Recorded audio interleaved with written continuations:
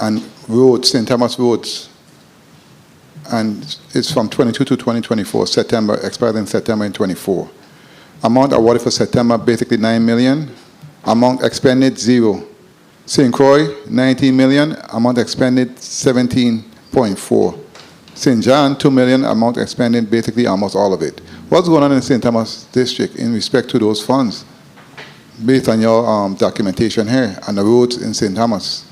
None have been expended based on your documentation. Is that an error? I think you said page 19? Page 21, I'm sorry. Page 21. Yeah, What's going on there? Yeah, I think that's an error. I think that's an error on our side. We've spent just about all our money for the St. Thomas roads. I know right now we're wrapping up a couple of those projects, but that's an error on our side. Okay, please, we submit the information for us. We'd appreciate that. No problem. In respect to the post-audit report, outstanding obligations. Do you have any outstanding obligations? Yes, we do. Right now, we have about, I think our outstanding obligations are about $4 million in unpaid payments. That's what you're referencing? $4 million? Yes. A large chunk of that is the current payment that we have for the ferry contract that we discussed. That's about $1.2 million. Okay, let me ask you then, since you went there, for your professional service contracts, you have up to $50 million in compensation. Of that $50 million, right? When it comes to, I want to go back to the roads and payment for contractors. Do you have any outstanding payments for those individuals? We do for the roads. Well, I'll ask Assistant Commissioner Ruben Jennings to respond. Good morning, Ruben Jennings, Assistant Commissioner. Yes, we do have pending payments in the system, awaiting payment for contractors. And usually, what the time frame, how long it takes to actually pay those individuals as they go about doing their due diligence in terms of assuring that our roads are repaired and striped and patched, etc. Yes. So time frame, I would say about 30 days. Once it's average? Well, not. Let me jump in. So I think some of it depends also on the invoices, how clean the invoices are. We do a lot of invoice review. Like I know, particularly on the roads and with the striping, it does take a little while for us to close them out with the task order contracts. As far as our roadside contractors, we are trying to pay them closer to about 30 to 45 days, Senator. We're trying to even pay them, I'm not sure how much you know about it, but they do bill us weekly. Some slack on their invoices. But as long as we get them, we try to get them some form of payment every 30 days so that they could keep services in play. Okay, very well. Let me ask you, in respect to your federal grants, the post-audit report was showing on page 18 of the $36 million in federal grant, but you mentioned 168 in your testimony. Do we have any federal grants in jeopardy of being returned? No. That's the first question. No. Time. And we are utilizing all of those grant funding opportunities. We are. To the department. Yes. Okay. Your equipment in respect to buses, the equipment for the road repairs, the trucks, the backhoes, etc., and your equipment are listing, many of your equipment are in fair condition. Do you have any challenges with your equipment for our roads, our sidewalks, the buses, in respect to keeping the buses on the road, etc.? Do you have any challenges? Yes, we have a number of challenges. I'll start with our buses. Right now, just to procure parts is it really is, it's almost like finding a needle in a haystack. Right now, we're dealing with a company that is nearing the end of their life, if you will. They're about to go out of business. And so we're working with them to try to procure as many replacement parts as possible, like filters, valves, that kind of stuff. Because, you know, the buses, because of their use, they require a significant amount of maintenance. So we're dealing with a lot of downtime now, especially for our heavy-duty buses and our medium-duty buses. The downtime is it's tremendous. On the heavy equipment side, we are also facing some significant challenges. Right now in this district, we don't have any mechanics within DPW proper. So we are outsourcing that almost wholly. Right now, we have a good relationship with a company that has been existing in the Virgin Islands, and we are looking at getting a lot of our equipment that's been down for a while up. But one of our priorities is to hire mechanical staff. Well, thank you so much for your response. I don't want to abuse my time. Yes, I had one more follow-up question. Okay, very well. If you have a next round, I'll continue. Thank you so much, Madam Chair, for the time. Thank you, Senator Blyden. So I guess you missed the memo. If you want to abuse your time, you have to bring the chair Fig Newtons. Yeah, I think a couple of people have already gotten the memo. Okay, so you have overstayed your time, but we'll do a burning question round, okay? All right. You make me lose my train of thought. Let me go to the next senator. Senator Johnson, you're recognized for your 5 minutes. Good morning. Thank you very much, Madam Chair. Good morning to my colleagues. Good morning to the testifiers. Good morning to the viewer and listening audience. Commissioner, on page 2, you stated about the East Airport Road are all under active construction. I'm going to ask media to put up a picture for me of what I experienced this morning on East Airport Road, because I don't know what part of the construction start. Media, can you put up that picture for me, please? And I had to sway over out of the road. That's on the airport road traveling west. That road, it is the worst road on the island of St. Croix as I speak. And we speaking about tourism yesterday and how we are bringing in these airlifts and want to draw attractive to the island. If I was a tourist and I got off and I head in west and that's the first road I meet, that's a very bad impression. Please tell me something about this particular project and I will use all my time on this. I have a lot of questions, but I need to understand something about this road. 6 o'clock this morning when I'm going down, I got to swerve over in the next lane because of that hole with a cone, and the tire fit comfortable in the hole. Yeah. Good morning, Derek Gabriel, Commissioner for the Department of Public Works. So my testimony was in regards to the East Airport Road Bridge. That project is still under active construction. I was looking. We do have a bid that's out in procurement. It's in the solicitation. I believe solicitation closed this week for East Airport Road. This is the second time I believe that we've gone out for bids, because the first time around there was a procurement situation that happened and I had to go back out for bid. So we are hoping that should be done. I'm hoping the contract should be executed within the next 45 days, so our work can begin on Airport Road this summer. Commissioner, I see somebody put about 4 patches on that road, and I don't know how come there are patch 4 at a time. That road is bad. That road is ridiculously bad. And I don't know what is going to happen, but that road can't wait for a bid. It should have an aggressive patching on it, at least for the temporary, but there's no reason why people should have to be driving on this island, just land on this island, and pass that road like that. It just is unacceptable. I want to ask a question about the roadside contractors that cuts the bush, because I have a lot of one lane on the island of St. Croix that when you're driving, it's a 2-lane road, but the grass and bush have overgrown so bad that it's a 1 lane. And I can share pictures of that too. I take pictures every day when I walk these roads. What is going on with those contractors and what kind of money are they owed? So, in St. Croix, like I did acknowledge in our testimony, we do recognize that there is a significant amount of overgrown grass and brush. I think it's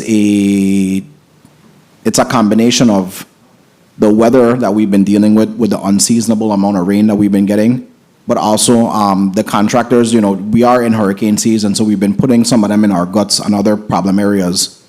I guess my answer to you is that we are pushing to clean a lot of these areas and get the grass cut so that the roads could be open back up.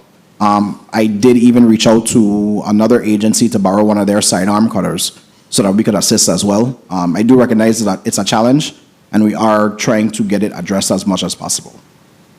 In the budget, you have a total of $896,000 single-payer utilities fund is being removed. How is this going to affect your operation?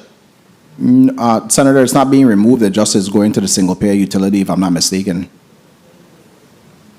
All right, and then and on your website, I saw some stuff that I was kind of curious about. I saw some our funds being used for paving, and then I saw some projects that have some very significant numbers, and I wanted to understand that about the ARA fund and paving. I didn't realize that we use it for big companies like these. ARPA funds, Senator? ARPA fund, yeah. Yeah, so one of the rulings that came out, one of the final rulings that came out from the Treasury Department was that you could use ARPA funds, particularly the revenue replacement tranche, for paving. So that's what we used. We did get some ARPA dollars that we used for paving. Okay, and then I sometimes just scrolling through and I was watching some projects. I think it's through the PFA, yeah. And these numbers were straight solid numbers. I see a 300,000, I see a 400,000, I see a $1 million, and then a 300,000 for some road construction by a company named Gray Civil and Island Roads. And these numbers are glaring to me because they're direct, even numbers, and you rarely see even straight numbers like that. These projects started and complete? Yeah, if we are on the same page, those were, I believe, they were the Act 8454 projects that were delineated by this body. So yeah, those projects are complete. We did use a number of contractual mechanisms, including our task order contracts, to get those done in a timely fashion. Madam Chair, I don't know if my time was called yet. Was it, or? Well, I'll go ahead and tell the chair call me. And on page 2, you spoke about the beautification, and I saw that project on the East Airport Road. Time. And St. Croix, may I wrap up with this, Madam Chair? Absolutely. On St. Croix, there's the East Airport Road and the West Airport Road that visitors disembark from our airport. What is going to happen on the Western project side as far as beautification? Right now, we don't have anything planned. I know that the first 2 areas that we've identified for signage and beautification on St. Croix are East Airport Road, as well as the entrance to, I think, the entrance to Emancipation Drive, going into Frederickstead. Those are the first 2 areas that we've identified. We can look at West Airport Road, but, I think for those, we just need to kind of go one location at a time. Madam Chair, I need to follow up based on his answer. He said he's doing Emancipation Drive. What part of Emancipation Drive are you guys going to beautify? Because if I'm right, the beginning of Emancipation Drive would be by the bus company. If not, it starts to the bottom of the highway. So which one are you going to be beautifying? Yeah, we're going to start at the bottom of the highway, Senator. Okay, all right. Thank you very much. Hopefully in the bullet wrong, I'll get some more questioning. Thank you very much, Madam Chair. Thank you, Senator Johnson. Commissioner, in fiscal year 24, there's an appropriation for the new Western Cemetery wall. You know I'm going to ask you. What's going on with that? So that project is still in active procurement. Bids closed yesterday. That's why I was looking at Tawana, because I can't say much else, but bids did close yesterday. So I'm excited. I think that project will be kicking off in the next 60 days. Okay. And then, have you all provided the inter-island subsidy to the ferries and the St. John ferries? I'll ask Assistant Commissioner Jennings to respond. Ruben Jennings, Assistant Commissioner, yes. For fiscal year 24, they've submitted their reports? Not for 24. Well, So for they carry 23, over? we would normally pay them in 24, and then for 24, they would ask for the monies in the later end of this fiscal year, and then we would process it. So when do you usually pay them? Do you pay them, because if we don't need to pay them this year, we good, we could take it out of the rhythm. We could fix the rhythm. No. Are we looking for money? No, so they have to submit their financials. And when do they submit them? They normally do around the fourth quarter of the fiscal year, And then you pay them by by September the October, 30th? November. Well, we would have to, we encumber the funds, but sometimes we do have to wait on them to submit. So in order to not lose the funds, we would encumber, and then we would Okay. pay them. But it's close enough into the new fiscal year. The first quarter is when you pay based on the encumbrance. That's what you're saying? Yes. All right. Commissioner, Act 8766. We set aside some monies for Michelle, for the cleanup of Michelle Motel and St. Thomas. Is that happening?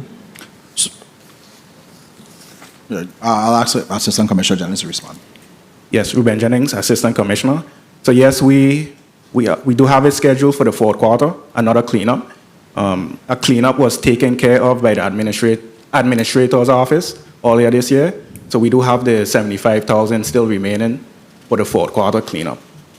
Okay, so y'all are not on a rhythm for this fiscal year to date and cleaning up that property because we know what that looks like. It's Yes. bad. Yes. This ain't a regular, this is a cleanup where you got to put on a hazmat suit and thing. You're correct. And every quarter, you're going to have to put on a hazmat suit until we could resolve the issues with the homeless situation that we have in that area. We don't have any homeless shelters, if you will.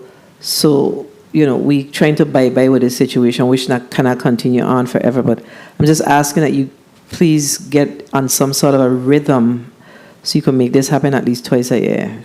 So it should be a quarter, but we don't know what it's going to cost. So we were hoping to see the costs as we build the budget, but you haven't done the anything for the year yet. So once we finish, we'll make sure we can always turn that information over to you, just so we could see the actual costs. All right, and then just give us, I think you sort of mentioned it in your testimony, but I'm not sure if it's the same thing. So we also passed Act number 8511, the measure that I sponsored around the requiring the Commissioner of Public Works to maintain master contracts. What's the status of that? Master contracts to ensure that government entities are able to, we are able to fast track architectural and engineering services for construction, expansion, renovation, major maintenance, etc. Is that in play? Yes, we have. We actually have been doing, we have two tiers of projects. One's for under $500,000 and over $500,000. And we've been utilizing them not just for other user agencies, but our projects as well. So it's been going well. Okay, and I have to ask this because I am still unclear. So what, in your estimation, what is the reduction in your FY25 budget recommendation?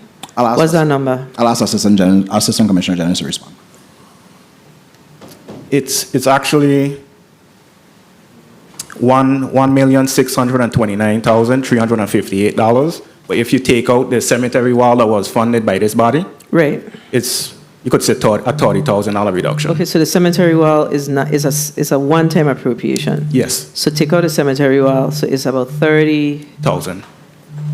Okay. So the one thing though that I saw is, okay, so you did not, you're actually getting an increase in your personnel, a small increase? So the body last year, in a line item, you had vacancy, you kind of separated out. We separated out so you could Yeah. have an opportunity to choose what vacancies you wanted to fill. But when you roll it all the way up, the number came back to $7.54 million. Yeah. Right? And the number that we're seeing in front of us today for your FY25 recommendation is 7.55. So you have a small increase. What is this increase tied to? So we did fill some vacancies.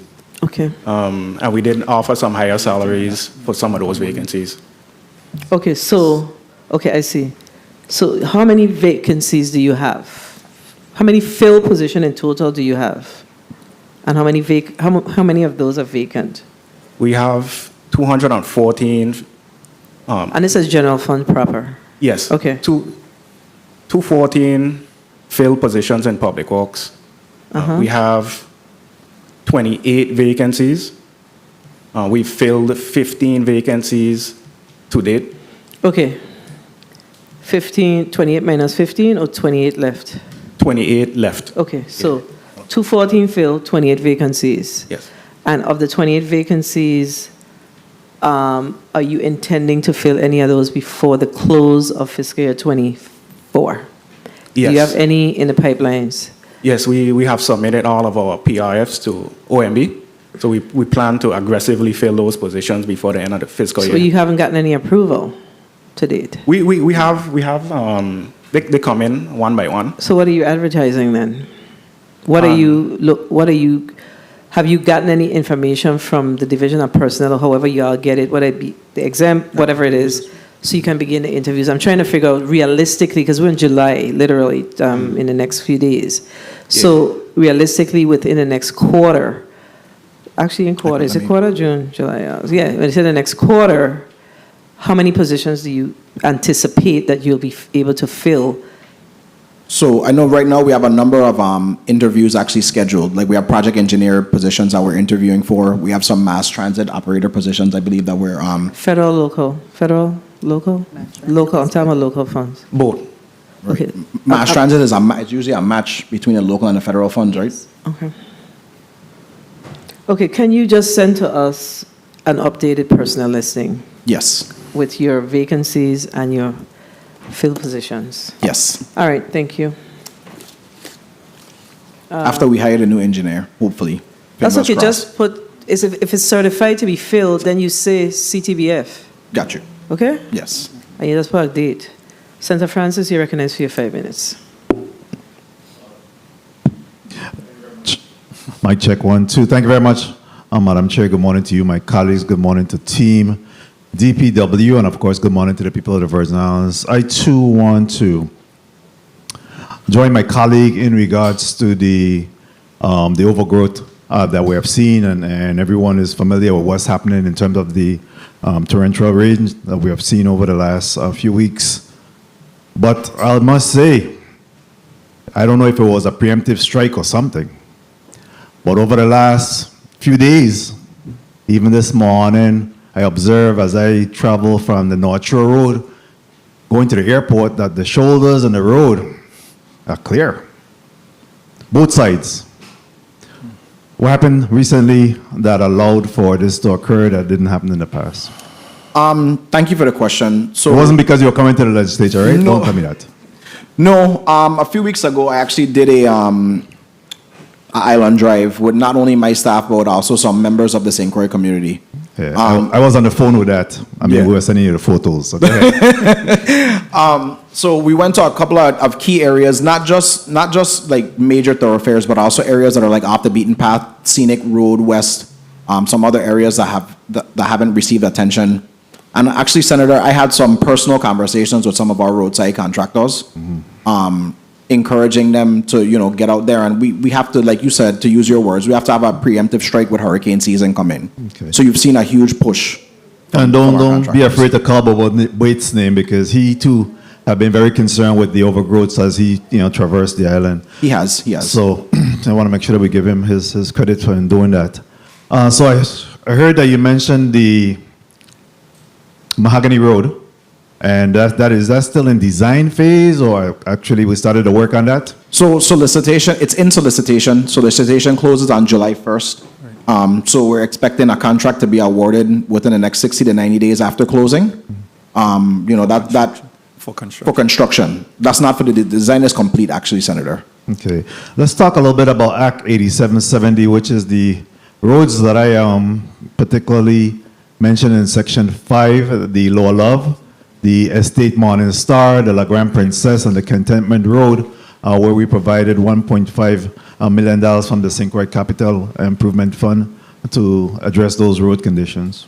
So within the last few months, we did reach out to OMB to start drawing down that money, to get access to that money, so we could pave those areas. So I know Mr. Fleming, our district engineer, is eagerly anticipating the okay to go ahead and issue those task orders for those areas. We hear every single day on the radio, what is these senators doing about the roads? We provided the funding. You did. We provided the funding. All right, and we got some more funding coming in short order. So let's go a little bit towards the budget at this time. Well, let me talk about the bridges, though. You mentioned about the bridges and the completion, at least of one of the road bridges. I still don't understand why we closed down all of the bridges at the same time. I don't know if it was short-sighted. I don't know if we weren't able to get them going as we had expected. It was timeline-driven or what. But I had an employee, for example, that living in the works area, landed at the airport, had to drive up to Clifton Hill, come down towards the National Guard, come back across a 2-minute drive that extended out of this distance. What's the logic behind of all of the bridges, and how soon can we see some completion in those bridges? Good morning, Jomo McLean, Highway Program Manager. Thanks for the question, Senator. And so first off, is 2 separate contractors that are working on the 5 bridges. One contractor has 3 bridges, and the other contractor has 2. And we actually didn't close down all the bridges. One was closed because of the severe condition of the bridge. And so we had to close that bridge and not permit any traffic to traverse over it. And then we purposely left Midland Road Bridge open because we had closed Queen Mary and East Airport. And if we allowed the contractor to close Midland, it would have been even more chaos and more delays. So we left Midland open. 1 minute. We're actually eating some additional delay costs from the contractor because we left Midland Road open. And then permitting is really one of the driving factors on why the project sort of started both at the same time because of... So thank you for that. I don't eat up all, I didn't bring any fig Newtons, so don't eat up all of my time. In respect to, well, I noticed that there was deliberate no mention of Polly Joseph Stadium today, or the Vitron maintenance building that we've been working on forever. 30 seconds. And you know we're going to ask about those, right? Yeah. So Polly Joseph, I saved that for my colleague, Senator White. Senator White. Commissioner White, since he's coming later this afternoon. Okay. We could say that for that. But Okay. what about the Vitron building? Vitron, so construction is ongoing. We are actually in discussions with the contractor. We are enforcing liquidated damages, just so you know. We had that conversation, and we have been enforcing liquidated damages. We actually have some follow-up meetings scheduled to come to a resolution with the final path forward on that project. Okay, real quickly, what is your revenues, Madam Chair, if I could just wrap up real quick. What is your revenues that you collected this year? Yeah. Assistant Commissioner Jennings will respond. Yes. Revenues collected this year, 1 second.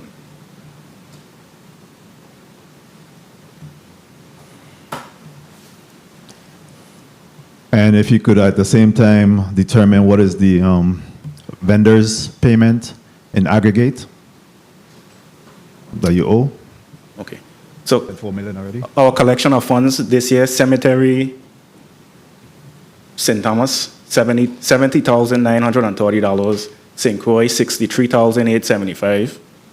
Our advertisement revenues, $21,505. St. Thomas St. John District. St. Croix District, $1,340. Parking lot, St. Thomas St. John, $63,384. St. Croix, 0. And our abandoned vehicle fund, St. Thomas St. John, $43,700. St. Croix, 0. And this is as of May 2024.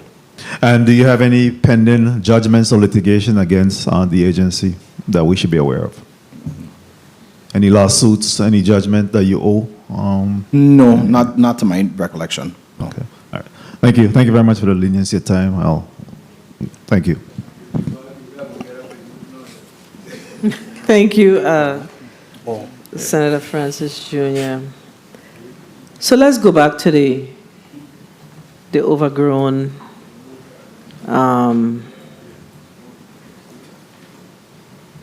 vegetation on the roadside. Let me just ask you first, how many assistant commissioners do you have, absent of Mr. your CFO? Just one. He is it. So you have one assistant commissioner? That's correct. And that a person is on the island of St. Croix? No, on St. Thomas. Just Mr. Jennings is the only assistant commissioner. He's on St. Thomas. Okay, do you have deputies? We do. How many deputies do you have? So I have three. Okay. Deputy Commissioner Carol Overson McGregor of Transportation. She's based on St. Croix. We have the Deputy Commissioner of Operations on St. Thomas, which is Mr. Orville Isaac. And we have the Deputy Commissioner of Operations on St. Croix, which is Mr. Shelton Schultebrand. Okay, good. So you have two deputies. And this is a question. I'm asking you this question because I'm very concerned. You have three. But I said two because my sister Overson here, she has a specific responsibility. She's tied to highway transportation type matters. And yeah, right? Yes. So I'm going to just say it. It is unacceptable for us to see. We have pictures of this vegetation. I have it on my screen here. The overgrown vegetation. Is there a specific framework, plan, structure that you have in place where you have these deputies and their teams going out to review the work? I'm sure we're paying for this work. So I'm saying there must be some structure that you have in place to ensure that these things are getting done. Everybody knows that I'm a firm believer in what gets monitored gets done. You should not be bumping up on this issue. You shouldn't have to drive through St. Croix or St. Thomas to find out that this is going on if you have deputies. Is it that you need more deputies? This is a serious matter. This is a serious hazard. I mean, these pictures are not pretty. No, I do have to. I mean, I agree with you. Let me start there. I think that particularly in the district of St. Croix, it's gotten really out of control. I don't think that it is a matter of not having enough staff to monitor the roadside contractors. I think it's a perfect storm of factors, if you will, even outside of the weather and the climate and stuff. I mean, a number of the roadside contractors, these are small businesses, Madam Chair. And when we can't pay them for sometimes, when you get into that 5th week, that 6th week, that 7th week, they just can't afford to keep the crews on the road. That's our reality. And that's why I pull it out at you. That is I was very intentional. I hope you don't tell us the truth. That is our reality. Because if people don't get paid, how are you going to look those employees in their eyes and tell them they have to come out again next week when they ain't going to pay to take home to their families last week? That's the issue. So thank you for being honest. This situation that we have is grave. It's affecting everyone. So that's, because the last thing you want it to appear is as if your staff isn't doing their job. That's why I broke it down that way. No, I understand. Okay. And yes, I understand. So you have payments in the pipelines. We do. So the roadside, I will say we've been working with the Department of Finance to try to find efficient ways to get like something out to the roadside contractors particularly, because like I said, these are small businesses.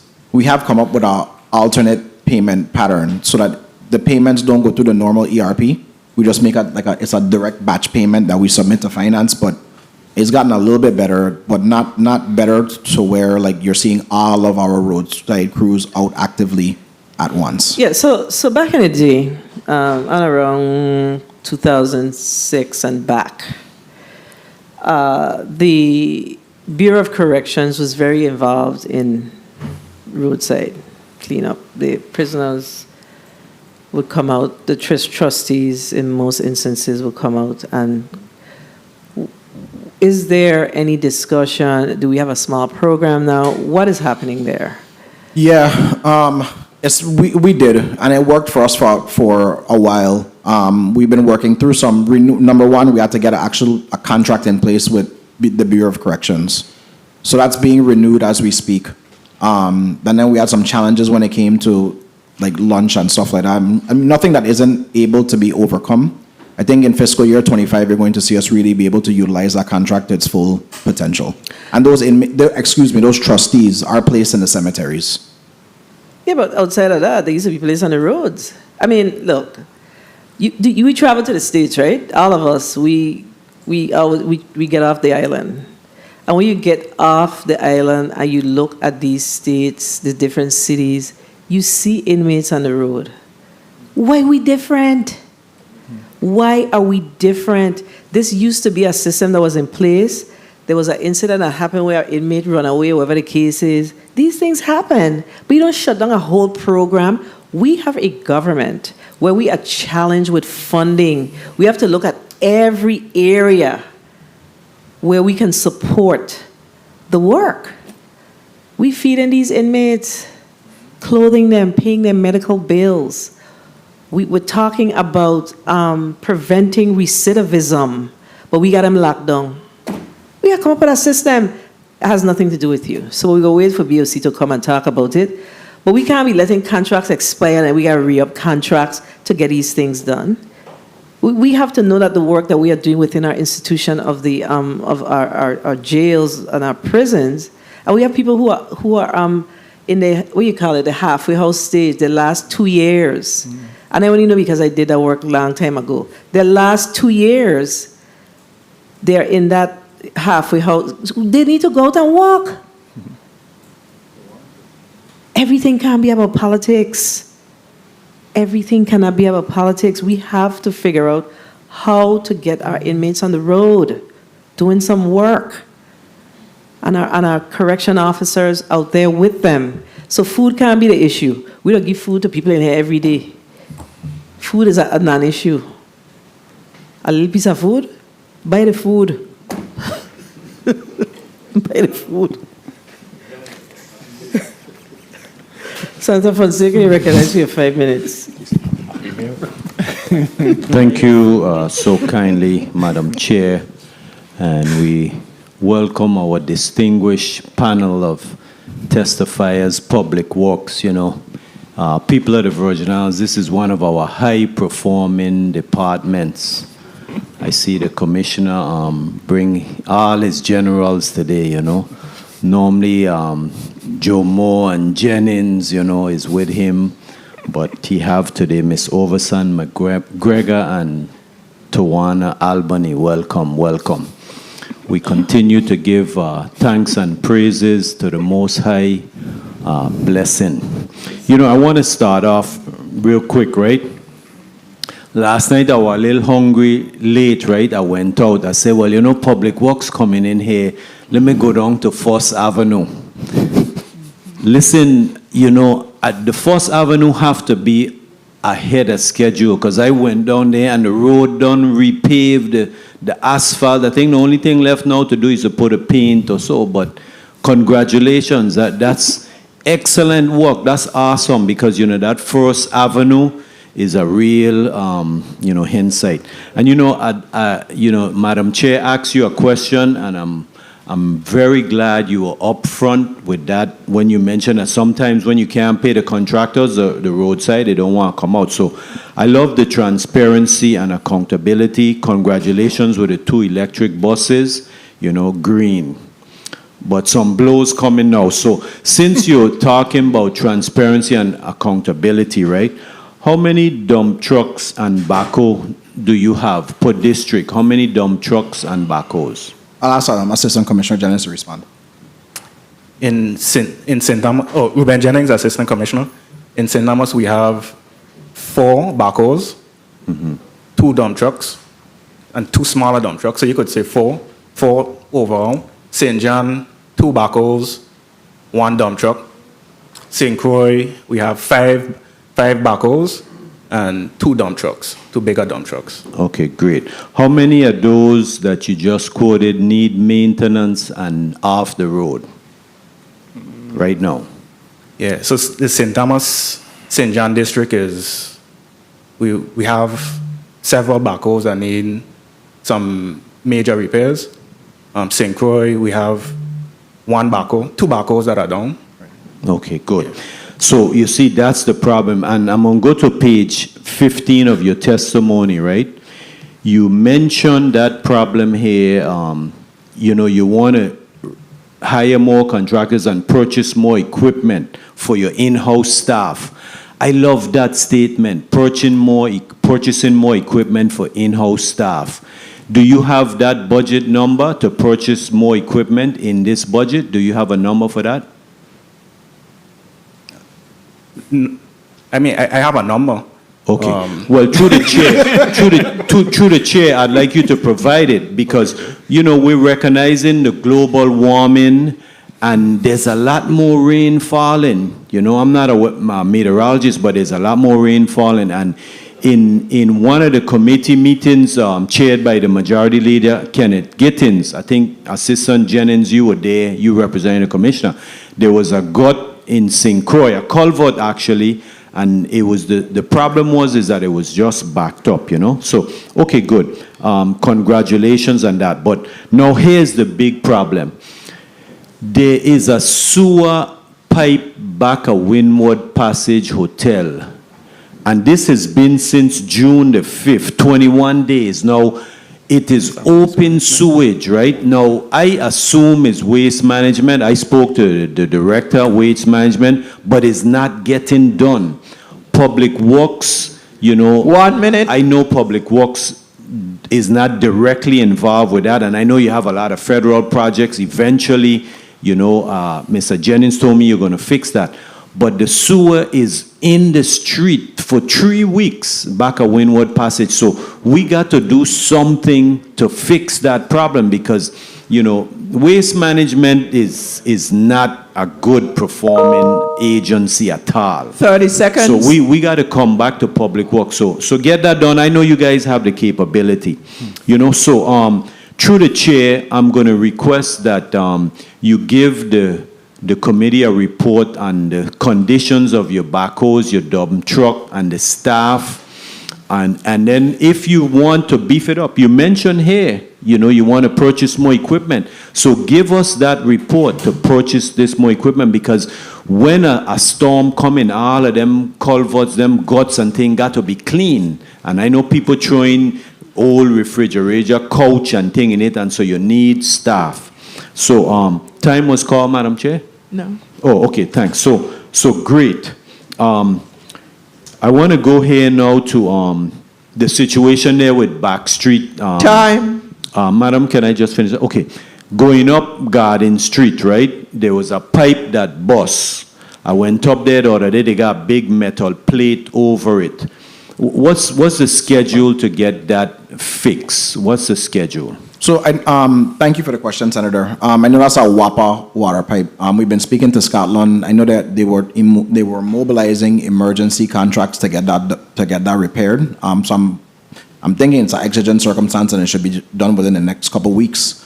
I could take the assignment to follow up with them to see if and get back to you with a schedule. Yeah, because see, once you mention WAPA and waste management, oh, Papa, that thing ain't gonna get done. Public Works is the one gonna get this done. WAPA and waste management, they don't fix them things. So check on that, and thank you very much, Madam Chair, for the time. Senator Francis Jr., I recognize your point of information. Thank you. Thank you very much, Madam Chair. Commissioner, as we continue to talk about the need for additional funding for road repairs, What's the status on the Gavi funds? Do we have any liquidity available on that line? Is there an opportunity for us to be able to take a look at the available Gavi fund to address some of our road situation? I'll ask Jomo, Mr. McLean, to respond. I know that's something that we are looking at, even with the governor's office, but I'll ask Mr. McLean to respond. Yes, thank you, Commissioner Jomo McLean. Senator, we actually have been looking at it, like the commissioner indicated, and we shift around some funds. Like, for example, initially, Hams Bluff Road was supposed to be one of the projects, but we moved all the funds from Hams Bluff in order to fund the Mahogany Road project. We shift some funds to Melvin Evans. So we actually don't have any liquidity or flexibility at this point, because we plan to use those funds for the projects that are coming out.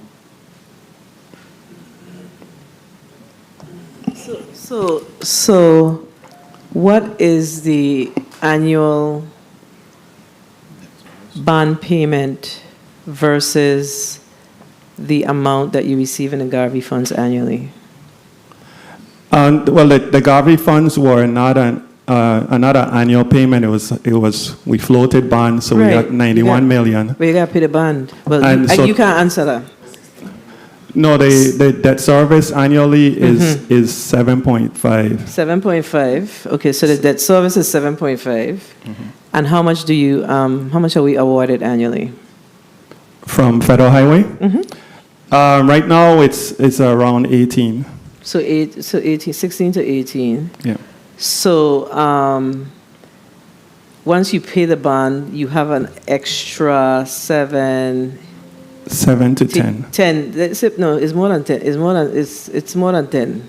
It's 11, about 11, right?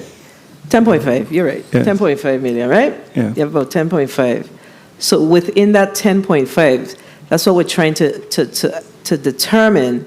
Do we have an opportunity to look at projects overall instead of doing a one-off? Do the same thing that we did the last time with the available 10 million? That's the question. So the 10 million that you're speaking of is from our regular allotment from Federal Highway. And so those funds are slated projects. We have projects that are set aside, scheduled with those funds from our transportation improvement plan, our TIP. So those are the projects that are scheduled for those funds. So what's the life of the projects? So right now, like for example, we have funds for the next phase of the Rappoon Hill project. What's the longest life? What's the longest life? Meaning, that's going to take you how many years? Because we hitting these dollars every year. So, you understand? No. Okay, so I think it's a little more of a financial-ish question. Yeah. It's a financial question. So I'm trying to figure out when are we going to see those projects through so we could go back to the conversation that my colleague asked about the opportunity for us to float additional bonds for projects down the road. Okay. That's the question. Okay, so I can answer that in two ways. First off is our debt service was for, we still have like 15 years remaining on debt service payments, right? As our allotments increase from the Federal Highway, it would give us the opportunity or the flexibility to float additional bonds.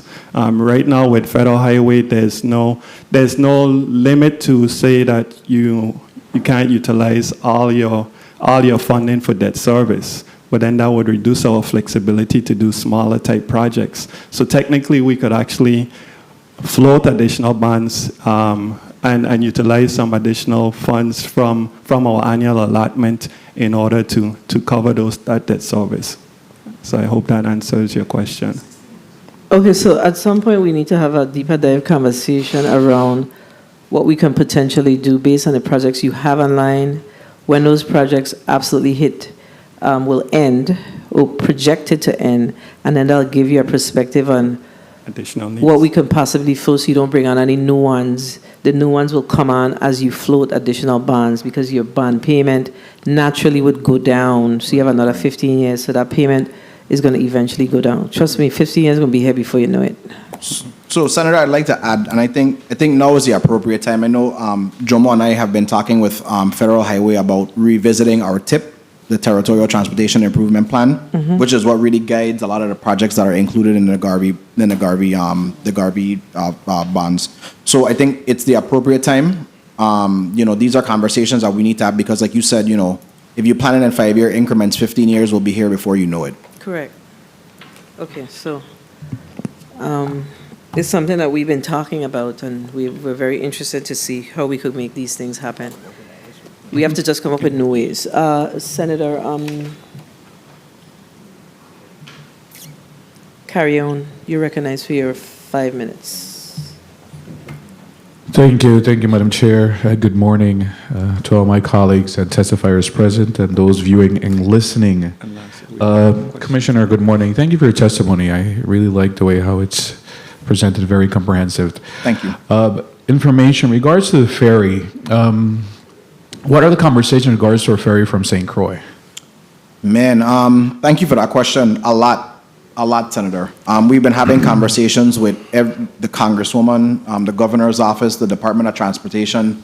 The fact of the matter is, ferry transportation doesn't really translate with grant opportunities because of the benefit cost analysis. A lot of the transportation grants are geared towards surface transportation, railways, bridges, etc.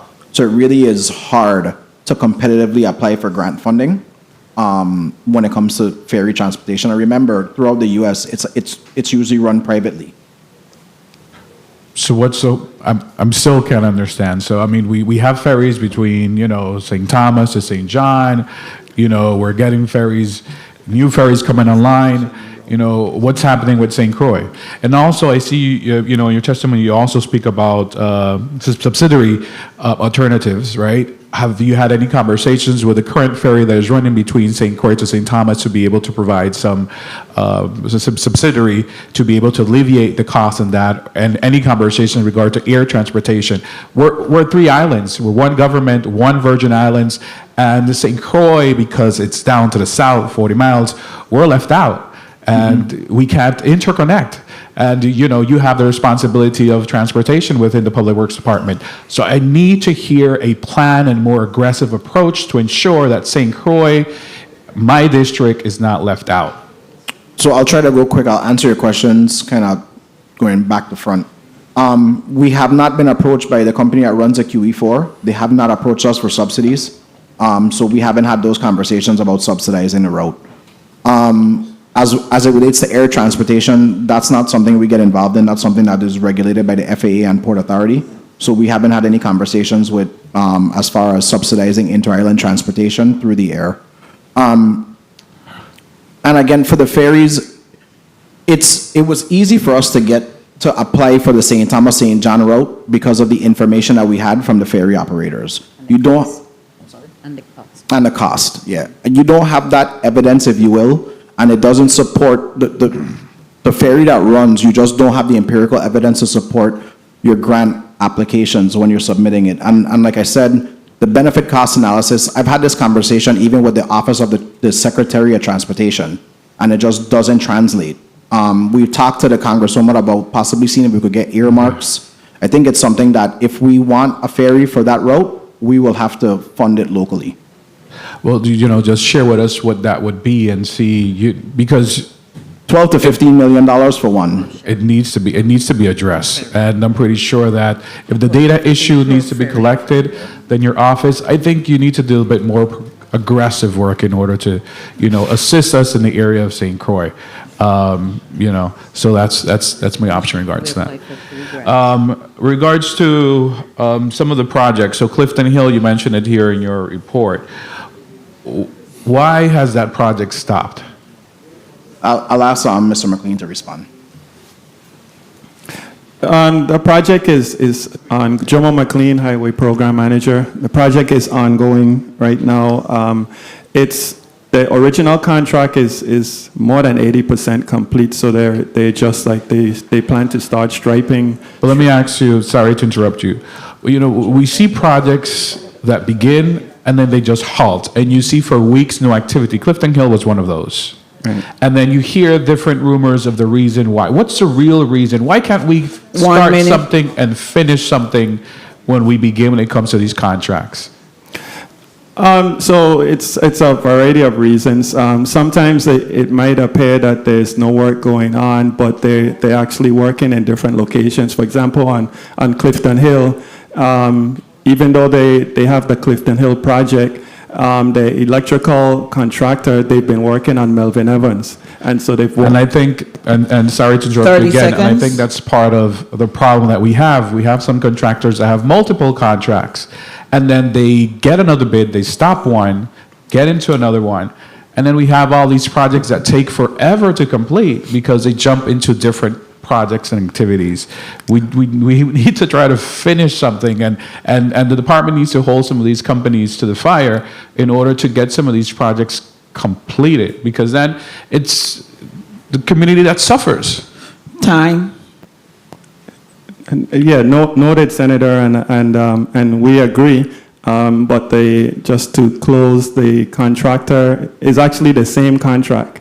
And so we did a supplemental contract for them to do the lights on Melvin Evans. So it's the same contractor working in the same area, but we just expanded the project limits. It's not a payment issue. No, not now. Thank you, Madam Chair.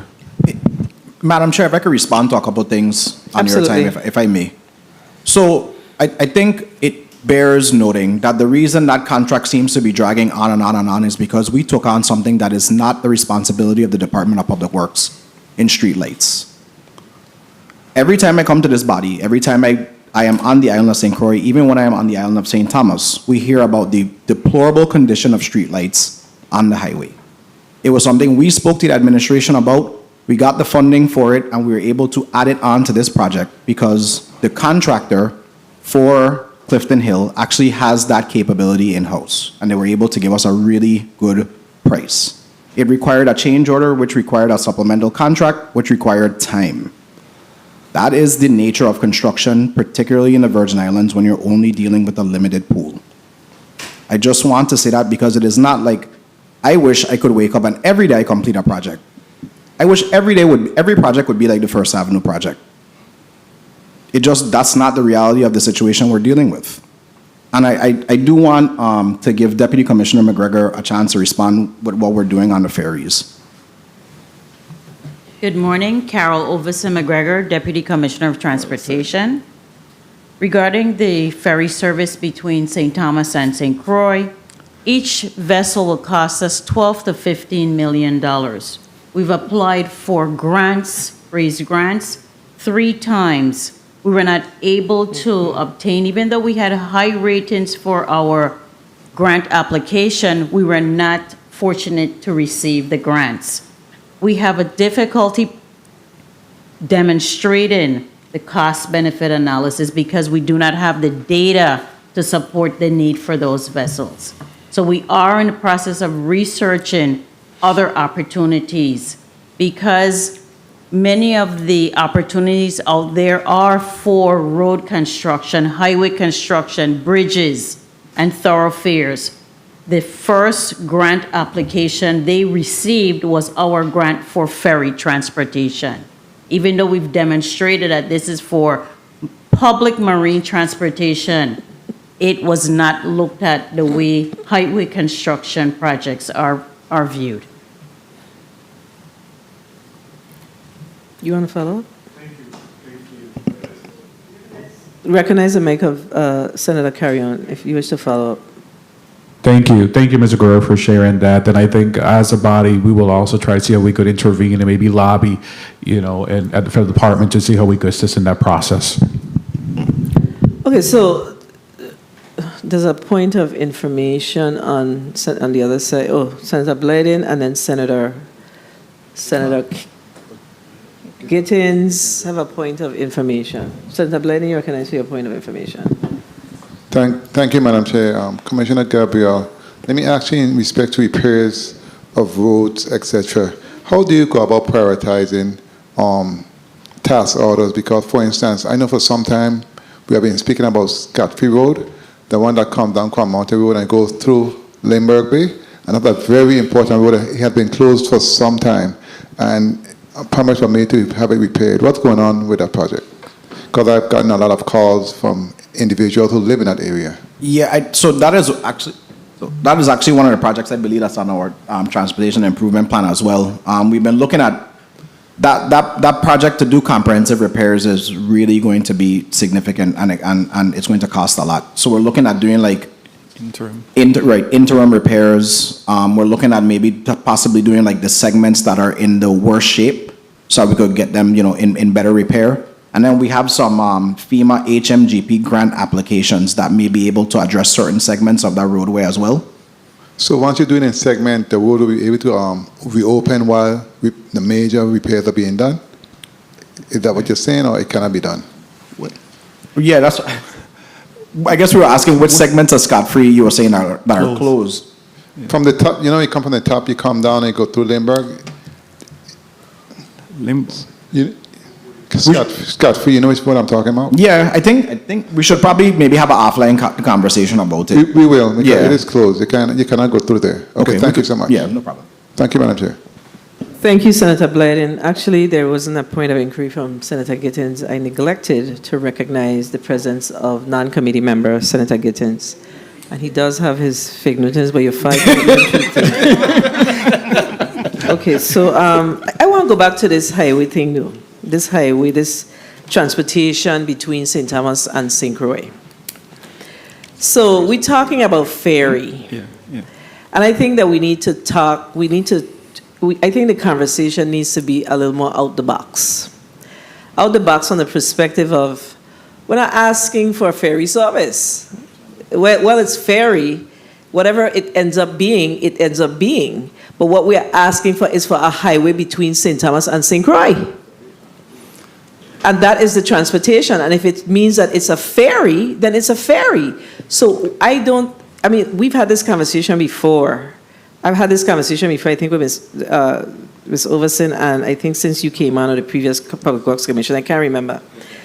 But why is it that, so the Biden administration has funding for highways and bridges. I mean, I have funding for ferries, but the Virgin Islands is a unique place.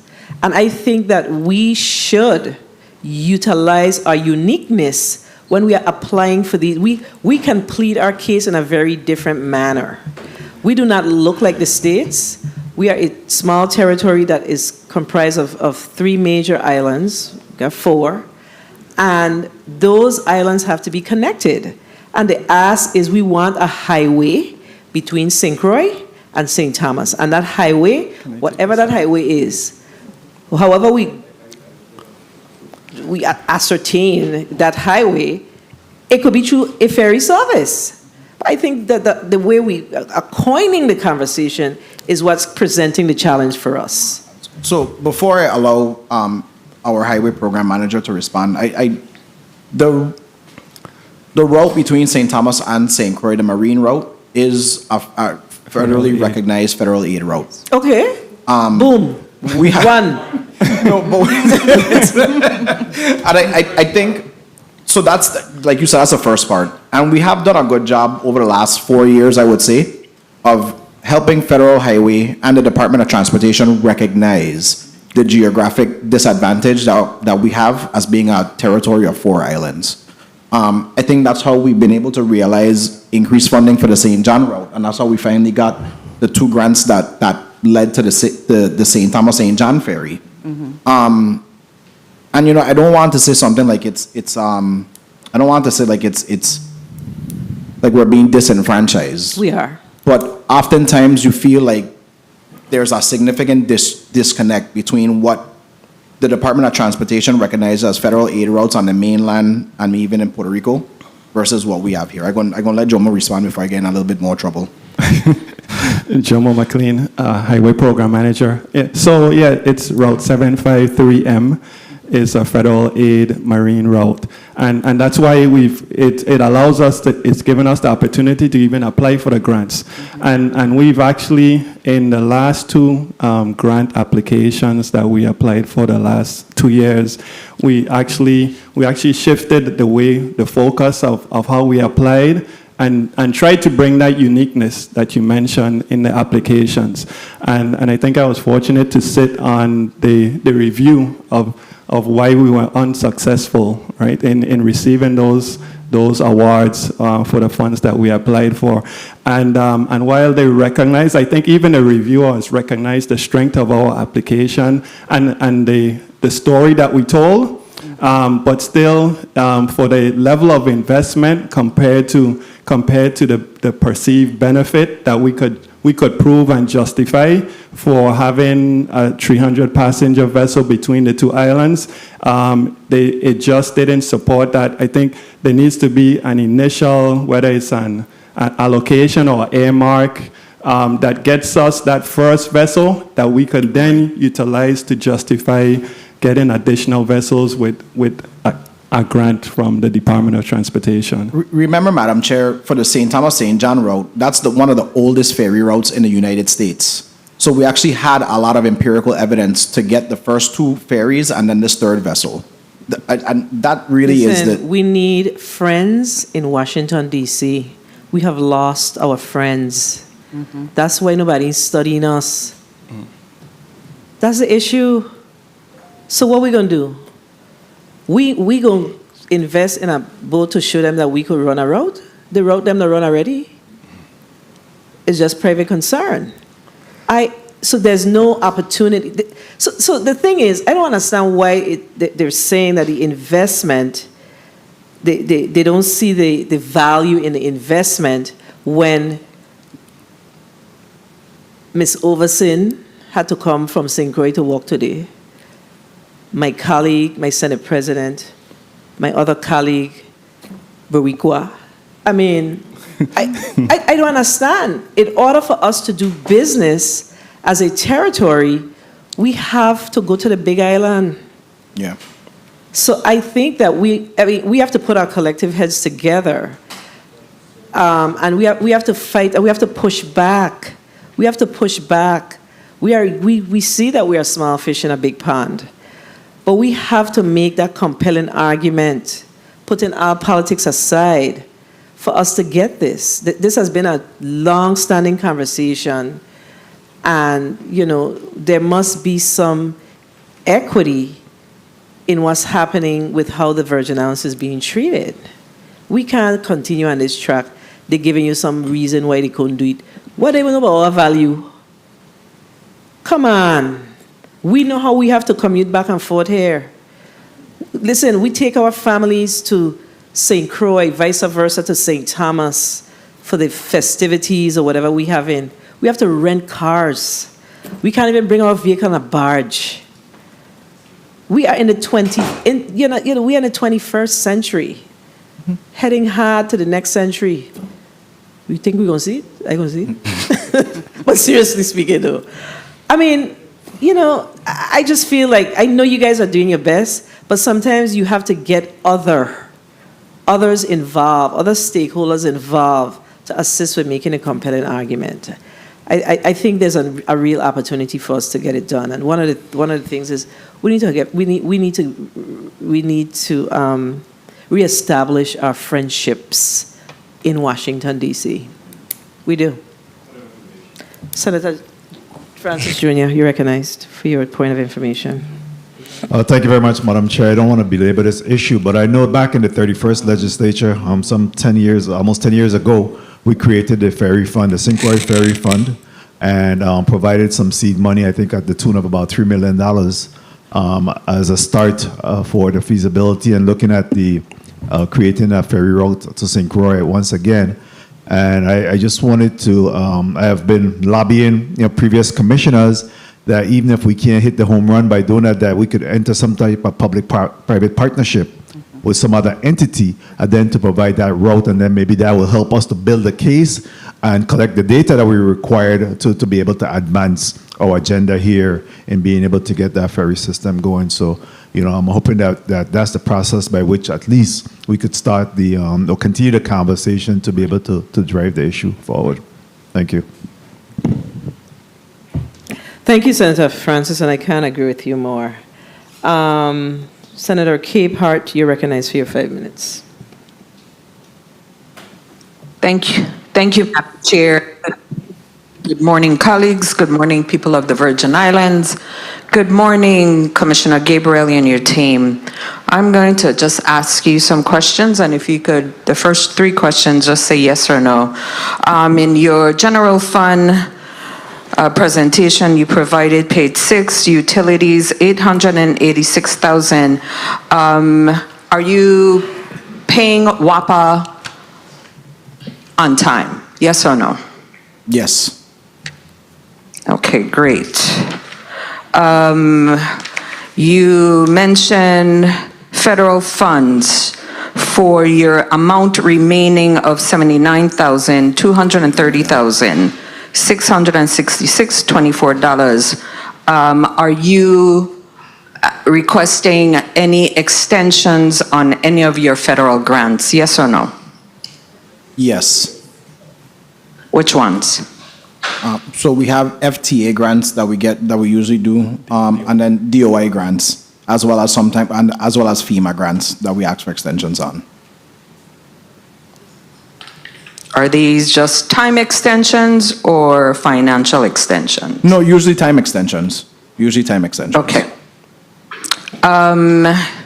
In your testimony, page 12, you mentioned Strand Street parking lot.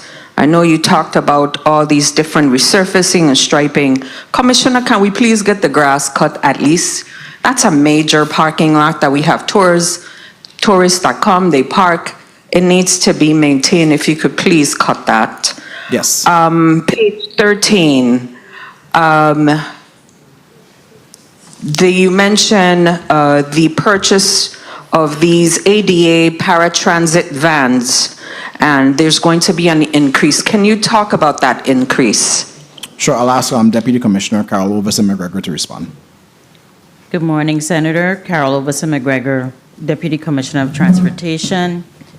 We are planning to purchase the additional paratransit service buses for the number of clients and the increase in number of trips that they take throughout the territory. Okay, pause there, Mrs. McGregor. I understand that it's going from $3 to $5. Can you talk about that? That's what I'm addressing. The fare has gone from $2 to $4, and that's a fare increase that has not taken place in some 25 to 30 years. Okay, so you know, we as senators, we get these calls and individuals are calling and saying that it's $3 and it's going up to $5. So you're saying now it is $2 presently and the increase will be $4? The increase took place on June 1st, and it is $4 per trip. Okay, thank you very much. Commissioner, I have a question regarding our paving. What are your key factors in selecting asphalt road surfacing contractors? How do you determine who's going to get a contract? And also, can you tell us how much does it cost per mile to pave our streets? So I personally don't determine who gets any contracts. We usually go through a solicitation process. Bids are received, they're evaluated, and based on the evaluation committee's recommendation, we choose the contract is awarded. We do have a number of task order contracts. Usually, those task orders are given out depending on contractor availability as well as the availability of asphalt. Commissioner, help me out, because These roads are being paved and a heavy rain event happened, they're washed out. Are they using gravel? They're using sand, stones, the bitumen, I think which is a black sticky product that you use that is made out of petroleum. I think we're getting shortchanged because when it rains, these roads are just 30 washed out. seconds. That's what I'm trying to find out. What are the factors? How do you determine selecting these individuals or agree that these contractors who do our road paving that give us a good product? So How asphalt, much money does it take to pave a mile of road? so you asked me a few contracts, you asked me a few questions, I'm going to try to respond Well, to them. Commissioner, let me just say this. I've been trying to actually schedule a meeting with you for a while, and I have not been successful on that because I got 99 questions to ask you. Madam Chair, I got a box. Just if I may, just conclude. Wait, Just seriously, 1 second, 1 second. So Commissioner was asked a question. Senator Capehart, your time was called. Allow him to answer. If you have a follow-up, that's fine. So respond to your questions, please, Senator. Thank you. Thank you, Madam Chair. So right now, to pave a mile of road, it varies. It depends on the scope of work that we use. It is north now, based on our average cost, it is north of $1 million in most instances, particularly when we include drainage, guardrails, and striping. To go back to your other question about the quality of asphalt, I think you've noticed there usually when we see failures in asphalt, usually when we see unraveling of asphalt, we do have contractors go back out and make those remedies. That's why you see, particularly on Melvin Evans, we had a few segments where the contractor had to go back several times and actually relay the asphalt. At no cost. At no cost to the government of the Virgin Islands. Thank you, Jomo. So we are monitoring it. We are, especially on our federal projects, we do ask for lab tests and we do verify those tests. We're hoping as a part of the current solicitation for McIntosh Drive, we actually included line items to stand up our own material testing lab. So we should see that improve in the coming months. Madam Chair, are we having a second round? We probably will do a burning question. You have a quick burning question? You could proceed.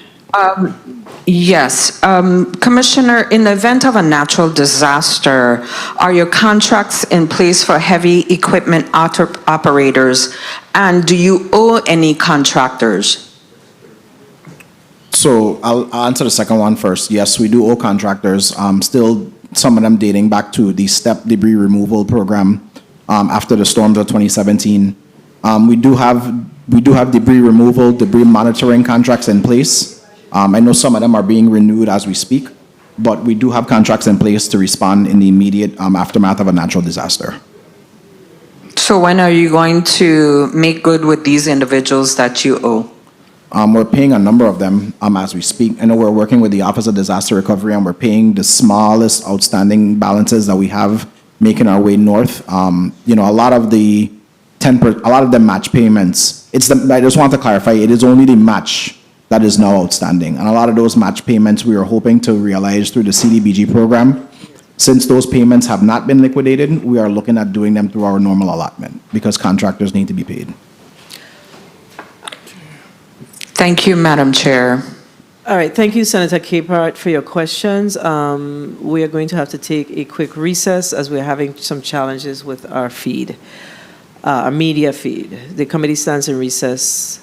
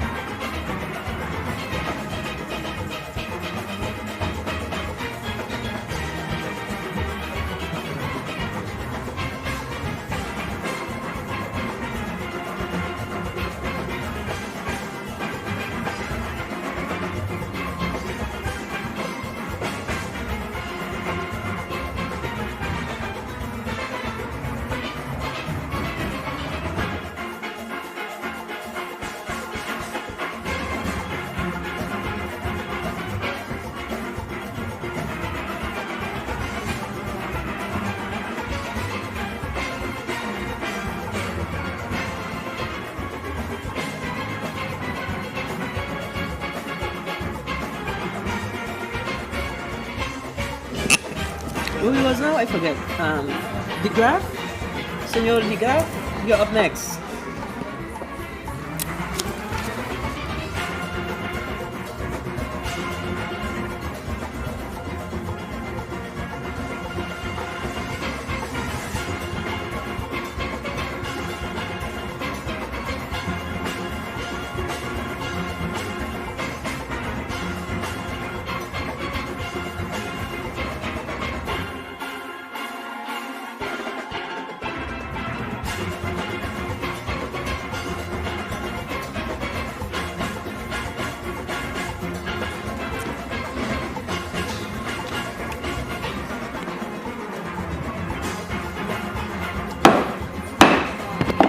The committee is back on the record. Very quickly before I go to Senator De Graaf, so I see where under the FY25 recommendation that the St. John Capital Improvement Fund is once again, well, the executive branch is once again trying to utilize the St. John Capital Improvement Fund for the purposes of picking up trash. What's this $500,000 for? I'll ask Mr. Ruben, Assistant Commissioner Jennings to respond. Ruben Jennings, Assistant Commissioner. It's to renovate our public restrooms on St. John. Oh, that's what it for? Yes. But here it is here, right? So the executive branch don't appropriate the money for the capital improvement fund.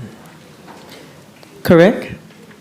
The legislature says that, so you say to the legislature, a senator in here, that you wish to do X, Y, Z. That can't be part of your budget. But what we can do is allow it. But the practice is, because usually what you want to know is what does the people in that respective district want.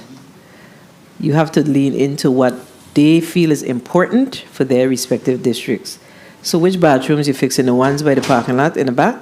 Yes, the ones right by the barracks yard. Okay, so that's the ones you're fixing. All right, so that cannot be included in your budget numbers. We have to pull that out, and Senator Bulkes is in here, but we'll have the further conversation with the colleagues, my colleagues from the St. Thomas St. John district. And did you all have any conversation with the St. Johnians regarding this 500? I mean, I think it's a good thing, but still, you will have to include them in the process. Yes, Senator. So, like I mentioned in my testimony, I think when we go to all three islands, one of the overwhelming sentiments from our residents is the need for public restrooms. And I think when we did the ones in downtown Charlotte, Mali, it was well received. So that's why we want to kind of do that throughout the towns. Okay. And yesterday I had it on my mind to ask the Commissioner of Tourism about that small sign. I did ask Property and Procurement about that smallest sign. When you're a visitor in Charlotte, Mali, you can't tell that that's a space that you could go for information and a public restroom. The sign small at the front of my iPad. You can't read it. So we're going to have that don't have anything to do with y'all, correct? No, but I think it does have something to do with the sign allowances by SHPO. Yeah, but the Banco Popular sign bigger. And I said it before on the floor that one day I was meeting a gentleman and he said to me, meet me by Banco Popular in the corner. And I'm like, the bank? He said, yeah, man, the blue bank, the blue building. So everybody thinks that is a Banco Popular branch because the sign is so big. Yes. Okay. Senator De Graaf, you're recognized for your 5 minutes. Thank you, Madam Chair. Good morning, colleagues. Good morning, testifiers, all viewing, listening, and present. Commissioner, you have GS employees? Ask Mr. Jennings to respond. Ruben Jennings, Assistant Commissioner. Yes, we do. One. Okay, one, you say? Yes. So they're funded for 25? Yes. Okay, do you have any unionized employees that are negotiating presently that would probably by the end of this year or whatever going forward? Yes, we are in negotiations with Overloo, and we're scheduled to begin VI Workers Union soon. And I know the supervisor unit, United Steelworkers, is upcoming in September. Okay, so will you come back for an appropriation once they've negotiated for 25? That's what the intent is? No, as far as I know, it's budgeted under the overall budget, the increase. Oh, So OMB would supplement our budget with those increases. Okay, no, so right now, you have employees who have received any wage increases prior, 23, 24? No. No. Okay, so these will be negotiating now. They have not. It can't be budgeted in 25 because you don't have a number. Correct. It's not budgeted right now. Right, so that's what I say. So you would come back to the list at that point. Yes. Okay. Just want to make sure. Okay, GS covered, they covered. Is any... Okay, and I guess if any retro or anything. Now for your facility, St. Thomas, St. Croix, any capital outlay needed for the work environment for your employees, St. Thomas, St. Croix? That's not funded in the budget? Or is it covered? Any capital outlay at all? I would say yes, but not for this fiscal year. So I know Commissioner and we're looking into improving our St. Thomas operations facility. So not for 25 fiscal year? No, it's still under design, so not for 25. Okay, St. Croix? So on St. Croix, we have the temporary building, which is a FEMA project. Okay. That's currently in the solicitation phase. And then just I'm pushing to get the Vitron building complete as well on St. Croix. St. John needs a knockdown? St. John, that's a FEMA project as well. Okay. So it's a combined project, I look at it that way, but it's two separate ones, the Vitron building as well as our operations, our heavy equipment maintenance and operations yard. And that's a FEMA project that's currently, I think that should be going out to bid soon. So all the matches, everything were budgeted already? I'm sorry, say that again? All the matches for the matches for the FEMA contracts were budgeted, everything? Not in our budget, but we've been talking to the Office of Disaster Recovery about getting those. Okay. In regards to your cemeteries, my opinion, build crypts on St. Thomas. Stop digging up. Public Works, I shouldn't say you. Public Works destroyed that cemetery in the east. Destroyed the land by allowing for how it did. We have to look forward. We could see it bought so much. Build the crypts, 100, 10 up, 100 across. Crypts. We don't have the land. 30 years from now, we're going to be throwing people in the ocean or So let's do the crypts. I think that'd be a lot better. I agree. Going forward. Now, up by me where they keep the bush cut, all I need to do is pick up the bush. I gonna cut or go up the hill to the corner myself because I do the lower part.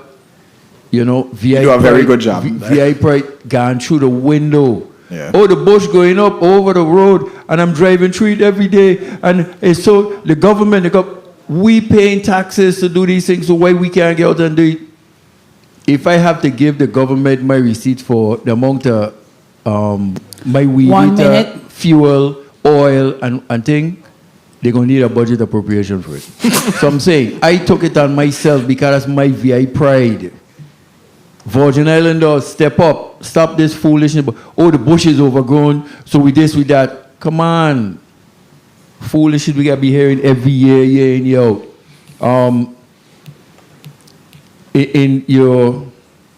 The veteran signs for St. John, you have the funding to put up those signs that we spoke about from January? 30 seconds. So we did request it.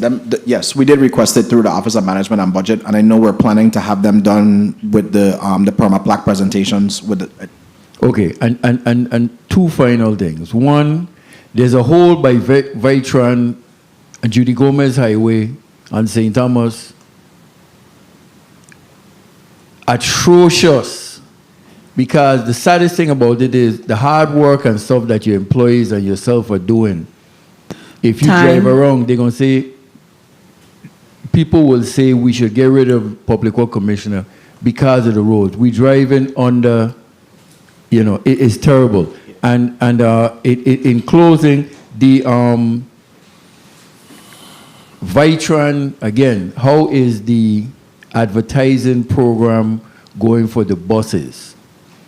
So it hasn't picked up as much as we would have liked. But I did take your recommendation and I reached out to a few of my colleagues to make sure that, particularly like the Department of Health, the Department of Human Services, those that do a lot of advertising, we're trying to get them to start advertising on the buses to realize those revenues. So I think coming like in the fall, you should start to see a few more departments starting to advertise and more than just the one or two companies that's doing it now. Okay, sounds good. Thank you for the time, Madam Chair. Thank you, Senator DeGraff. So we're utilizing government money to put back. We're trying to ensure that we're able to circulate these funds. So what type of entities are now advertising on the buses? Are we seeing the McDonald's and the No, it's been Max and those type of entities? So I know the Color Max has a contract and they've been advertising, and there's one charter company that's also advertising on one of the buses. They did a whole bus wrap. We've had a number of conversations with the contractor about approaching the private entities, like you said, whether it's Kmart, McDonald's, others, and they are coming up with now smaller, outside of just the wraps, they're trying to do advertising inside the ferries, which should make it more affordable for companies. I'm sorry, I said ferries, buses. This ferry conversation has me. I think it's more of a public-private partnership that we're trying to establish, more so than truly advertising. I mean, these companies should be very interested in being good partners. So I think that, I don't know internally if you have an individual who does the pitch for the marketing of, getting the marketing materials on the buses. But I think it's more of a partnership more than, it's really trying to make sure that we have sufficient funding in our coffers to support the transportation of Vitran, and particularly since many years ago, the legislation moved to have our senior citizens ride for free. So that should be part of your pitch as to why we would like for you to support this. It's not more really about the advertising, it's about them being good public partners, private partners to support, public good. So in the marketing. You gave me a good pitch for the next time I speak into them, so thank you. Okay, good. All right. Senator Gittins, you're recognized for your 5 minutes. Thank you, Madam Chair, and good morning. Welcome to the DPW team. Let me go back to something that Senator Fonseca made reference to our hearing when we spoke to that culvert in the area of Estate Profit on St. Croix off the highway, where we showed the actual video, and I asked Public Works several weeks ago to address that area.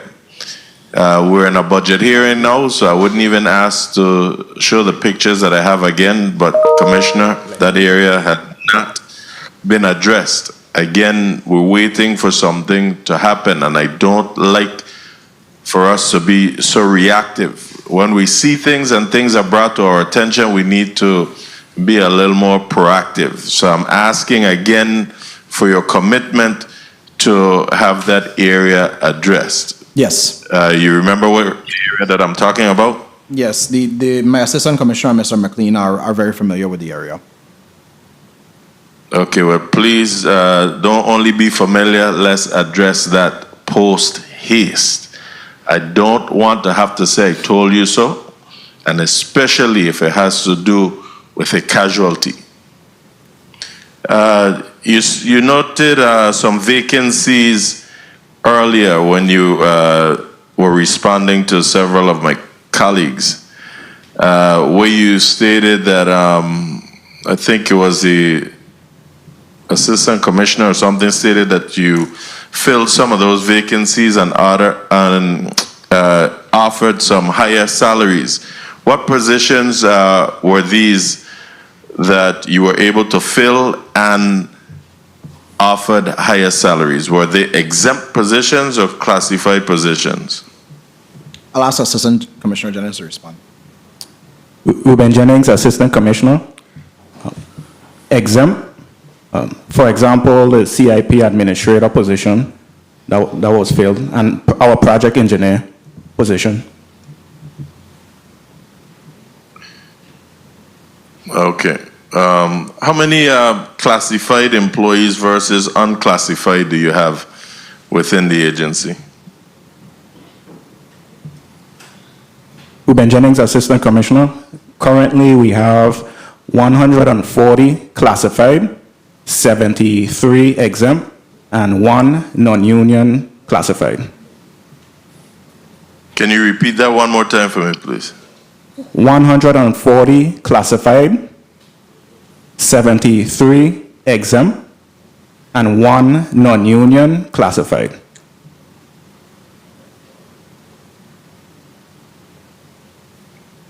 Thank you. The cemeteries, you've heard a lot of questions regarding that, especially here in the St. Croix district. What's the status of the MOU that was signed, I believe it was last year, between you guys and the Bureau of Corrections? So thank you for the question, Senator. We're in the process of renewing it. It actually expired in May. So we're working with the Bureau of Corrections to get that reestablished. You just did this last year. It don't expire in May. I mean, why everything, again, we're so reactive as a government. Why do we do this? So it was actually 2 years ago that we did it. We did the renewal clause. We enacted the renewal clause last year, but it was only for a term of 2 years. 1 minute. I think what happened to us is we didn't really utilize it to its full potential until year 2. But it is a priority of ours to get it renewed so that we could get the trustees back in the cemeteries. So we need to start renewing it. And I heard the comments of the chair during this discussion earlier, and I agree. And what I would add to that is, when we punishing people, everybody don't have to go to court. We got something called community service.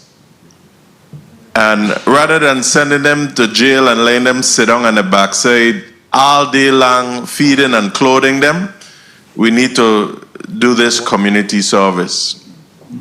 Our place needs some TLC, and it is time for us to start doing this. We agree. Right? How do you prioritize the roads that needs your immediate attention and repairs? So we have a system. We have a public work order and asset management system called iWork. It actually has the roads, the various roads in the Virgin Islands rated. So that is one tool that we use, and then of course we use our assessments and our evaluations that we do, particularly after rainstorms. And then the third aspect is of course listening to our community and their requests. Okay. Madam Chair, time was called. Can I ask another question there, please? You may proceed, Senator. One more? All right. You're responsible for the bus shanties as well, correct? Yes. So some of the shanties that I'm seeing are in deplorable condition.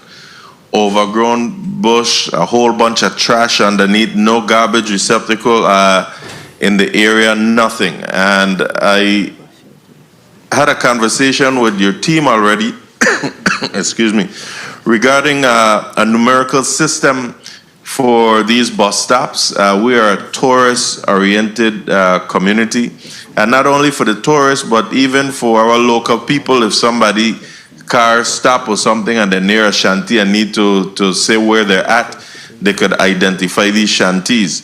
But the condition of these shanties are in deplorable condition. I just drove up Northside Road coming here to the office, and those two shanties, the one in front of the Kings Hill Post Office and the one that sits right on the corner of Glen. I'm asking for your St. Croix team to just take a drive by there and let me see what's going to happen within a week's time. Because, again, the place can't be looking like this. We live here, we see it every single day. And lastly, until the second round, thank you all. I believe between Public Works and Port Authority had addressed a concern I had at the mouth of the seaplane shuttle here on St. Croix, where there was some broken concrete there that people could have driven their cars over. Again, yesterday, I saw another hazardous situation there, and I'm asking you all to pay close attention to that again. Now, it might be Port Authority, but I'll also refer the matter to them as well, but I'm just letting you know. Thank you, Madam Chair, and I'll await the second round. I need to ask something about the Vitran. Thank you. Thank you, Senator Gittins. We will not be having a second round. We have the folks from Waste Management waiting for us, so you can ask your question as a point of information. But let me just ask, do we have a public cemetery fund? Ruben Jennings, Assistant Commissioner. Yes, we do. Okay, so we do. And I noticed that the last time I'm seeing any funding in there was in 2023. Are you utilizing those funds in 24? How much money do you have in there? Yes, we are. How much? We've expended thus far, if I may note. You could come back if you don't have it. Just remind me, because I noticed that there is no amount budgeted for that purpose. For 25. So they were supposed to put the revenues in. So that's normally what's budgeted. Right. Our estimated revenues, but we estimate for the year 160,000 overall territory-wide. All right. For fiscal year Point of 25? information. Yes. Fiscal year 25. Yes. All right. And what are you spending in 24? Do you have that? So in 24, we haven't spent, we only have 80,000 right now because we spent a lot of it in Eastern Cemetery. We had to clear some land and it cost us and it kind of depleted the fund. So right now we're trying to build it back up in order to do a meaningful project in a cemetery. All right, thank you. Senator Capehart, you're recognized for your point of information. And then Thank we'll you, go to Madam Senator- Chair. Commissioner Gabriel, did I understand in the testimony provided today that you had no mechanics? Is that what you stated? In the St. Thomas, St. John district, in the St. Thomas, forgive me, on St. Thomas, and that's in DPW proper. We do have mechanics in Vitran. Okay, so do you have enough mechanics to maintain your fleet of vehicles on St. Croix? So yeah, Do you have enough I mean, we need more mechanics. The mechanics that are there now are doing a yeoman's job, keeping our equipment up and running, in addition to utilizing contractors. But to answer your question succinctly, we do need more mechanics, particularly in Vitran and in Public Works. All right, thank you. What's the start salary for your Point of mechanics? information is a question, Senator. I'm trying to go to the next senator. A point of information is a question.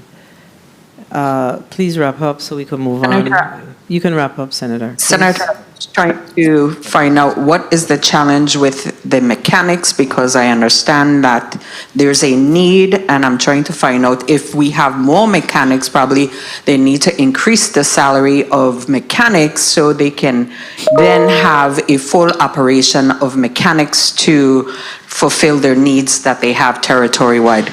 Thank you for your lenience. Thank you. So you have how many mechanics? Okay, so territory-wide, we have 10, 11. What do you have budgeted? So we have 13 and we have 12 mechanic positions territory-wide. So you have three 12 and you have 13, so you have one vacancy. One vacancy on the Vitron side. Okay, so that's a recent vacancy, that's a long-standing vacancy. Sorry. We have 12 right now, and we have 2 positions on St. Thomas that's vacant, and we have 1 in St. Croix in Vitron. So 3. So you have 3. Yes. Are they long-standing vacancies? No, All right. we have tried to, back to the other senator's question, one challenge that recently came up is we do pre-employment drug testing. So we have had some failures on that end. So we have had to repost some of those positions again. All right, thank you. Let me also apologize to Senator Joseph for not recognizing her earlier. So good afternoon. It's still morning. Good morning, Senator Joseph. And you are actually up for your 5 minutes. Thank you so kindly, Madam Chair. A pleasant good day to everyone. And indeed, a pleasant good day to the hardworking men and women from the Department of Public Works.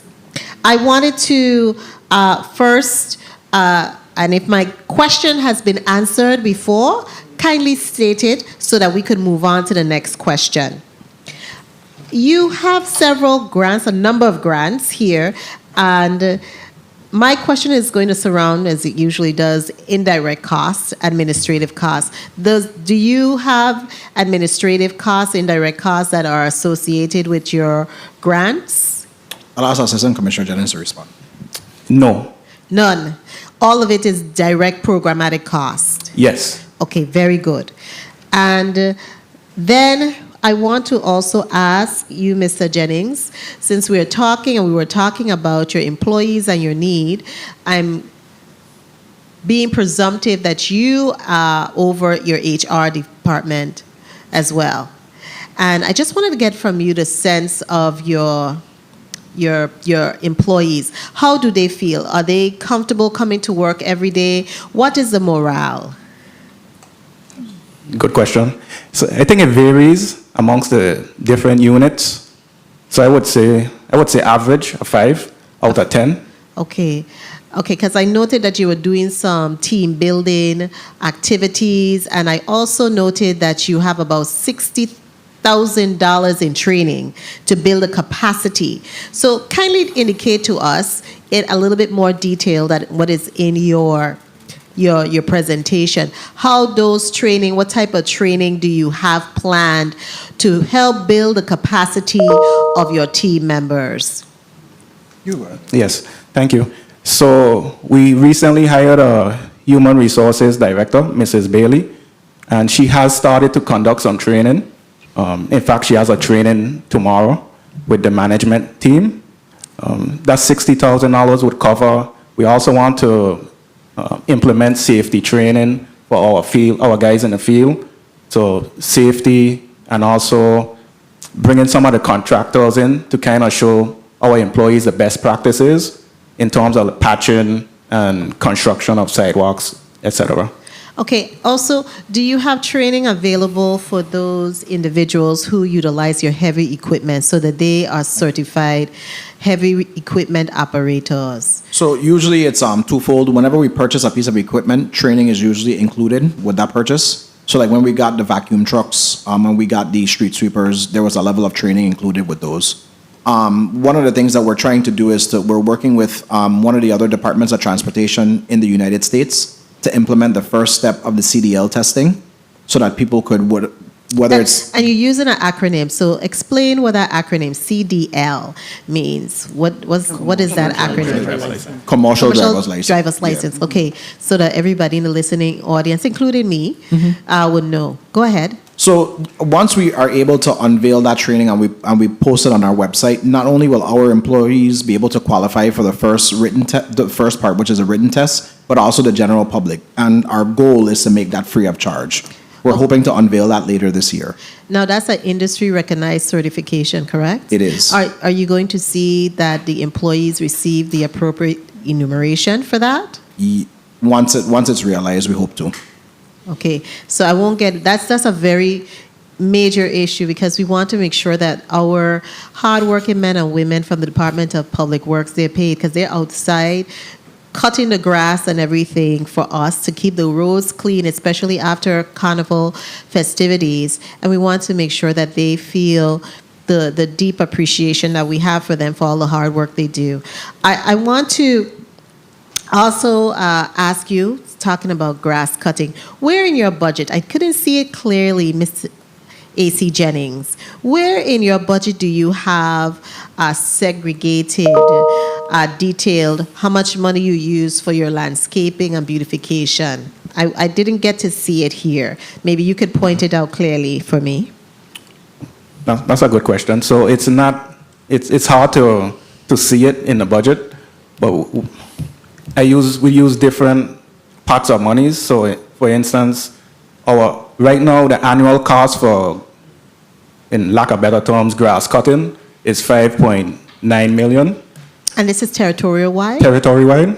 And so from our general fund allotment, which is under repairs and maintenance. 1 minute. We would, 4.4 million is allocated from there.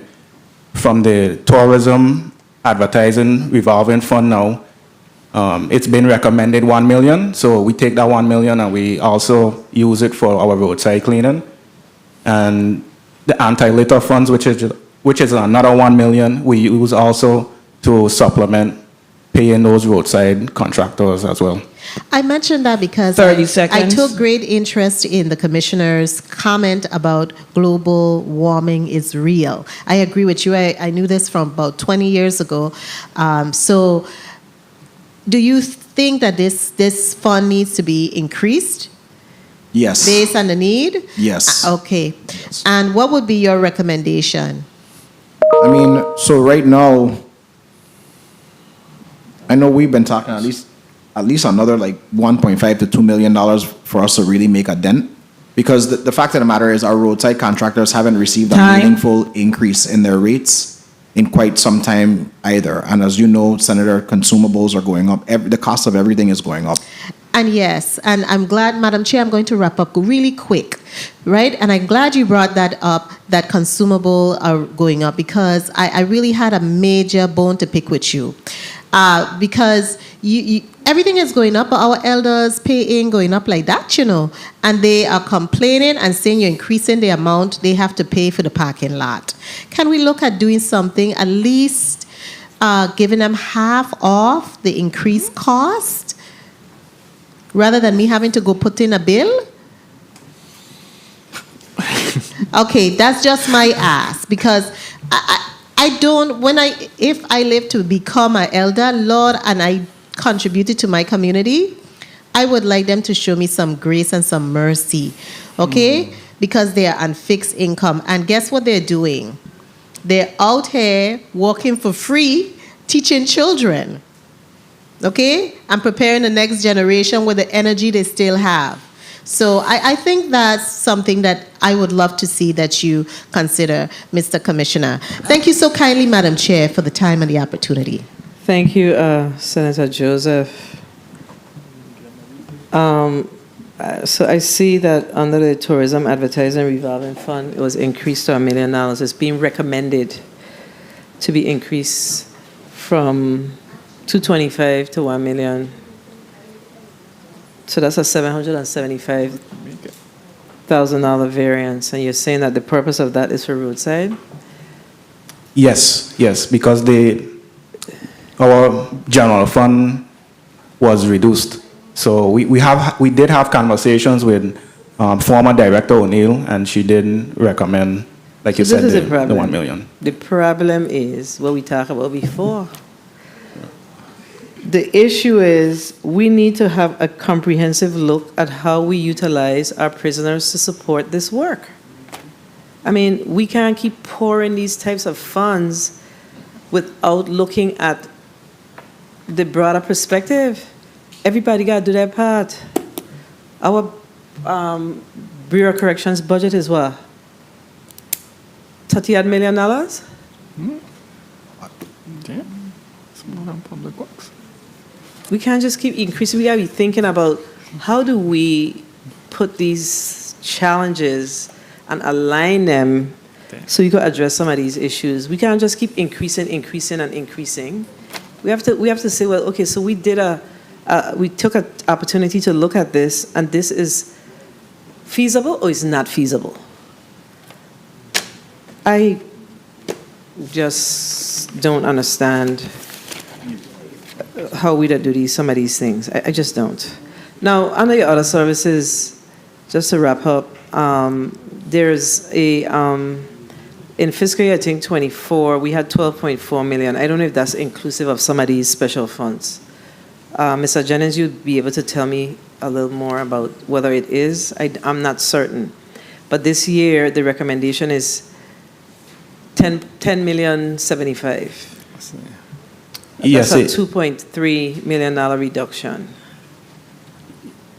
So yes. I know it's your operating and then your other special things that you do. So I don't know if we roll up anything in this to come back to this 12.4.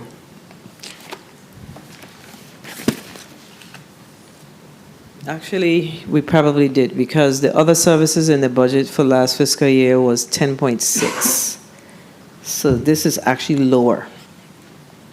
And I think that's what you were saying, Commissioner, that there's a reduction in your other services category. So the ask is that we utilize the Tourism Revolving Fund. Yes, that's correct. So I don't really realize, I don't really think that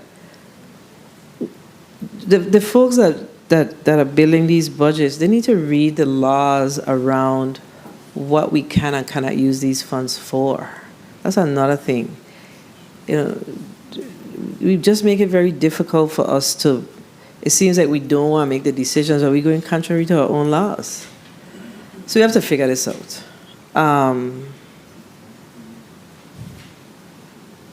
Senator Gittins, you said you had one burning question before we wrap up. Yes, and to switch it from the Vitran thing, let me just put this all in one quickly. I know we're in an election cycle, but I have to be responsible, and so we can't be advocating freebs all the time. The Christian Set parking lot project has been stymied for some time now. There's no attention there. The last time you all stated that it was going to take about 2 weeks to address the Christian Set parking lot situation, and to date, no one is there collecting any revenues, and this is since September, October of last year. And we're talking about pride in our islands. The area right in front of your office building on St. Croix, the overgrown bushes right there, overgrown over the sidewalks. And I'm asking you to remember again, I'm asking for Public Works to get with the Department of Education so that you can do that crosswalk initiative before school starts. But please tell us about the Christian Set parking lot where there's no monies coming in right now. Thank you, Madam Chair.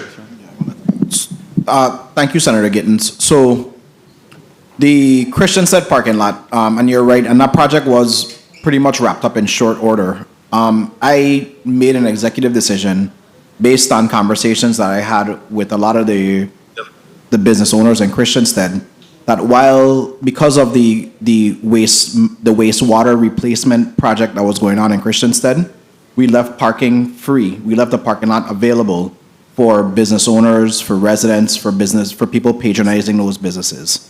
We didn't advertise it, but that was something that we decided to do in-house to assist the business community, particularly in downtown Christiansted. So now that the waste management project is approaching the end, the final phases, we're hoping that we will be able to start charging in the parking lot in short order. As it relates to your second question, your other question was? The cutting in the front of the building. So I personally was out there with a roadside contractor last week when I was on St. Croix. So that should be done in short order as well. And I know we started. You're right. We do need to do better jobs as neighbors in our neighborhood. And we need to make sure that at least Anna's Hope is taken care of. And I'll ask our chief engineer, Mrs. Nicholas, to respond on the crosswalk initiative. Good afternoon, Senator. Tawana Nicholas, Chief Engineer in Public Works. The education, the crosswalks in front of our schools, that is out in solicitation. This week, we had our pre-bid meeting.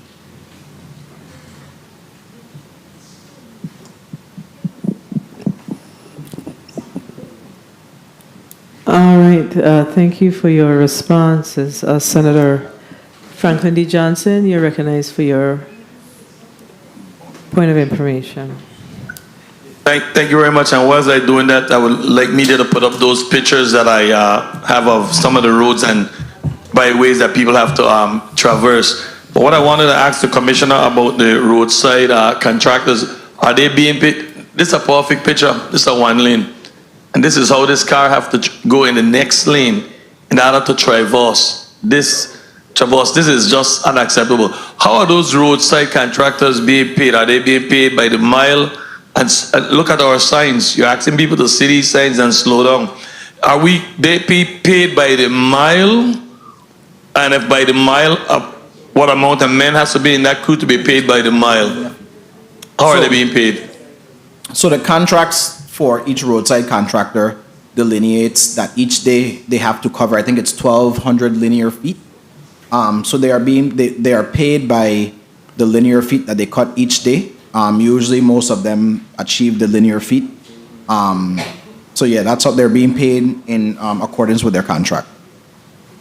And is it a certain amount of men on that crew? Yeah, so yes, I'm sorry, excuse me, yes. The contracts also delineate the equipment, the crew, the composition of the crews, the amount of members in the crew, etc.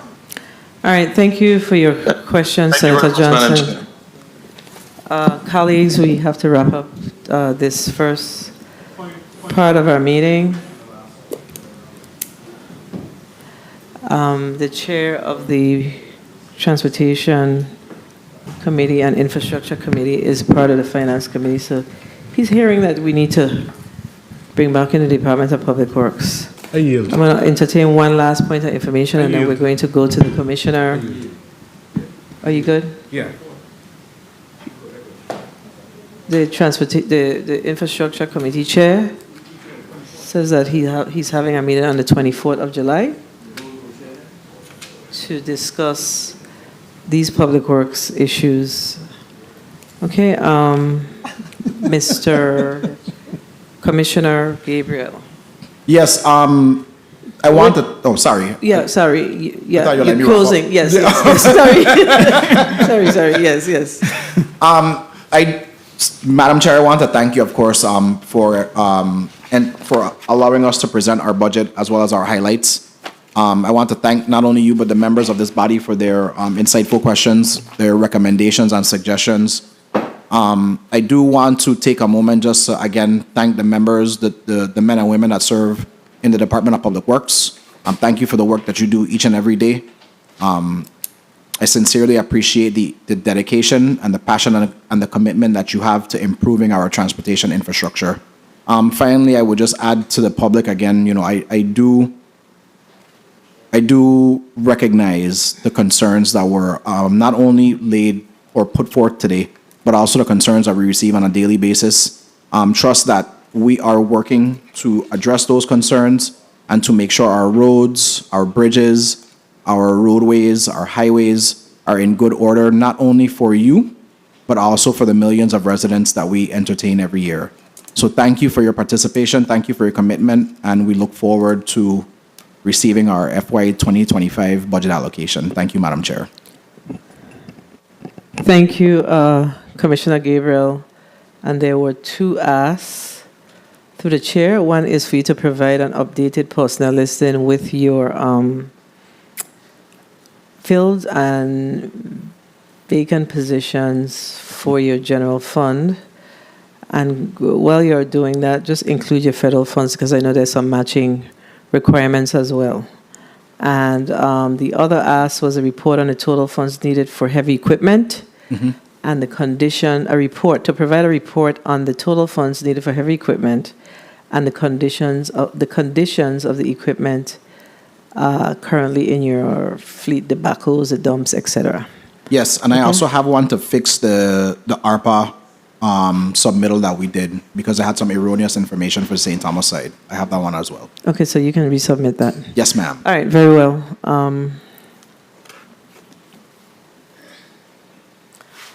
All right, so we've exhausted our questions for today. The committee stands in recess as we prepare for the Waste Management Authority.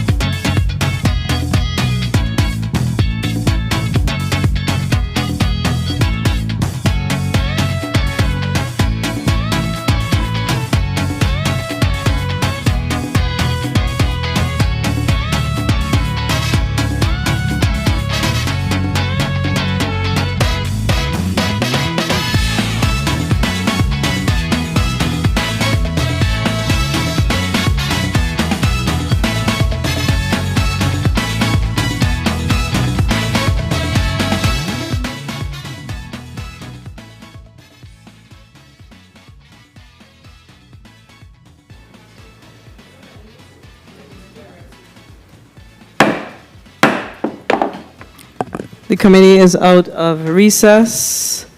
I'm going to ask the Madam Clerk to read the second block, today's second block, into the record. Block 2, VI Waste Management Authority. Invited testifier is Mr. Roger E. Merritt Jr., Executive Director, VI Waste Management Authority.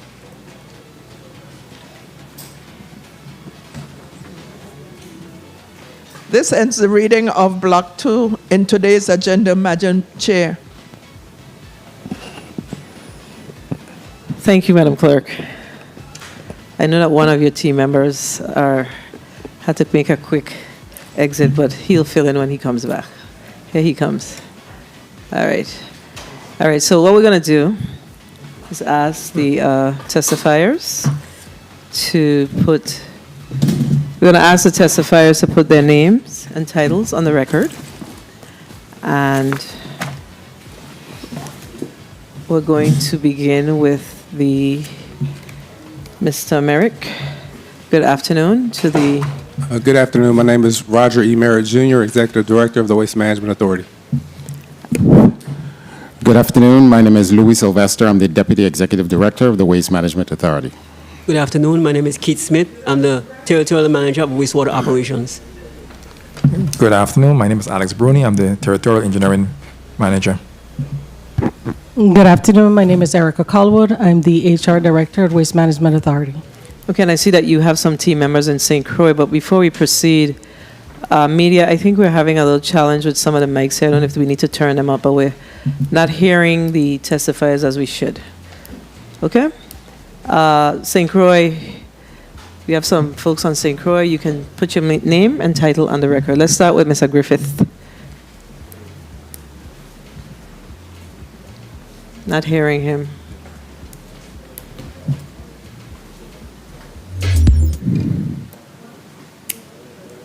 Okay, so we're having a challenge. Let's see. No, we're not hearing the St. Croix testifiers. Try one more time and then we'll have to take a quick recess.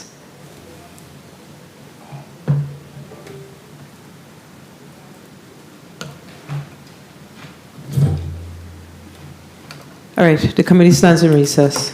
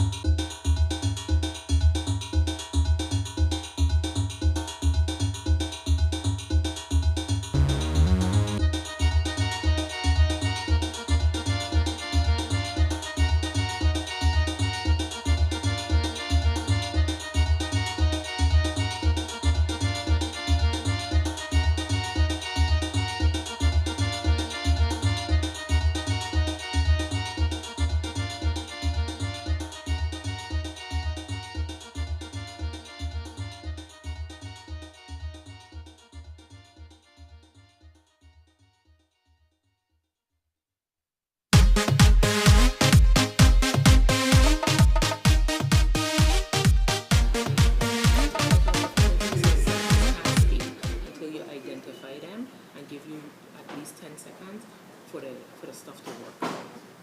Because it's breaking up on the radio and all of that. Okay?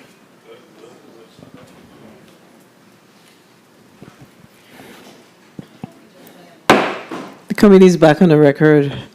Had a little senior moment there. Let's see if we're getting anything out of St. Croix. All right. Good day. Darrell Griffith, Chief Financial Officer.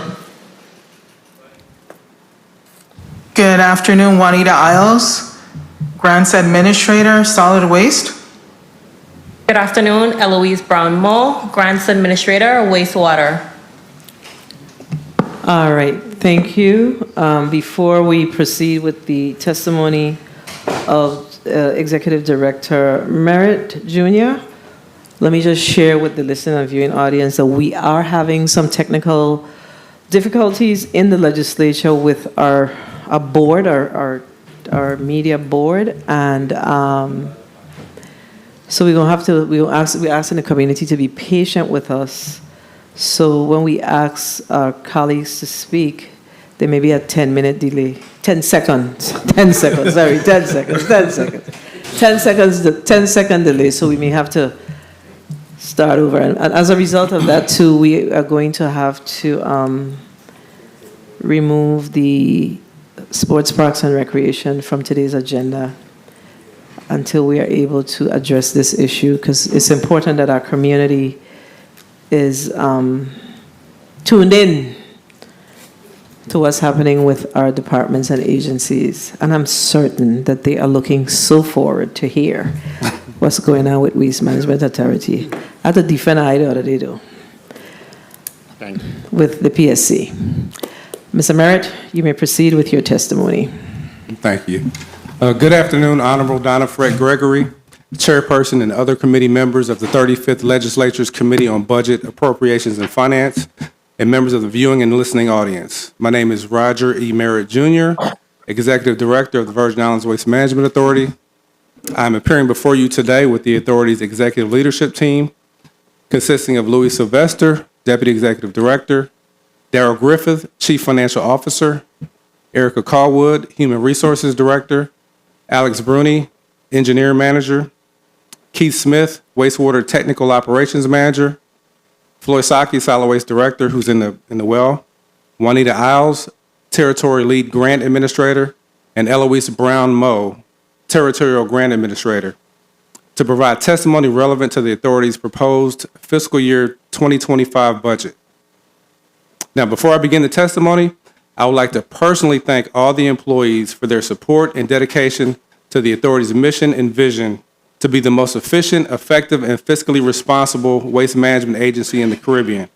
For they are the backbone of the authority, and it's a very difficult job. When parents ask their children what they want to be when they grow up, they rarely say, "I want to work for waste management."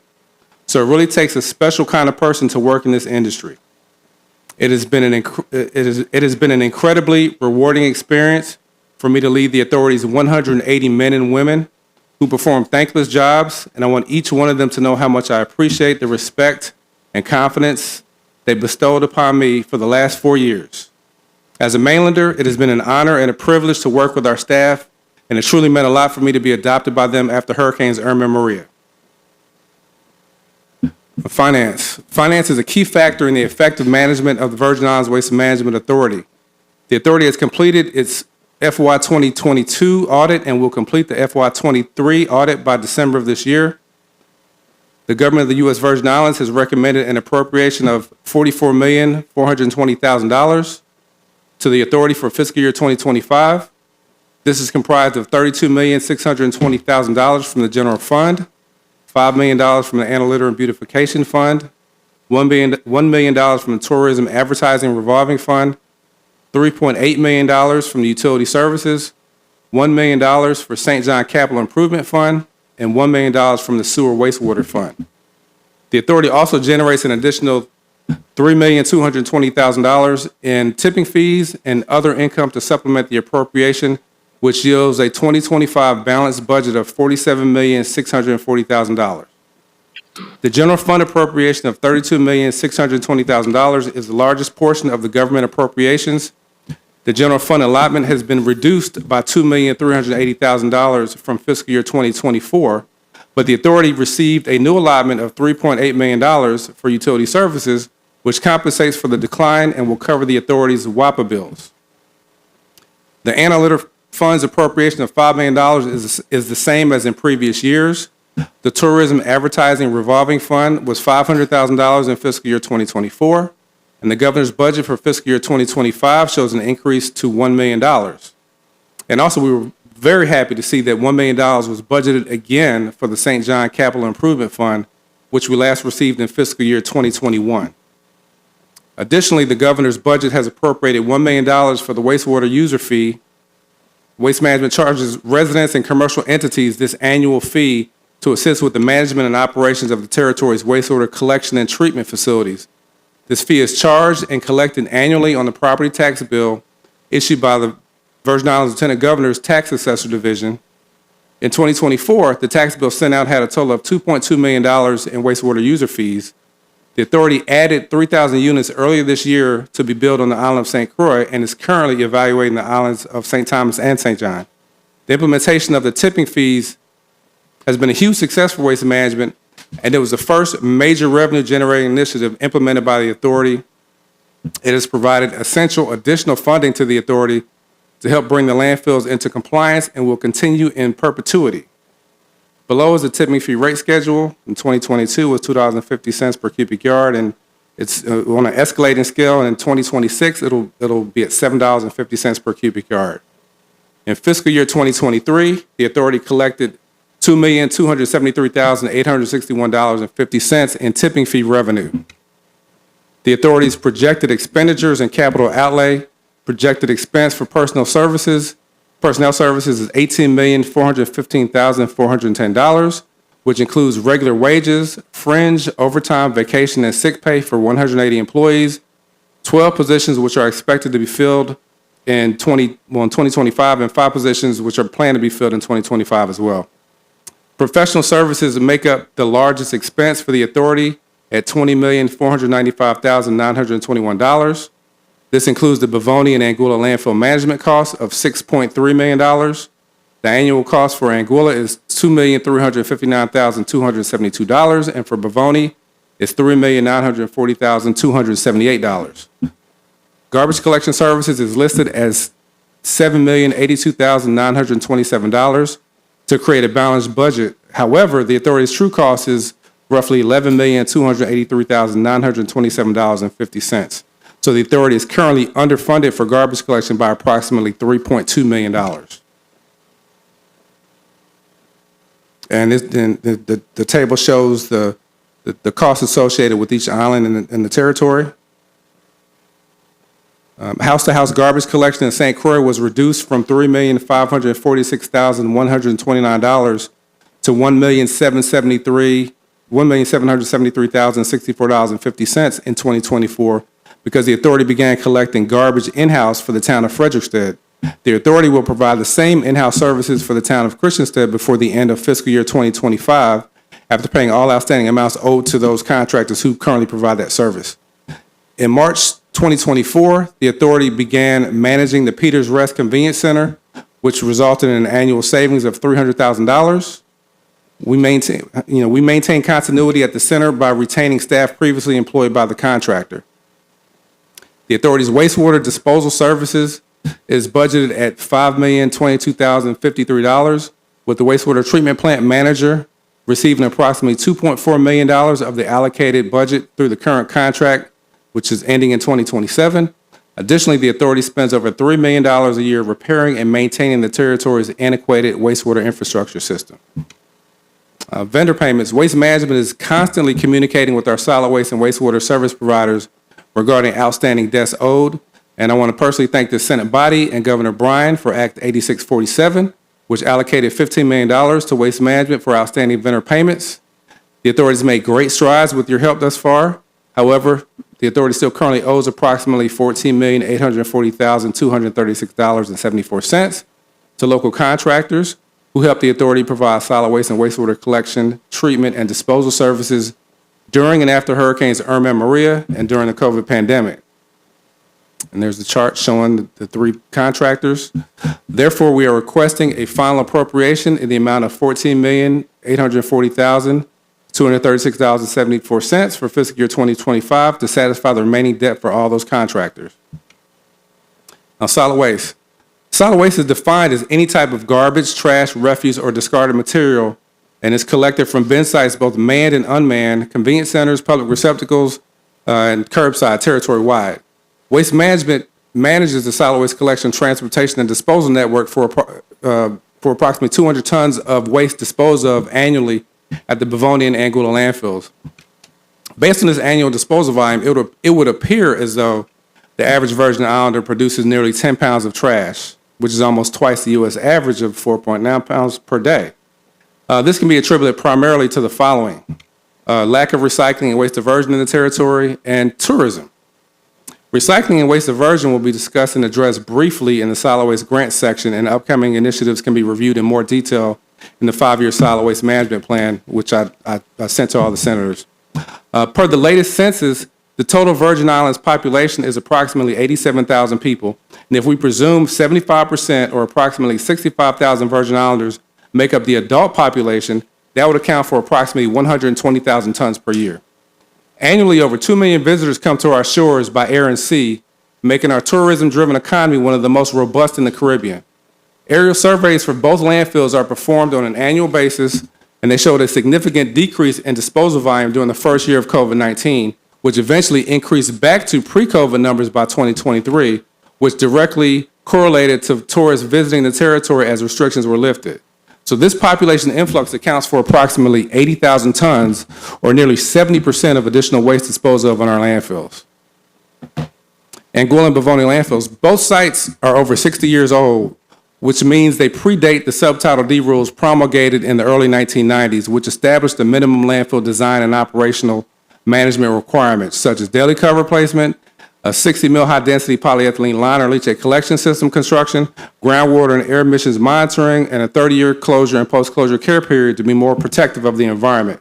As a former regulator, consultant, and waste management subject matter expert with over 28 years of domestic and international experience, I can attest that the authority manages and operates the landfills as if they were Subtitle D facilities. I've worked with the authority's consultants and contractors to ensure we're using alternate daily cover, which is the Rustmar foam. We've installed a leachate collection system. We've installed groundwater monitoring wells, which we sample quarterly, and we perform air emission monitoring on a quarterly basis.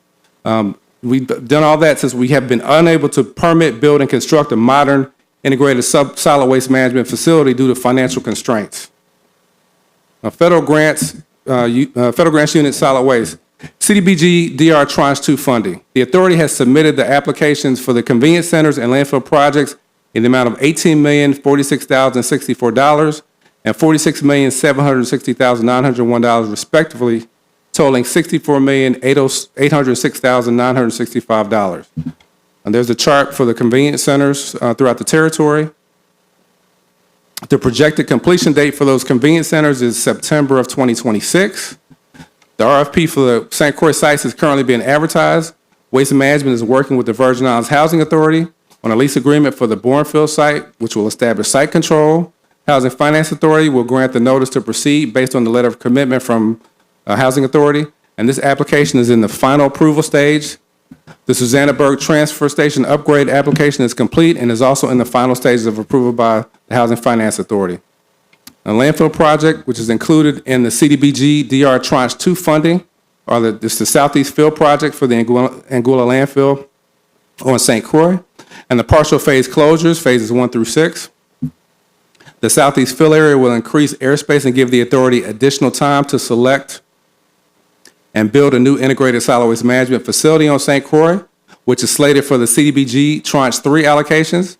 The proposed closure of the Anguilla landfill will comply with existing Department of Justice consent decrees, and Waste Management receives support letters for this project from the Department of Justice, Port Authority, and the Department of Planning and Natural Resources.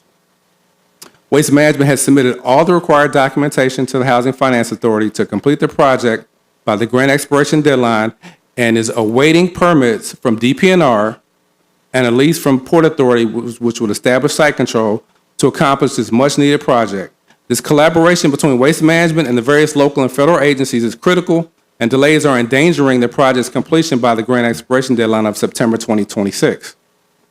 Now, CDBG DR grant Tranche 3, $100 million. The funding has been obligated in Housing Finance Authority's CDBG Mid-Action Plan, and Housing Finance Authority has developed the grant application package, and the grant expiration date is in 2034. Waste Management is currently applying for these funds, which are earmarked for the following projects: Livonia Landfill Expansion Project, Design Permits Assessment Site Acquisition, Livonia Landfill Closure Project, Design Environmental Assessments and Surveys, Anguilla Landfill Closure Project, Phases 7 and 8, Design Environmental Assessments and Survey, the new Integrated Solid Waste Management Facility on St. Croix, Design Permits Assessments, new Integrated Solid Waste Management Facility St. Croix Site Acquisition. Federal Emergency Management Agency Public Assistance Funds. The authority has continued to work with local and federal agencies to review damages and formulate projects, resulting in the obligation of 16 FEMA Category A and B solid waste projects to date. These projects total $15,914,605.85. The authority has received a total of $514,293.56 in reimbursement under solid waste from FEMA this fiscal year. The total reimbursement to the authority thus far is now at $12,313,287.73, and the current remaining balance of the project worksheets amounts to $3,601,318.12.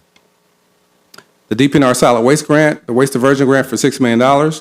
Through this grant agreement, Waste Management will work in concert with DPNR to plan, design, and implement an integrated sustainable materials management program.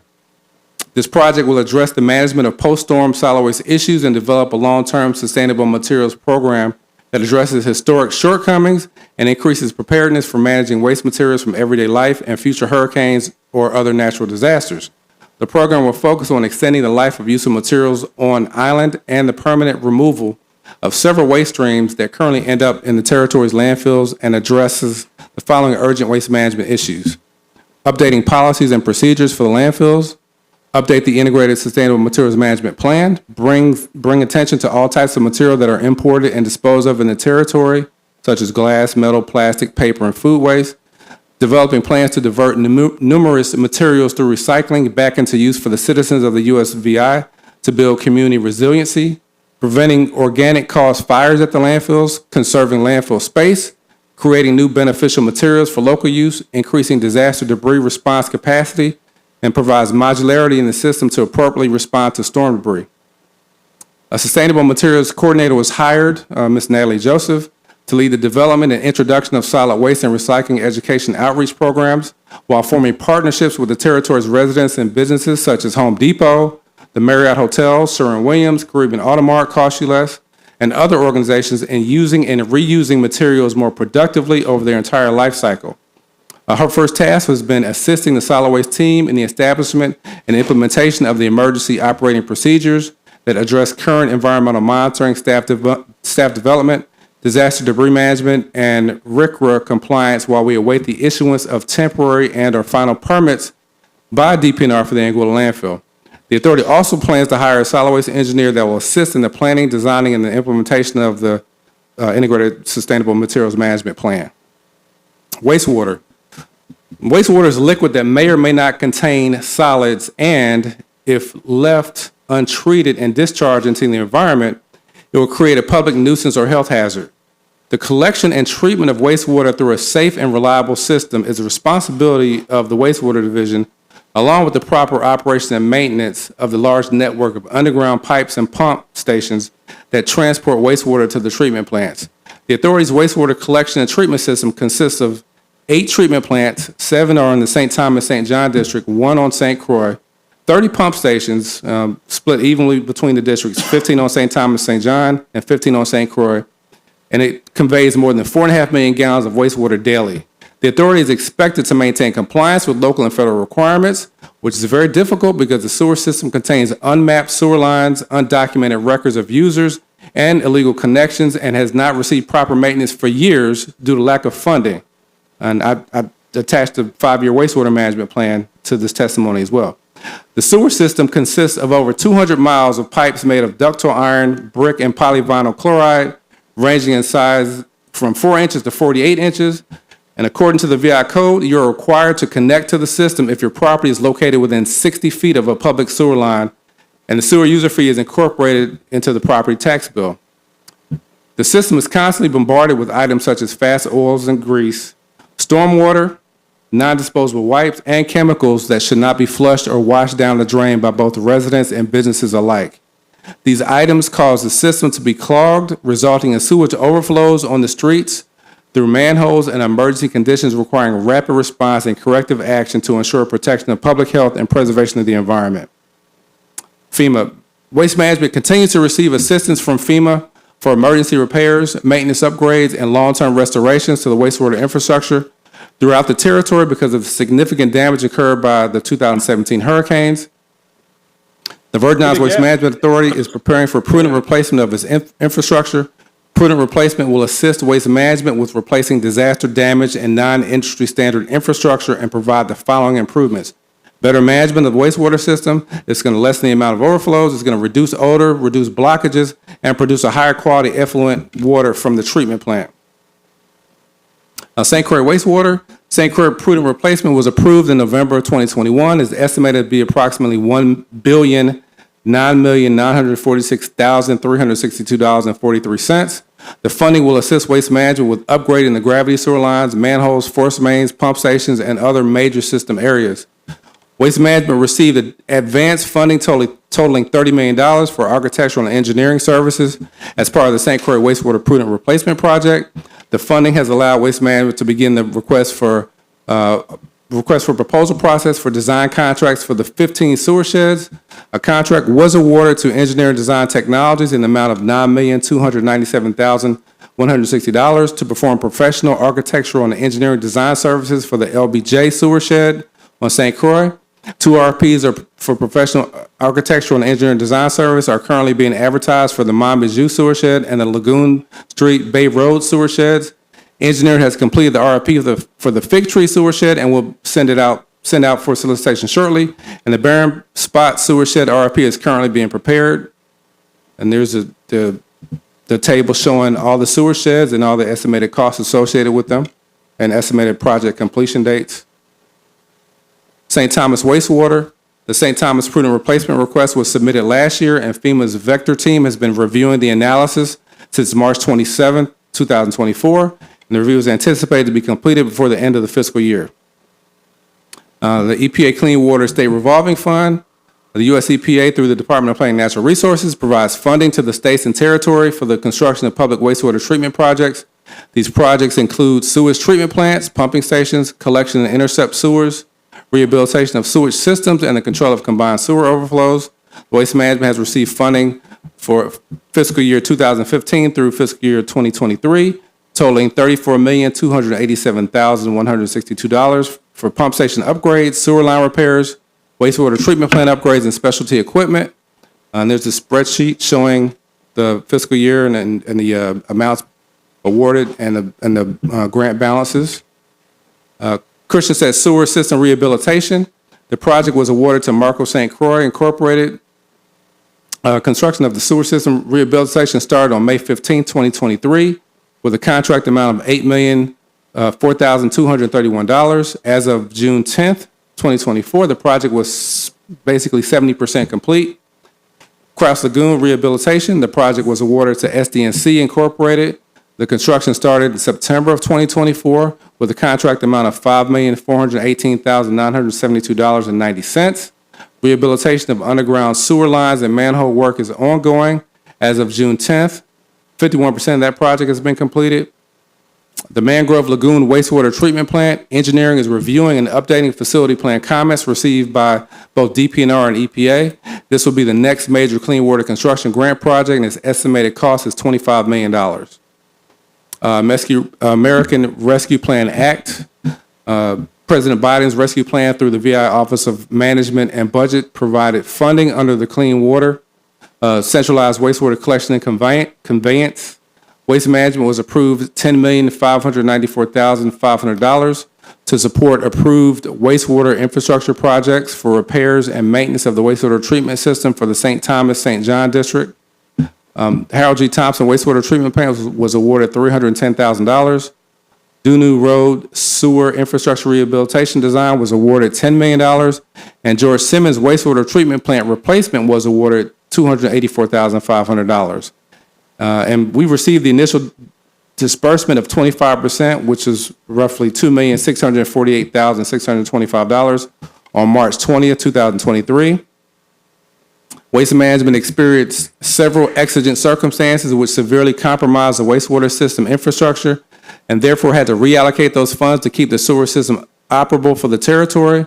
The authority submitted a request to amend a grant agreement for the following projects. The St. Thomas Sewer Infrastructure, $532,852.68. The St. John Sewer Infrastructure, $507,416.81. The St. Croix Sewer Infrastructure, $164,588.13. Wastewater expenses for professional services, $864,838.27. And wastewater infrastructure emergencies, $578,929.11. We're Empower Authority. We would just like to thank this body and Government House for understanding the need to add a line item to our budget for utility services. Then we can provide monthly payments to WAPA going forward.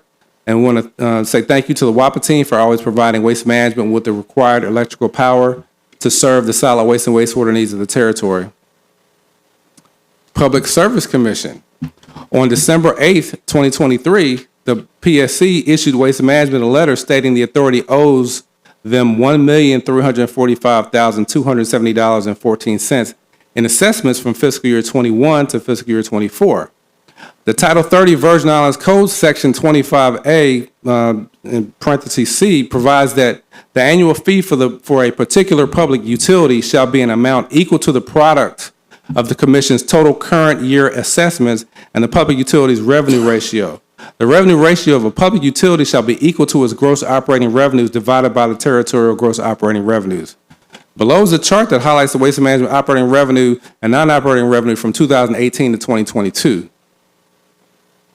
And as you can see in the chart, in fiscal year 2021, the authority had a total operating revenue of $2,933,536.80 and a total non-operating revenue of $34,138,100.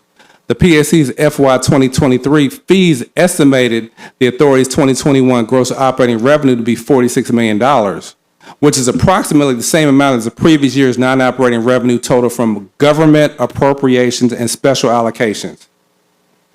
The PSC calculated the waste management assessment incorrectly using non-operating revenue from government appropriations and special allocations instead of operating revenues. As you can see from the order of annual assessment chart from the PSC, the authority's gross operating revenue is listed at $46 million, which is incorrect because it should be $2,933,536.80.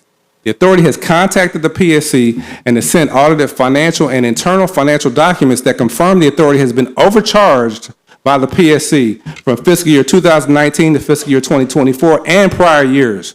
Accordingly, Waste Management urges the PSC to reconsider its order for the fiscal year 21 of $215,000 assessment, fiscal year 22 assessment of $317,000, fiscal year 23 annual assessment of $362,000, and fiscal year 24 an annual assessment of $449,000, with incorrect annual fees totaling $1,345,270.14. And they need to recalculate the annual fees to the correct amount in compliance with Title 30 of the VI Code. For example, as you can see from the chart below, the correct fee for fiscal year 23, based on actual operating revenues.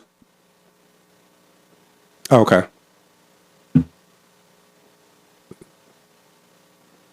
For example, sorry, feel some kind of way. For example, as you can see from the chart below, the correct fee for fiscal year 23 based on actual operating revenues would be less than $28,000 and not the $362,000 they claim we owe. As soon as the PSC corrects this error, the authority will immediately pay any remaining balance, which there will not be any. In other words, Waste Management asserts the PSC has based their annual assessments on appropriations received from the government of the Virgin Islands, which the authority uses to provide solid waste and wastewater services to the territory via an in-house staff or third-party contractors. Government appropriations are not considered revenue for the authority, and let me repeat that. Government appropriations are not considered revenue for the authority. The PSC should make every effort to ensure that its fees to Waste Management are correct, realistic, and in support of our mandate and based solely on rate-setting fees reviewed and approved by them, such as the Waste Management tipping fees approved for implementation by the PSC in January 2022, and not on allotments and appropriations received by the authority from the government. Environmental Enforcement. The Environmental Enforcement Division currently consists of 6 officers and 4 inspectors territory-wide, 4 officers on St. Croix, along with 2 inspectors and 2 officers working with 2 inspectors on St. Thomas. Currently, there are no officers or inspectors on St. John, but recently the division hired 2 recruits who began police academy classes on May 13th for the St. St. John district.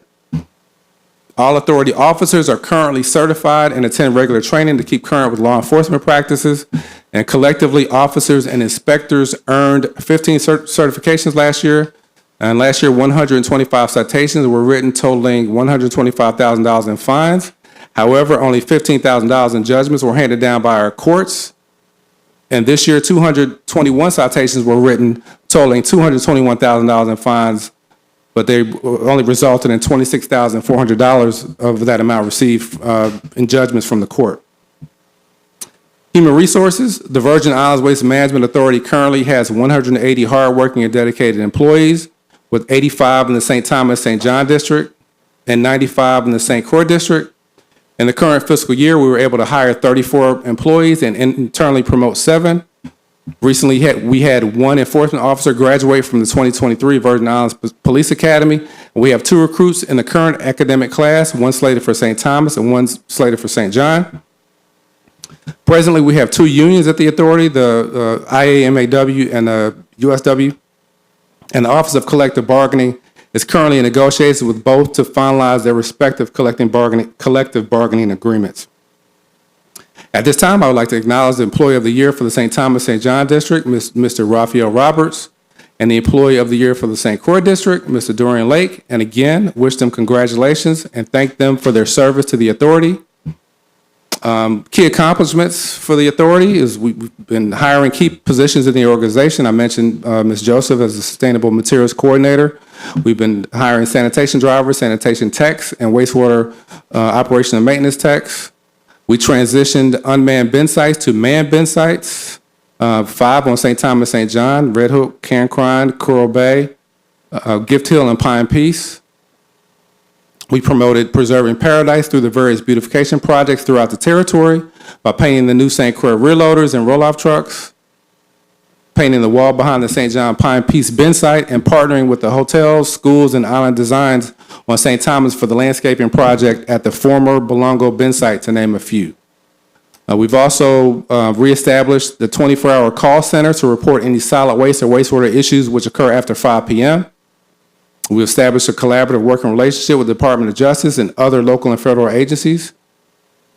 Our fiscal year 2024 tipping fee revenue collected year to date from October 1st, 2023 as of to May 31st is $1,749,586.45.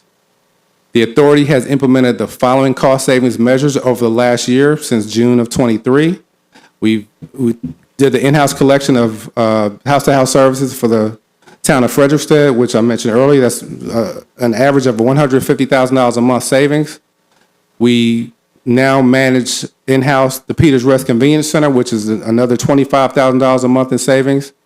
And then on St. John, we are now we're overseeing the collection of the Mammy's Peak bin site. That's about $10,000 a month, and all those add up to $2,220,000 worth of savings in the last year from June. We're now, as far as other cost savings measures, the continued implementation of those include the following. Utilizing the alternate daily cover to save landfill airspace, control dust, odors, and safely address operational concerns at the Anguilla landfill on St. Croix. That's $100,000 a month savings. The approved USDA wildlife mitigation plan has allowed the authority to place trash directly into the Anguilla landfill's working face and the cease using the transfer station. The transfer station cost was roughly $200,000 a month. We no longer have that. In-house collection of St. Croix government carts and toters. We're saving about $25,000 a month there. In-house collection for St. Thomas bin sites, Thomasville, Nodder, Belongo, and Brookman. We're saving about $40,000 a month there. We revisited contracts for solid waste bin site collection on St. John, which was $75,000 a month savings. We moved our office from St. Thomas Demerara to the Lima building and saved us about $10,000 a month. We revisited security contracts territory-wide, saved about $10,000 a month. And we have purchased wastewater pump trucks and vacuum trucks to save about $100,000 a month in savings. So the continuous savings the continuous savings is $6,720,000. However, if you add that with the savings in the last year, it's a total of $8,940,000 in annual savings. The total overall revenue generated from tipping fees since implementation began in January of 2022 to May 31st is $5,311,000, $5,311,246.68. And as I mentioned earlier in my testimony, that's going to be in perpetuity. So we will continue collecting that, every year. The authority will be operating. One of the things I'm excited about is the authority will be operating at break even going forward based on the current government appropriations received for this fiscal year in 2025, along with the in-house cost savings measures currently in place and planned for in the future. Now the authority will be submitting revenue generating initiatives such as the septic hauler fees, environmental tourism impact fees. I mentioned tourism earlier, and we need to submit some environmental tourism impact fees based on the fact that they are adding additional 70, they account for almost 70% of the volume that goes into the landfill from a tourism perspective. We also want to introduce commercial and residential solid waste disposal fees. That along with, we want to make sure we have to request the funds for appropriations allotted to the authority for this fiscal year, or for the previous fiscal year, for the current fiscal year 2024, but we haven't received that year to date. So, for example, we have not received $3.75 million from the Analytical Beautification Fund. We have not received $1.8 million from the tire tax. We have not received the $1 million from the wastewater sewer fee, and we haven't received the solid waste revolving fund, the $40,000 from that fund. Challenges: while the authority has made great strides over the last year, some challenges remain, including, obviously aging facilities and infrastructure. Our wastewater infrastructure is over 50 years old, and most of the systems outlive its useful life. But with FEMA's approved replacement for St. Croix and future approval for St. Thomas and St. John, that will be addressed. The unlined landfills are going to be replaced by modern Subtitle D facilities with the CDBG DR funding. Lack of heavy equipment. We've actually been able to purchase some heavy equipment on rear loaders and roll-off trucks. But some of the heavy equipment on the landfill side, the excavators, bulldozers, and compactors, we only have a compactor, so we need to get some additional equipment there. One of the biggest challenges year to date, is receiving the permits needed from DPNR, along with the lease from port authorities to access those funds. It's $46 million. If we do not get a permit from DPNR and we do not get a lease from Port Authority, we will not be able to access that $46 million, and we will not be able to close the landfill properly, stay in compliance with the consent decree, build a new area so that the landfill has additional life. And right now, the life of the landfill is a little bit over a year. So if we do not get that funding and we cannot get those projects started, then St. Croix will have there will be a waste management issue on the island of St. Croix.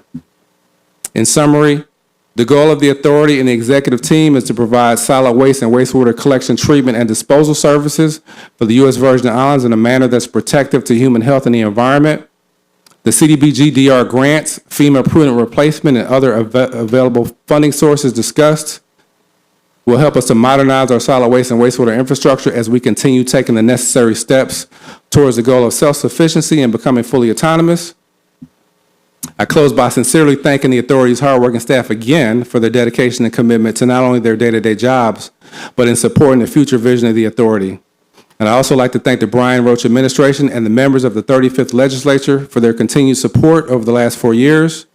This concludes my testimony, and my team and I remain available to address any questions. Thank you. Thank you for your testimony. Executive Director Merritt. I note, colleagues, we're going to go to a 5-minute round, and I pray that we're able to get through this hearing because of our technology challenges. But I note that you are very happy to see that the $1 million was budgeted again from the St. John Capital Improvement Fund. Yes. To move trash. But that is not going to happen. And it will not happen because the St. Thomas Capital Improvement Fund is used for capital improvement. The St. Croix Capital Improvement Fund is used for capital improvement. And the St. John Capital Improvement Fund should be no different. So we cannot use the St. John Capital Improvement to haul trash. That's an absolute no. Can I make a comment? No. You don't need to comment on it. The purpose of the fund is not to haul trash, so. We have capital improvement projects for St. John, though. And let me explain you something further since you said that. The Capital Improvement Fund was established by this legislature so the community in St. John can determine what's important to them, not for the Office of Management and Budget to make those determinations. Okay. So I'm very passionate about this. Very passionate about this. So yes, since 2021, when I became a senator, I was the one that brought light to this issue. It may revert since I won't be here next term, but I'm praying that we see the importance of equity in the territory. So that one ain't gonna work. Not this budget cycle. We'll have to figure out where we'll get $1 million from. But the purpose, we cannot use St. John funds to provide capital improvement for waste management. That's not the purpose of those funds, okay? Okay. So that's that. But secondly, I have to agree with you that the PSC billing of the Waste Management Authority with the grant that we provide to the Waste Management Authority or the grants, that's not revenues that they assess, that you assess, and they, make determinations as to whether or not your assessment is appropriate for the service. So I'm hoping that this matter can be resolved outside of taking it to the court system, because this is between two government agencies. So this has been going on for quite some time, and if there's anything in the legislation that gives them that impression, and I think you read it loud and clear, it speaks specifically to revenues. The jury is out on it, I guess, from their perspective as to whether or not our amounts that we appropriate are revenues. I guess that's how they're looking at it. But they're not doing any work around that. How much it is now? How much million will they give at you? Well, from the last, I think it was 40 with the special appropriations, you're talking anywhere from $35 to $50 million. So the tipping fee revenue, I'm sorry, Director Merritt, the tipping fee revenue is right around 2.3, 2.5 million. Now we got that approved by PSC, so obviously, right. So assess us on that. But you can't, and I'm sorry I was a little passionate with that part of the speech, my testimony, but if you think about it, we're fortunate that the government is allotting funds to us to provide the services. So that's not revenue. We're actually using that money to actually provide the services. There's no we're not making money on the government to do the service. So Absolutely, and you know how I believe about my position on us not figuring out how to really generate some revenues around our trash. What is an infrastructure fee with things that's coming into the territory? Because I don't care how long it lasts. At some point, it goes in the trash. Whether it's 50 years later, it goes in our landfill. So that's something that we really have to work out. We've been talking about it for too long, and we really need to address it. yeah, can I add something to that? So Sure. in the testimony, I mentioned an environmental tourism fee. So and like I said, I looked at the amount of trash that came in pre-COVID and after COVID, and you could literally see the correlation of the volume increase based off of tourism increase. So that's why I said we need to do an environmental tourism impact fee.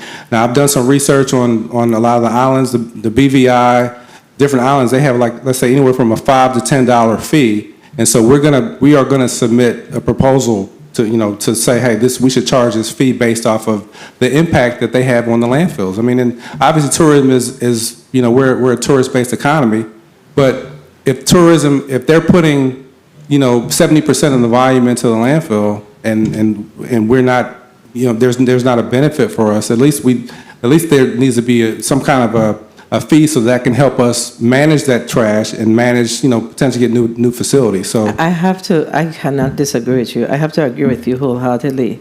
Do you know whether or not we have any of our tourists, or any of our cruise ships that's leaving any of their trash in the Virgin Islands? Yes, there are. Yeah. Mm-hmm.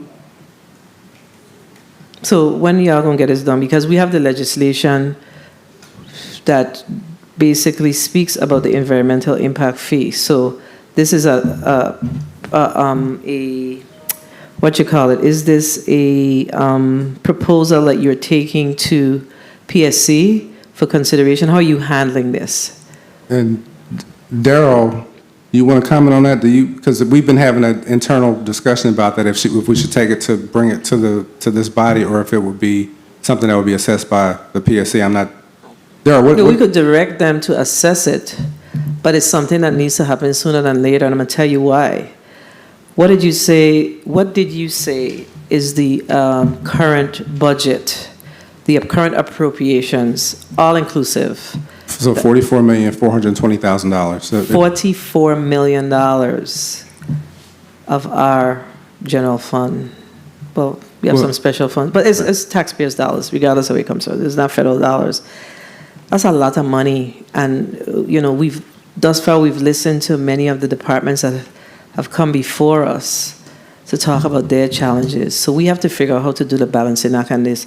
Have you actually looked at it to the point where you can share with us a potential annual revenue?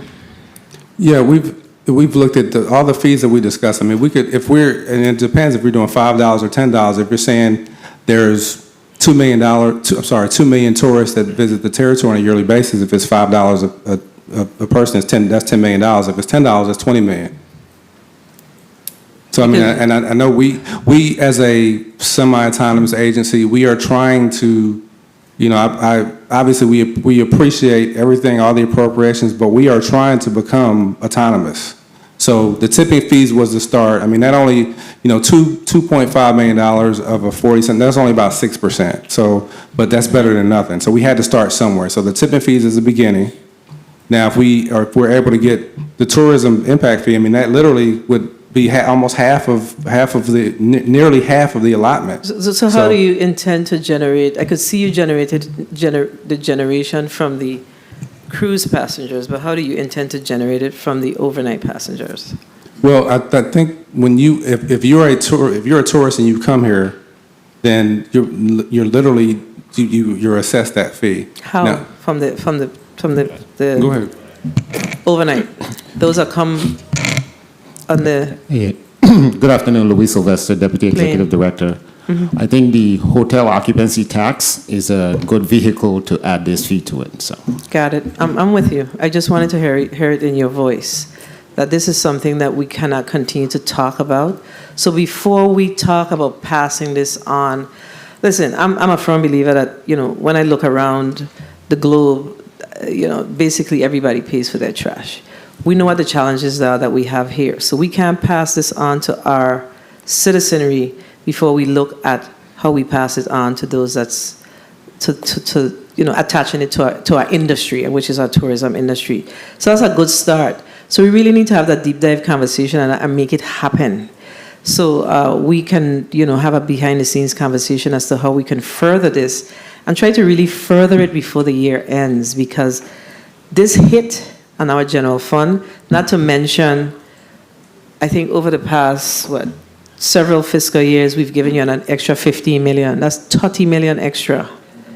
You remember? Mm-hmm. Yeah, it's a lot of money, and I don't think we realize how much money we're spending for. I mean, it's a good spend, but there must be a better way for us to generate the revenues to get this done. All right, colleagues. Senator Francis Jr., you recognize for your point of information. Thank you very much, Madam Chair. I just wanted to ask the director or the assistant whether or not you have been able to have a discussion with the Commissioner of Tourism or the tourism industry in regards to perhaps looking at this as a possible tax. I think it's critical that these stakeholders also have an input, because then we don't want to be at the background of saying that, we're imposing additional taxes that may impact our tourism industry. Have you had a conversation with them, the Chamber of Commerce, in respect to this? Well, this is Director Merritt. We have not had that conversation as of yet, because what we want to do is make sure we had all the information. So now we're equipped with information. Knowledge is power. So now we can go have that conversation with them, and we have data to back it up to show the landfill volume like I said, pre-COVID, post-COVID. Now we can show, hey, here are the numbers. Here's how your tourism went back up. The amount of trash that got disposed of in the landfill went back up in a direct correlation. So let's figure this out. So do we have a commitment from you that, in fact, you'll have this conversation with some reasonable timeline? What do you believe is reasonable in terms of a timeline to have that conversation? I plan on having that conversation within the next 2 months. Thank you. All right, thank you, Senator Francis. I think you need to start the discussion with the Tourism Commissioner and have that conversation. Tourism Commissioner, your Port Authority, et cetera, so we can really make some true movement on this. All right, colleagues, we're going to go to a 5-minute round, and we're going to start with Senator Marvin Blyden. You may proceed with your 5 minutes, Senator. Thank you so much, Madam Chair. Good afternoon. Director Merritt and your supporting team there with you, and thank you for your testimony. Before I go into my line of questioning, Director Merritt, I heard that your contract was not renewed. Is that a fact? Yes. Oh. Sorry to hear that. And that's why it's so important in terms of the board, because based on the post-audit report, there were only 3 members. We just added 2 other members to the board with knowledge of the subject matter in terms of waste management. And boards play a critical role in respect to who the director is or will be. And boards are very important. That's one point I wanted to make. You have done a lot in a short time you were here. And thank you. I must say, I appreciate every time I pick up the phone, I get a response. No matter what the situation was. And I wish you the best in your future endeavors. Thank you. In respect to the budget, I want to start with outstanding obligations. On page 12 of 25, it speaks to a lot of different companies that's pending payment. Your 3 biggest challenge, though, as you spoke to in your testimony, was, I believe, A9 Trucking, United Brothers, and Marco for work that was done during the hurricane. Correct. What's going on in that space, briefly, in terms of, you say you have been in constant communication with those individuals. What's the plan? Yeah, so And I guess Darrell, I'll make a quick comment, and Darrell, I'll let you say a little bit. I'm sorry, Director Merritt. The majority on the post audit, the majority of this is not updated. Like for instance, the SDNC, that has been paid. So I mean, the majority of this has been paid. So this is not the most up to date thing. So when we mentioned the 14.84 million, those three, that's accurate. Okay. Most of this stuff has been is not outstanding. Okay, good to know. But what the plan though for the $14.3 million? Well, I guess it's two different thought processes. We asked you this body and the governor. You've been giving us $15 million appropriations, and we've been very fortunate and blessed to receive those. And so, my testimony, I asked for one more, and that's it because we're at break even now. However, if the money is not available, at the end of this fiscal year, we're going to be at a break even, and then with the fees that I just mentioned that we're going to start assessing, then we can use some of those fees to start paying down that debt. But also we have 3 or 4 in-house. So throughout the 4 years that I've been here, I've looked at each island and assessed all the costs associated with solid waste or wastewater, and figured out what we could do in-house. And so as we continue to do that, we were able to start. That's how we started saving money. So when I initially got here, we were at over $60 million in operating costs, and now we're closer to 45. And so with that being said, we have a couple more cost savings initiatives that will be implemented that will help us. And I want to go there in respect to the centers. I know you spoke to the urgency of assuring that you get the land. 1 minute. And the permits passed in order to gain $46 million in federal fund. Correct. And that's critical, because if that does not happen, what happens to the island of St. Croix in terms of waste management? Well, so we have consent decrees, so we'll be in violation of the consent decrees. All the agencies gave us support letters to use that money to basically be in compliance with the consent decrees. That's just on the regulatory administrative side, but on the actual side of what's going to happen to St. Croix, you won't have a landfill, so there won't be any place to put the trash, and so there will not be a disposal facility for St. Croix. I mean, that's why we're 30 seconds. Really important. So we're talking about a crisis in the making if this doesn't happen. Correct. What does the conversation look like between yourself and those 2 particular agencies? Well, I know DPNR is understaffed, so I understand that. So we're trying to work with them. We said we can meet with them. We have our consultants. I have almost 30 years of experience. We can help them with the permitting, just as far as just to understand it, because they recently got delegated that authority several years ago. So they're understaffed, and they also have they got to get up to speed on just understanding those regulations and rules. So we want to collaborate with them and help in the permitting process so that we can get access to these funds. Well, whatever needs to be done, it needs to get done, because this is too important of an issue. And in closing, Madam Chair, if I can wrap up, let me speak to, again, waste management, sewage, St. Croix, because many of the funds we're speaking here is going towards St. Croix. And I know that the one company had a big contract for the town of Christiansted. I saw it in the testimony. How do we assure or monitor that the work is being done, number one, and number two, is being done accurately? How do we go about assuring that this happens? Because this is a large investment. This is a very large investment that has been made. So what is being done to assure that the work is done properly? That's my question, because it's critical. Good day, Alex Bruni, Engineering Manager. We have an engineer assigned to that project that basically monitors the project on a day-to-day basis. Very well. And again, I must say that when it comes to the transfer stations, though, for the island of St. Thomas,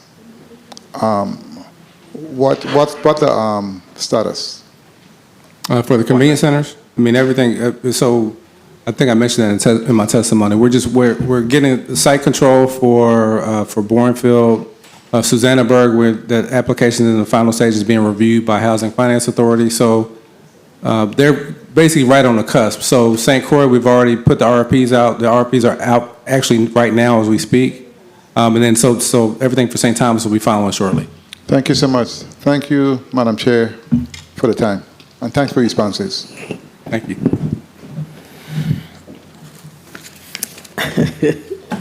Senator Blady, you're getting me good today, you know. You shared that the information from the outstanding obligations were not up to date. What is the total? Did you share with us? I don't recall. Did you share with us what your total outstanding obligations were? Daryl, do you have that? You have that information? I know we talked about it this morning when we looked at the post audit. Who's your CFO? I'm sorry, the CFO Griffith. Yes, good day, everyone. Okay. Darrell Griffith, CFO. Griffith, okay. Our total outstanding obligations, Mr. Merritt mentioned in the testimony, I believe, the first part was a little bit over $14 million for that old outstanding debt that happened after Hurricanes Irma and Maria for the 3 contractors. And then after that, our outstanding obligations currently total a little bit over $16 million. So you got a $30 million debt? So you said that happened after the last hurricanes of 2017. So are you saying that that you have gotten final resolve from the federal government that these expenses are not going to be reimbursed? That's why you're saying this, giving us this $40 million number? Correct. The $14 million number that's associated in there, the $8 million for Marco, it will not be reimbursed. So that was brought to the local government, and then we owe a little bit over $4 million to A9 and $2 million to the United. Okay, so then that brings, so you have, United is the vendor in St. John? Yes. Yes, ma'am. Have you paid anything to that vendor? No. That vendor is, go ahead, Mr. Merritt. No, we're in mediation with that vendor as of now. So y'all took this matter to court? No, it hasn't, not as of yet. So what kind of mediation are you talking about? Well, there's mediation prior Do you have lawyers involved? Yes. But he just give a hard number, so why mediating? You know, this is my issue. This is my issue with this thing. And we can't continue to treat our people the way we don't treat them. You shared with us 2 other vendors. Did you pay any money to these 2 other vendors previously? Yes. Okay, good. But this vendor, and I don't know the vendor, so let's make sure we clear on that. So this vendor, United, we haven't paid them anything. It's a legal dispute on what the amount is owed. That's why it's going into mediation. Okay, but this is the issue that I have with this. What is the amount? You have an amount that you think they owe, right? Yes. So pay them what you think they owe. They won't accept it. This is mediation. That's why we're in mediation, because they will not accept anything. They have an amount that they feel is owed. They won't accept anything. So that's why that's exactly why it's in mediation. So the $15 million that we passed the last time, how much of that money is left? Because I know they have to have money left on it. Daryl, we've used that to pay down debt, right? Correct? Correct. We've paid off all of the SDNC debt that was there last year, and we've paid both A9 and Marco. How much of the $15 million is left? We used all of it with those 3 vendors. Yeah, SDNC was owed $8 million. So SDNC, so they do wastewater throughout the territory. Oh, so you had another vendor that you paid? Yeah, so that vendor's not on here anymore because they've been paid off. All right, well, I know when we passed this legislation, that was not the intent, but I'm not going to discuss the I'm not going to drill on that any further. I'm going to leave that alone, but I believe that, I don't know what you mean by the vendor is not going to accept the check. If you think that they owe a certain amount, they submit whatever they submit, you pay them a portion of their invoice, and you move on. They don't accept the check, then let the check bounce, let the check void. Let them get the check still dated. I'm not certain what y'all are saying to me when it comes to that. But that's an internal matter at this point. So I'm going to move on to the next senator. Senator Johnson, you're recognized for your 5 minutes. Thank you very much. Good afternoon to all. I so support what you just said, and I let that pay them what you think you owe and let them take to court for the rest, but at least pay them something. I strongly believe we should have done that with some of that $15 million. By Director, I see you have some citations here, and it's puzzling to me, the amount of citations that was issued out and versus the amount that was collected. Do you have any idea, or anyone have any idea as to why you didn't get the full collection on these citations? You talk about $125,000 in fines and only collecting $15,000, and then $221,000 and only collecting $26,000. Our enforcement director, Merritt. So when we go to court and we basically get in front of the judge and say this person is in violation, the judge and the potential violator, he or she will say what happened and what was the issue. The judge will make a determination and say, instead of it being $1,000, I feel it should be $250. I mean, so the judge has the discretion on what the amount is going to be. So are they not penalties in the law with a figure? Don't say the minimum. So for voice management, the fines are $1,000. We can issue it. We can say we caught you illegally dumping. Here's a $1,000 ticket. When you go to court, the judge has the discretion to decide whether or not that ticket should be $1,000. That's what's happening. So to your point, if we have 1,000, we have 1,000 fines for $1,000.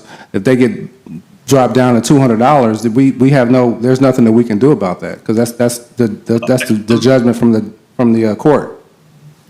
I'm glad to hear that, because I then think we need to tighten up the laws and make sure that the penalties are what they are and not judgmental, so that people understand what they got to pay. If I figure I could go to the court and give a different story and our story not colliding, and the judge said, well, we're not going to charge 1,000, let's charge 100, then people are going to dump again. So if we need to look at the laws, then that's what we need to do. I want to ask you a question about your wastewater treatment, because we're talking about some 4.5 million gallons of treating water. Once that water is treated, what is done with it?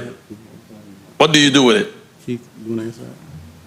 Once the water is treated, is discharged. Say your name. Keith Smith, manager of wastewater. Once the water is treated, it's discharged into the sea, the waterway. Why I ask that question is, sometimes we are in this ridiculous drought. And I'm asking this question, aren't these waters usable for farming?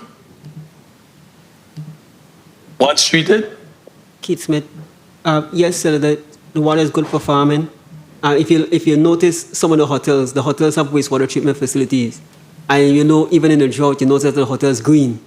They're green because they're using it for irrigation. It's grey water. We got to find a way to not just be dumping back that water, because it's costing us a lot of money in treatment, and then to end up just disposing it. On Exhibit X, display a listing of federal grants for waste management. What are the balances? I'm not seeing the balance on these grants.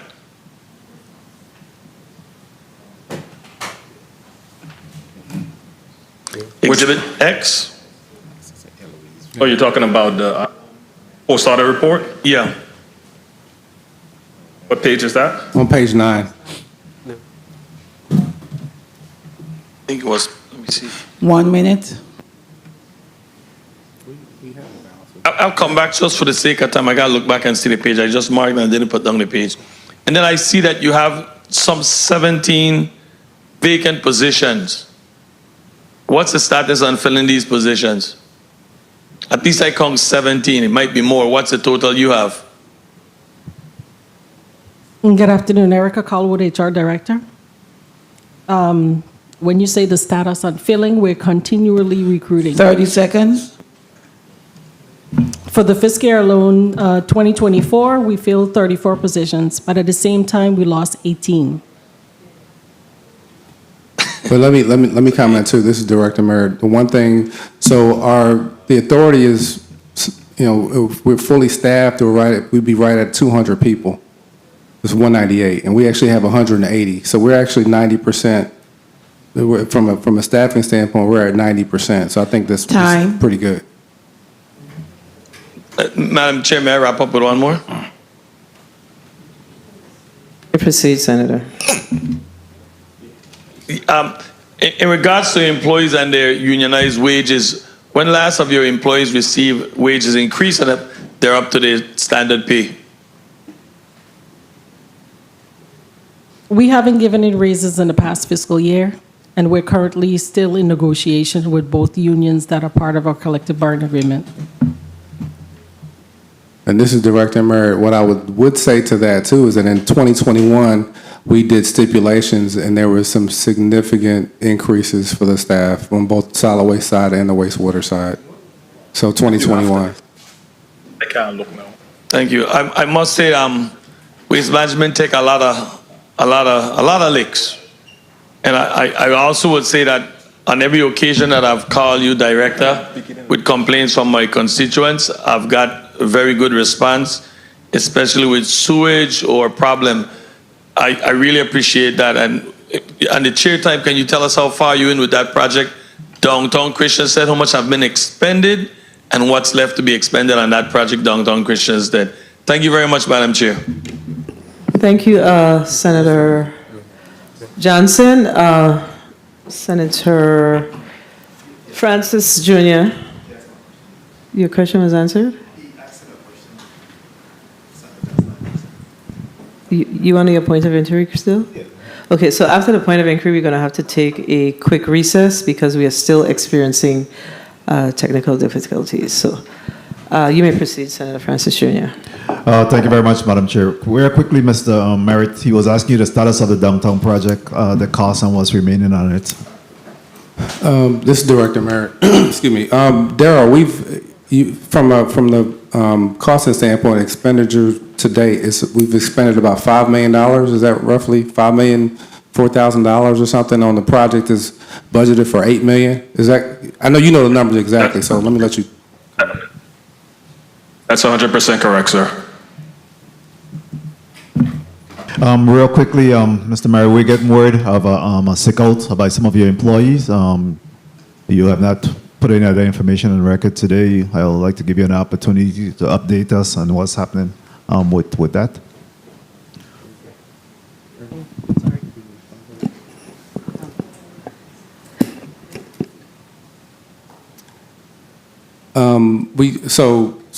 With the authority, we can't speak on personnel matters, and because that's confidential.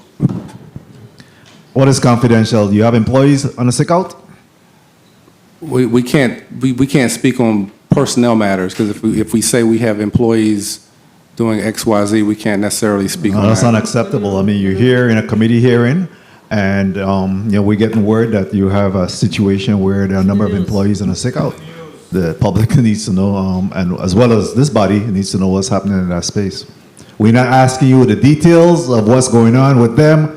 We're not asking you to reveal whatever grievances that they may have, even though I think it's important for us to know that as well. But you can't just sit here and say that you can't speak to personal issues. Either they're out or not. The police department is out and sick. Emergency responders, that's that privileged information. The public needs to know that.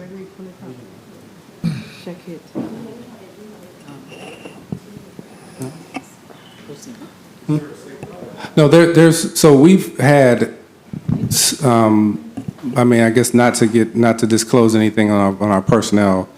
We've had some absences recently, but they haven't been consistent. So it's not necessarily, you mentioned a sick out, I wouldn't say that.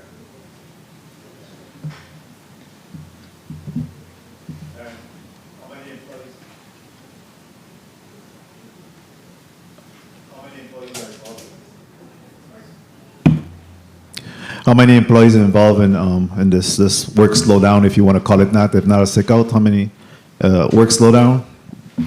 I would say less than 5% of our entire complement of our 180 employees. Okay, any particular area or division?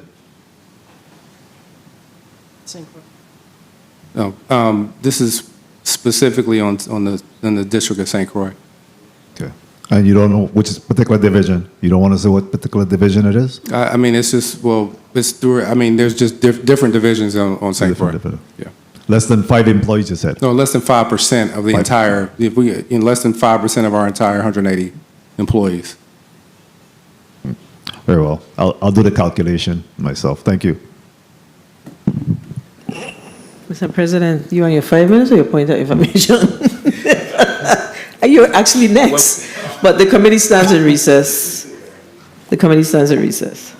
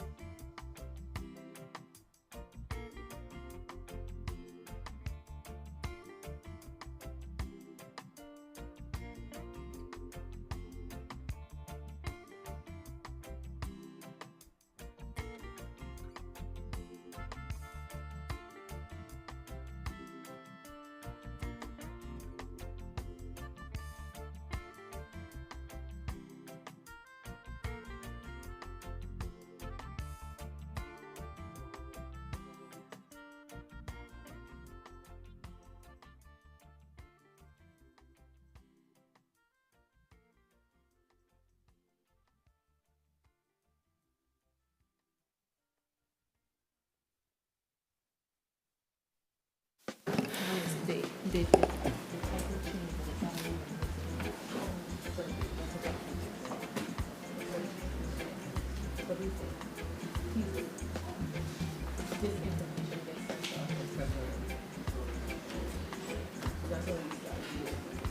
people.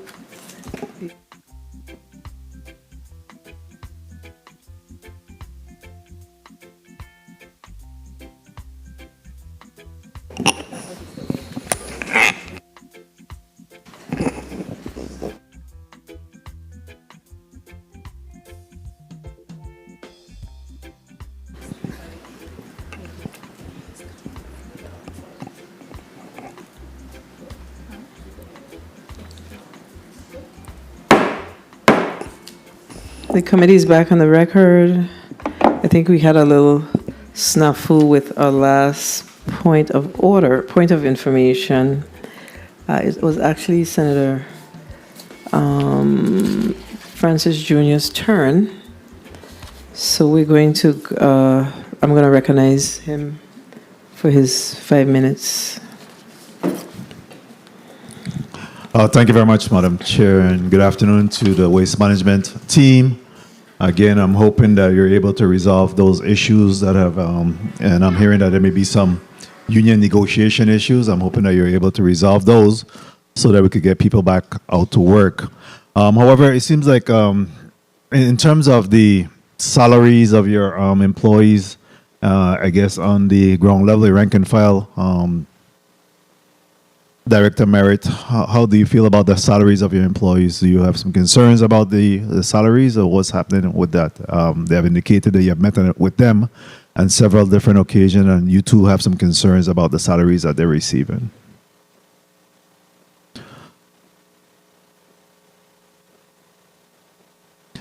The mic for Mr. Merritt, please.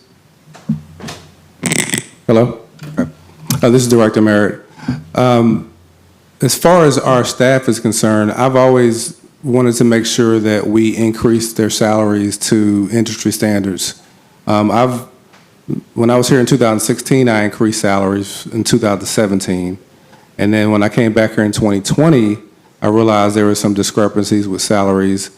And when I think the question was asked earlier regarding increases, we did an increase in 2021 that was significant. It was anywhere from, on the solid waste side, some of our staff received 30% increases. On the wastewater side, it was similar, anywhere from 10 to 15%. And it was based on years of service and different things associated with your job. So, yeah, so I've been fortunate to be in this industry for 28 years, and I've learned a lot from staff out in the field. And so I'm going to always make sure I look out for the best interests of our staff. And that is compounded by even your testimony where you talk about you don't have a whole lot of people that's interested in coming to the Waste Management Authority. I think that's how you started out your testimony. Correct. As well. Okay. So let's move on from there. In respect to revenues, outside of the tipping fees that you mentioned here, that in FY 2023 you have seen or collected $2.2 million, what other revenues have you received thus far to date, FY 24? Daryl, outside of that, it's some special waste fees and some other like very minuscule, so maybe $100,000 worth of fees. Yes, sir. Is that correct, Daryl? That's correct, Mr. Merritt. And some project management fees. That's it. Yeah, so the tipping fee basically is, let's say it's 98% of the revenue that we generate. Right. And I guess the operating costs then come from the money that's given by this body or the federal funds. Correct. Well, for operating costs is from this body. Federal funding we use for different projects. In respect to the monies owed to WAPA, and I know that we've had a lot of discussion regarding the payment towards WAPA, have you received a zero balance thus far, and now you have a fresh start? We have a fresh start, and like I said it in my testimony, thank you very, very, very much to this body and to Governor Bryan. So tell me, in terms of accountability though, we have seen where there's some issues or concerns regarding billing. It is your position that you're doing a careful reconciliation of whatever bills come in to make sure that you're paying for the exact service that you're receiving from WAPA? Yes, we are. Matter of fact, we've actually talked to them, and I don't want to say everything here, but we've actually looked at our bills because there's some of the bills that we received are back from when we were part of Public Works, and so we're doing a deep dive and saying, hey, we don't operate here anymore. We don't operate here. And matter of fact, if you look at some of the bills, we see like there's a significant increase, and we're like, where did this come from? So we're actually we're doing a deep dive and just making sure that they're accurate. Okay. Real quickly, in terms of the convenience center, I know that you mentioned that, that has been federally funded. What is the timeline by which you believe that you'll be able to get those upstarted? So for St. Croix, we actually, like I mentioned in the testimony, we have the RFPs out. And so we're hoping to get responses back here probably by the end of this month. And hopefully we get those started maybe in September. And then we got till September 2026. So we get those started. We put the RFPs out for St. Thomas, St. John. So everything will be going on at basically there'll be a lot of work going on for the convenience center. So we're definitely excited about those projects. Have there been any type of a feasibility study, or what are you doing in respect to relocating the landfill at this time? Yeah, so we're finalizing the feasibility study. So what we've been doing for Anguilla, you specifically mentioned St. Croix, is that the CDBG DR grant money that I mentioned, that $46 million, that we definitely need to work with DPNR and Port Authority to get the permits from DPNR and get the lease from Port Authority. In parallel, we're actually looking at we've done some feasibility studies throughout the island of St. Croix, and we're almost finalizing that to know exactly, because when you do a feasibility study, you have to do it's a site suitability study. You have to make sure there's wetlands, faults, groundwater, a lot of different things associated. It's not just I want to pick this place. We have to look at it from an engineering standpoint to make sure that property is suitable for a landfill. Okay, we'll talk a little bit more about that, because I thought we had identified some location over at the Renaissance before. Is that still on the table? Yeah, well, there's a couple. So we went from just to have we initially worked with with federal agencies, and they gave us this mapping program, and we looked at areas that were over 50 acres for the island of St. Croix, and that got us to 67 sites, which was both private and government. And then as we started doing that deep dive as far as looking at the suitability, then it went down from 67 to 19 down to 3. So we're in that final stage now. Okay. All right, thank you for your response. What's your end date? August 23rd. August 23rd. Very well. Thank you, Madam Chair. Thank you for the leniency. Thank you for your response. You owe me some. Go big. Thank you, Mr. President, for your questions. I want to go back to this. What it is you said? I have the notes here someplace. How much money did you have that was not reimbursable by the federal government to those two? It don't have to be the two of them, whatever it is, to those providers. Daryl, you want to? You said 14 million, right? The 14.8. I mean, a lot of it. So for just contracted by just the main two contractors are Marco and A9. So Marco, he did there was a lot of work that he completed, but FEMA, when they did their review of it, they said they didn't think it was eligible. So they really, you know what's sad about this? So. And don't misunderstand my comment, but what's very sad about this is FEMA really have us in a real chokehold. So we had 2 back-to-back hurricanes, right? Which we were not prepared for.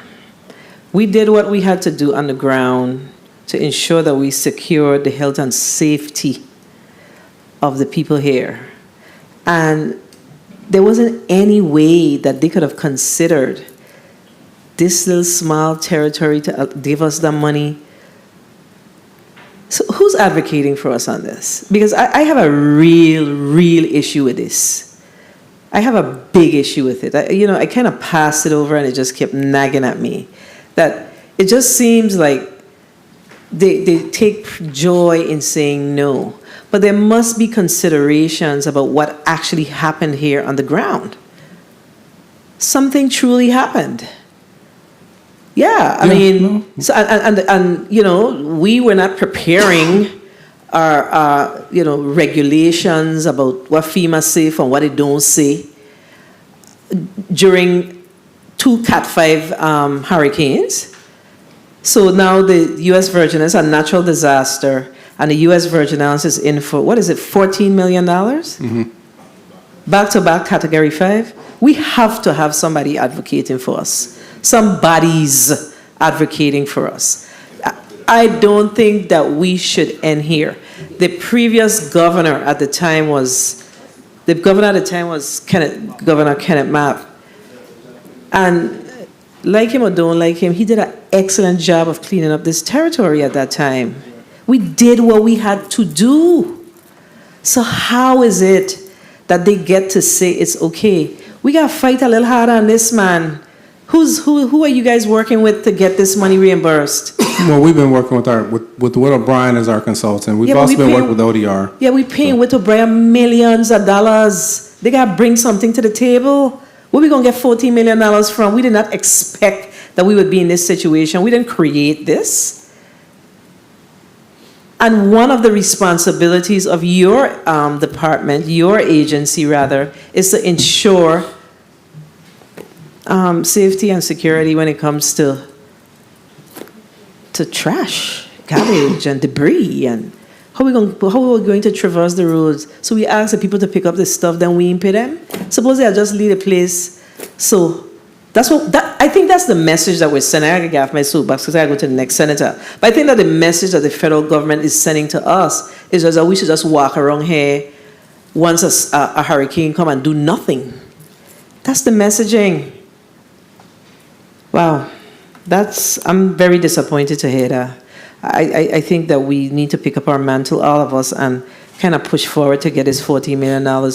Forgiving, call it what you want. I don't care what they call it. Forgive it. The place was cleaned up. It was obvious. Senator Fonseca, you're recognized for your 5 minutes. Yes, thank you, Madam Chair. And a special welcome to distinguished employees of the Waste Management Authority. Okay, couple questions real quick on page, I think let's go with page 10 first, right? On page 10, you discuss the Public Assistance Fund, the 15,914. Basically, you have a balance of $3.6 million that's due. Page 10. Yes? Are you looking at post audit? I'm sorry. On the post, excuse me, this is Director Merritt. On post audit or? The public assistance funds. It was a total in the obligation of 16 FEMA Category A and B solid waste projects. The total was $15,914,605. Your testimony indicated that the authority thus far reimbursement was $12 million and the current balance was $3.6 million. Give me an update on that. You find it? Yeah. Page 10. Yeah, Good afternoon. Page 10, the first paragraph. Yeah, Ms. Isles will give an update. Good afternoon, Senator. That's exactly what is there in fiscal year 2000. In last fiscal year, we collected $514,293. The balance that you're seeing there is the bigger contractors that we're trying to negotiate with FEMA on. We did some appeals with them to try to get that reimbursement back. And then there's some other things that were like duplicated and things that we're just trying to clear up within that $3 million. So it's not a lot of projects in there. It's just a little bit of projects.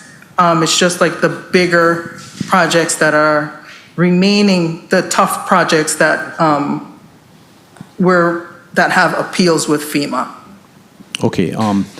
Through the chair, I'll request that you give us those details, itemizing the $3 million. I want to go to page 12, the prudent replacement. The prudent replacement was approved November 21 for St. Croix, $1,009,946, $1 billion on St. Croix. But you're telling me on St. Thomas, it was just submitted last year. So you see the big difference? You got $1 billion for St. Croix, it was submitted, it was approved in 2021. We're now in 2024, and only now you submit the St. Thomas. But, you know, you gave me 22 pages of testimony, but you left out an important detail. What is the amount that was a prudent replacement for St. Thomas that you submitted? You didn't give me an amount there. What's the dollar amount for that? This is Director Merritt. The reason, so initially St. Croix was the first island in the territory that we worked with FEMA on to submit prudent replacement. For St. Thomas, St. John, we submitted about the request is for a little bit less than $4 billion, and so we're waiting on them to review it. And just as a caveat, the initial for St. Croix was initially it was approved for close to $2 billion. They've come back and basically lowered that number down for various reasons. So once we got the submittal for St. Croix approved, then we filed the same example for St. Thomas, St. John. So we're just in that process waiting on them to give us a fixed cost offer. Wow, you know, that leads me to question, because if you're saying St. Thomas is $4 billion and St. Croix is only $1 billion, St. Croix is much larger than St. Thomas, have a lot longer, more sewer lines and things. How in the world could St. Thomas be almost 4 times the amount? Well, St. Croix is flatter. Oh, they're flatter. Okay, good. 30 seconds. Okay, that's a good explanation. Okay, so real quickly, I want to ask you about, are there any outstanding consent decree issues with the Waste Management Authority? Because I didn't see you outline the consent decree issues. Well, I mentioned in my testimony, I'm sorry, Director Merritt, mentioned in my testimony that we're working with our federal partners with our consent decrees. So we have a regular meeting with the Department of Justice to discuss consent decrees. On the solid waste side, I mentioned it again, the CDBG DR funding, that $46 million, and that's tranche 2, and then tranche 3, the $100 million, that we got support letters from federal and local agencies saying that that funding would allow us or help us to be in compliance with our consent decrees. If we do not get that funding, then we will not be in compliance with the consent decrees, and St. Croix will have an issue. Madam Chair, can I just be allowed to? Okay, good. Lastly, I want to finish up here with the Bovoni landfill expansion and the closure projects. Right now, you say you're going to install a leachate collection system, something like that, out at the landfill. Because, you know, I looked at the definition, and unless you have a leachate on the bottom to soak up, to prevent soaking up, you know, leachate into the groundwater, it's really a dump, it's not a landfill. So technically, Bovoni is a dump, it's not a landfill, because you don't have the leachate. But you said you install a leachate collection system. So update me on that and the closure project for Bovoni landfill. Thank you. Okay, so I'm sorry, Director Merritt. So both landfills, as I mentioned in my testimony, they predate Subtitle D. Subtitle D rules in the 1990s said that when you build a landfill, you have to have a liner leachate collection system. Okay, so our landfills obviously were built 30 years before that. So what we've done is we have put in systems. We can't pick the landfill up and put in a liner, but what we can do is if we see areas where leachate is coming from the landfill, then we can direct that leachate to tanks. We collect that leachate and we re-inject it, recirculate it back into the landfill. So that's the way we have a leachate collection system in place. When I mentioned in the testimony, groundwater monitoring wells, we've installed groundwater monitoring wells around the landfills, and so we are actually monitoring those. That's what you would do in a Subtitle D landfill. We actually have air monitoring. Neither one of our landfills produce enough methane gas to justify an active collection system. We actually had one at Bavoni for a little bit, but we didn't have enough gas, and actually it caused a fire at the landfill because we were trying to pull gas that wasn't there. And so now what we're doing is we actually have our consultants doing air monitoring. So they they walk the landfill every quarter in a serpentine route, and they check and see if there's any issues with methane. If there is, they identify it. We put dirt covered up. It's got to be over 500 parts per million. Not to get too technical, but so what I've done is said, look, we have unlined landfills. So let me figure out a way to still monitor them as if they're Subtitle D landfills, so that when we get ready to build a new one on St. Croix and we expand Bavoni, we're going to expand those with liners and leachate collection systems. So now at that point, we'll have modern landfills. But let's go ahead and start monitoring our landfills now like they're modern landfills, so that when we get to that point, it's not something new. Well, I'm sure I understand all of that. I don't have a PhD. But you mentioned that, Madam Chair, if I just finish up on this one. Yeah, thank you. So you mentioned none of the landfills produce enough methane gas. But then you also mentioned that the fire was possibly caused by methane gas. Explain that to me. So the fire was caused by, so there's a certain amount of gas that those landfills do generate. It's de minimis. So, but what we did back, before 2016, they put in an active gas system. There was a contractor, that predates me too, but they put in an active gas system because there was federal funding to say, hey, well, let's do a gas to energy project. But you have to have so much gas to do this project. And so for somehow they showed numbers that said the landfill was going to produce a certain amount of gas. Well, it didn't. And so what they did in order to try and make that project work, so just real quick, when you put a gas system into a landfill, so you have these pipes, think of a wedding cake, and you put candles on top of it. Well, those candles are connected to a flare, and they're connected to a vacuum. So you turn the vacuum on, and you suck the gas out of the landfill and take it and send it to a flare. They didn't have enough gas. So they were like, we don't have enough gas to do this project. So you know what? Let's turn up the vacuum. So imagine like a vacuum cleaner when you're vacuuming it and it's on the carpet, everything's fine. But if you raise it up in the air, it's like making all this noise. Well, that's what happened. They did that. They heated up the landfill. They caused a fire. That's what the issue was. And so when I came here, had conversation with the EPA, said we don't have enough gas. I can show you. We can do there's this thing called a tier 2. There's certain things, because I've done this in my sleep, and so we were able to show them that we did not need an active gas system. However, I said I can still monitor the landfill by doing surface scans and doing air emissions monitoring, and we also every year we do that aerial survey. We also have an infrared drone that comes in and looks at the landfill, see if there's any hot spots for gas and also for fires. So that's when I say that we are monitoring our landfills, even though they're unlined landfills, we're monitoring them as if they're Subtitle D landfills, because that's what we have to do going forward, because that's exactly where we're going to build when we get the actual funding. Okay. Well, Sir Popa, I'm going to call the Commissioner of Education. I might need to enroll in some English classes.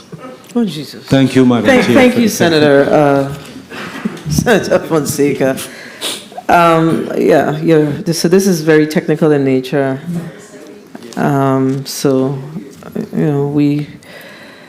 It's technical in nature. I'm gonna just leave that there. Let me ask you a question. What's the status of the convenience center in Nazareth?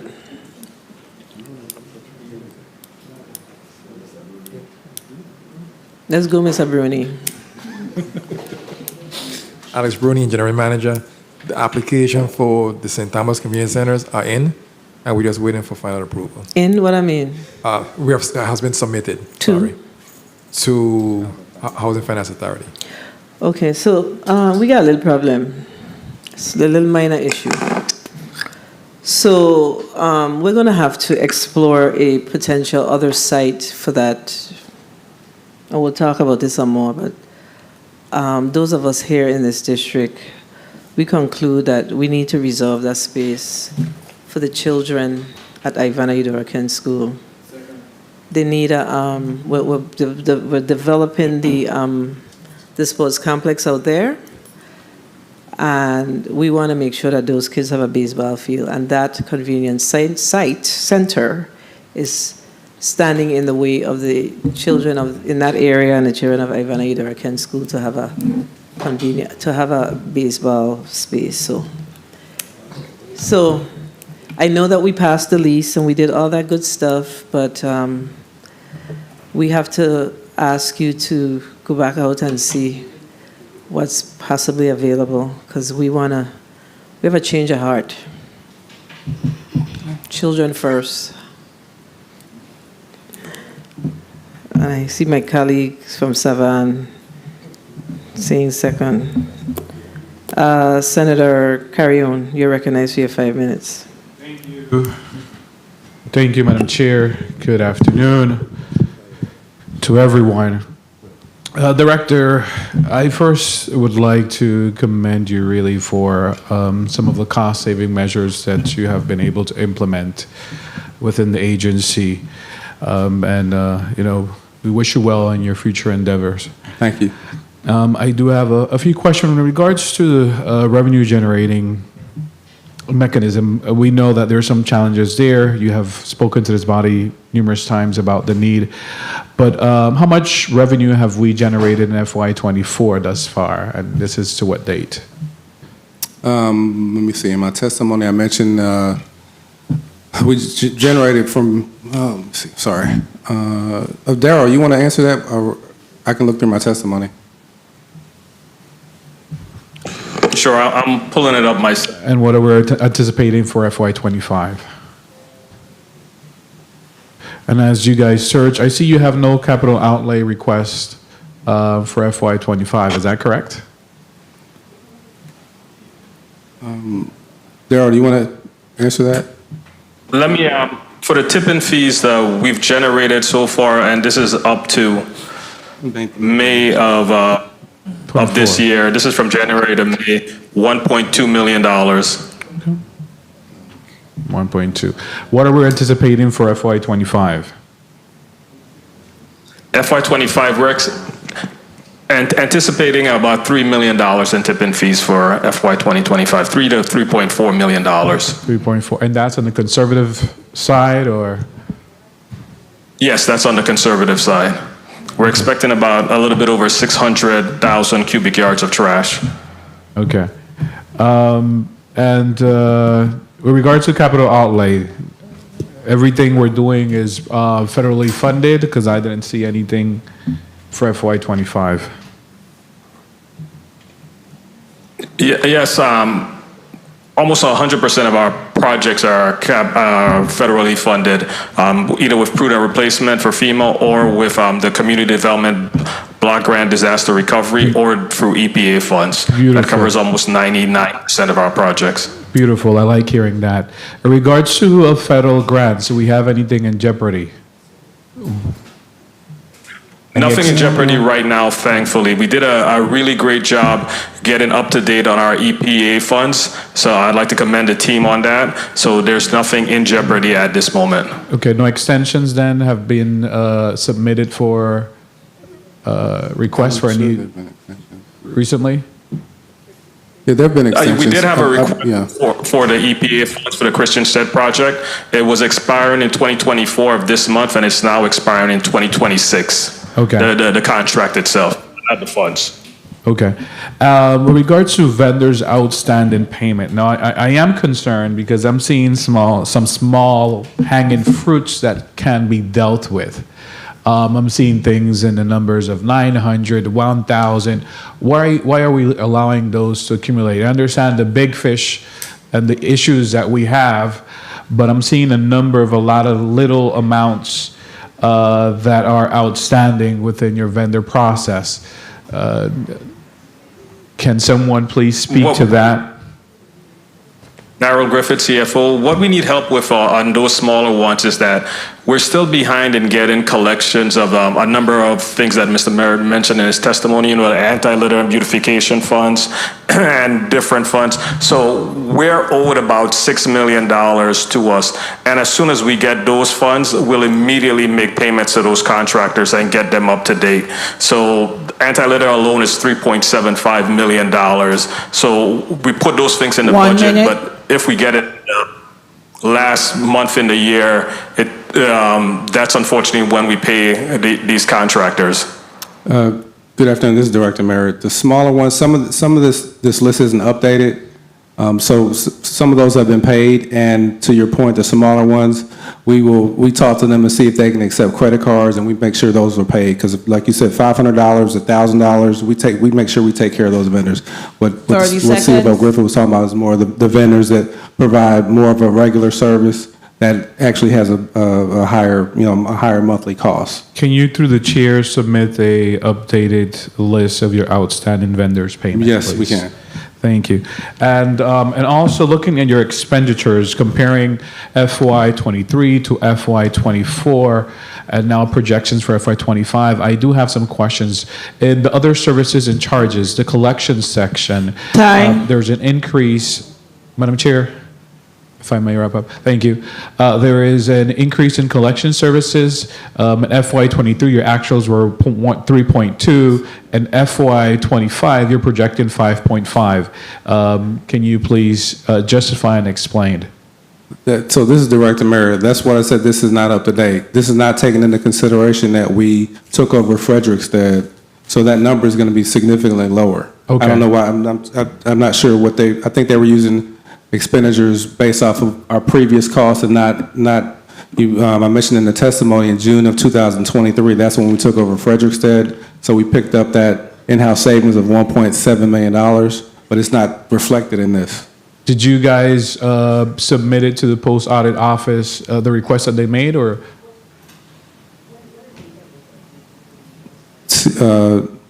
Darrell.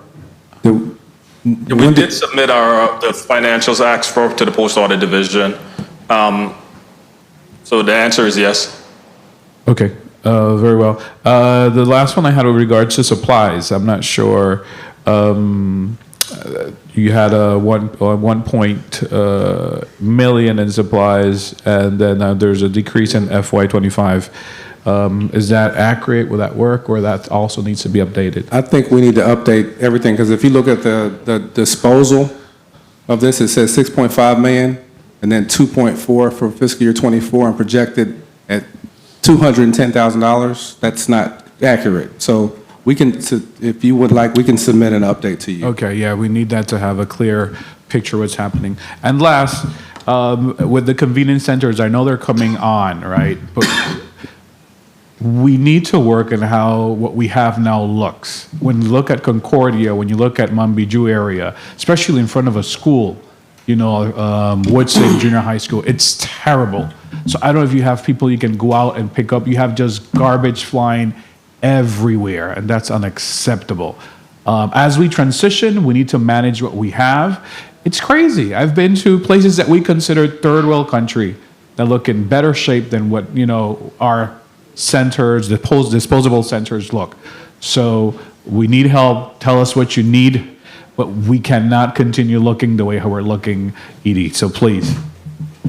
Okay, my comment would be I agree with you 100%. We actually, the last time, a couple of weeks ago when I was on St. Croix, I have a vehicle that has lights and sirens on it, and I drove up and I saw people doing some things, but when I turned the lights on, then all of a sudden that dissipated. So, but what we're gonna do is we're gonna do some maintenance on those sites prior to them turning into a convenience center. So please, if we're paying contractors to manage those sites, then we need to hold them accountable for proper management, and the area should not look the way how it looks. Thank you, Madam Chair. Thank you, Senator Carrion. Did we appropriate monies for cameras for waste management at one point? yeah, you know what? I think this is Director Merritt. I think Senator Blyden helped appropriate some monies, and we actually got cameras throughout the territory. So those cameras actually help us in finding people that we don't get all the money for. I mean, we literally, so we have inspectors that review the footage of the cameras, and then they will give that to an enforcement officer. The enforcement officer will go locate the resident, and then we give them, and that's one way of how we're issuing fines outside of just being at the bin sites or being around the territory. So your cameras are working? Yes, yeah, the majority of them, every now and then they have some outages because they're under power. Okay, so the Brookman Road site where you have the bins, that's private property?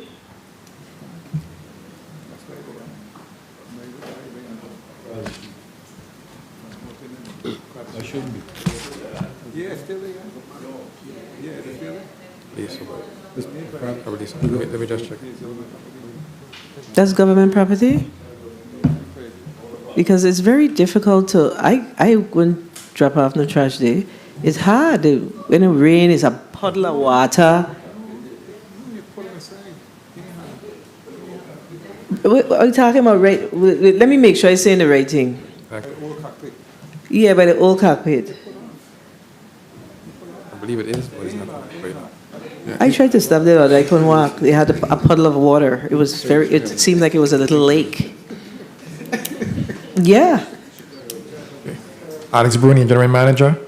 I'm trying to pull it up on the MapGeo site, but it's not. No, I asked an eye on government property with your bin. I believe it's private property. I believe. I'm not certain at this point. So y'all don't know. Mr. Sylvester, do you know? Louis Sylvester? No, I don't. Please find out what is the status of that property, whether it belongs to the government or it belongs to private concern. That's very important for us to know based on the conversation that we had earlier. And then there's a bin site in Friedenhoy. No, not is just right on the corner. Was at the corner of the racetrack. That's not really a bin site. No. It's around Nada. Where? At the bottom of Nada Hill is a bin site. Oh yeah, that's right. Heading by the lagoon. Okay, yeah, by the Donestad, right, by Donestad. So, is that government property?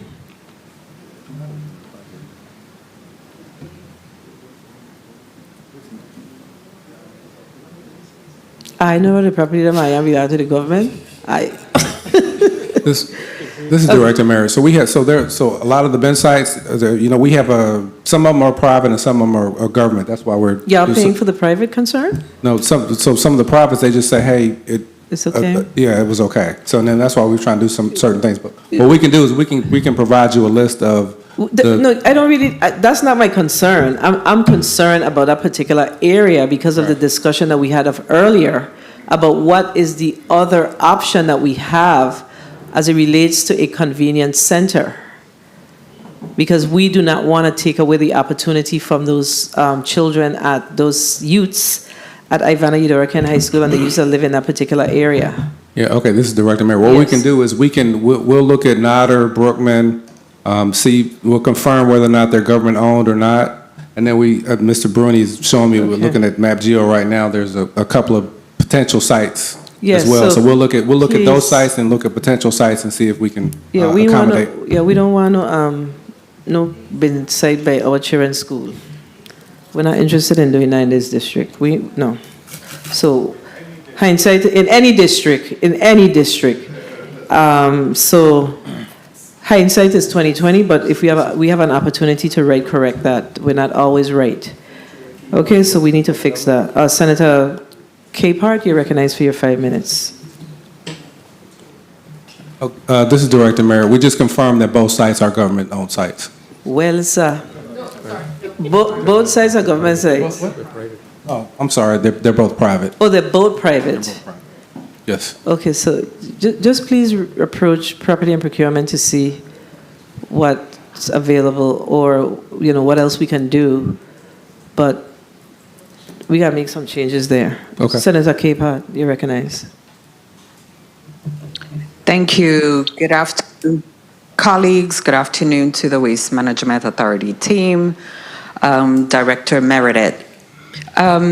I'm so happy on page 8 to have read the transformation of the dump slowly getting to what I would like to see is a landfill where you have a leachate collection system installed, groundwater monitoring wells, air emission monitoring. I'm happy. I feel like we're getting there. But when I see that we have that as a family, we generate up to 10 pounds per day of waste, and the lack of recycling and the waste diversion in this territory, that's why I'm excited to then present a waste management, a waste to energy bill that I hope that you would support because it would definitely help the territory. Director, I want to ask for your solid waste technicians. These are the individuals that are out there, the employees that are exposed to all kinds of contaminants, wastewater. And I just had my staff look at the salaries that the mainland technicians receive to our local technicians. And then I understand that based on, I guess, union negotiations, that the solid waste technicians in the territory they just received a 32 cents increase. Is that correct, Director Meredith?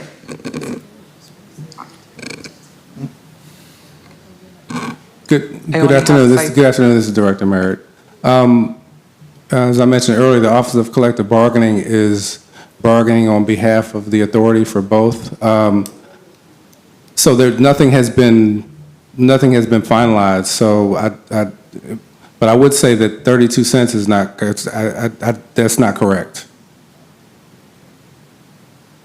That is not correct. So how much? So first, because I always say that employees, when they're dissatisfied and they see individuals come to represent their departments, whatever, this is when we get all the phone calls to say, hey, we are not treated well. This is what's happening.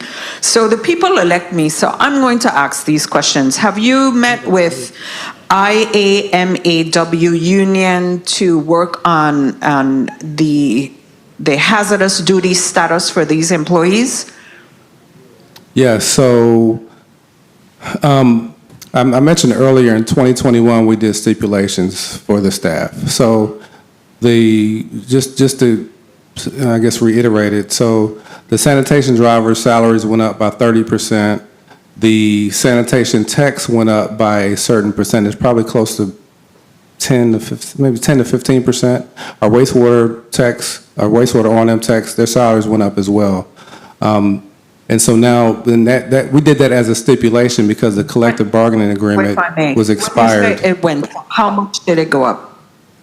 It went up by, on average, anywhere from for all the guys, anywhere from $5,000 to $10,000.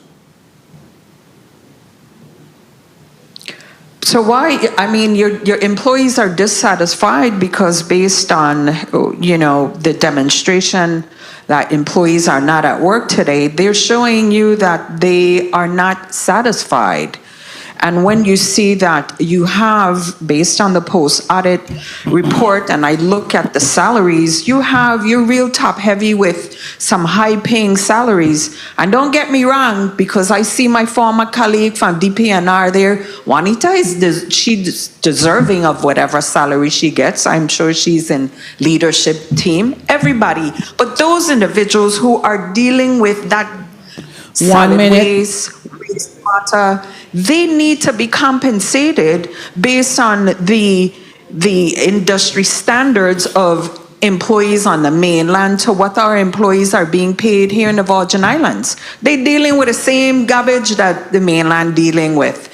So I'm asking please advocate and work on behalf of your employees who are doing the work, who dealing with the dirty work.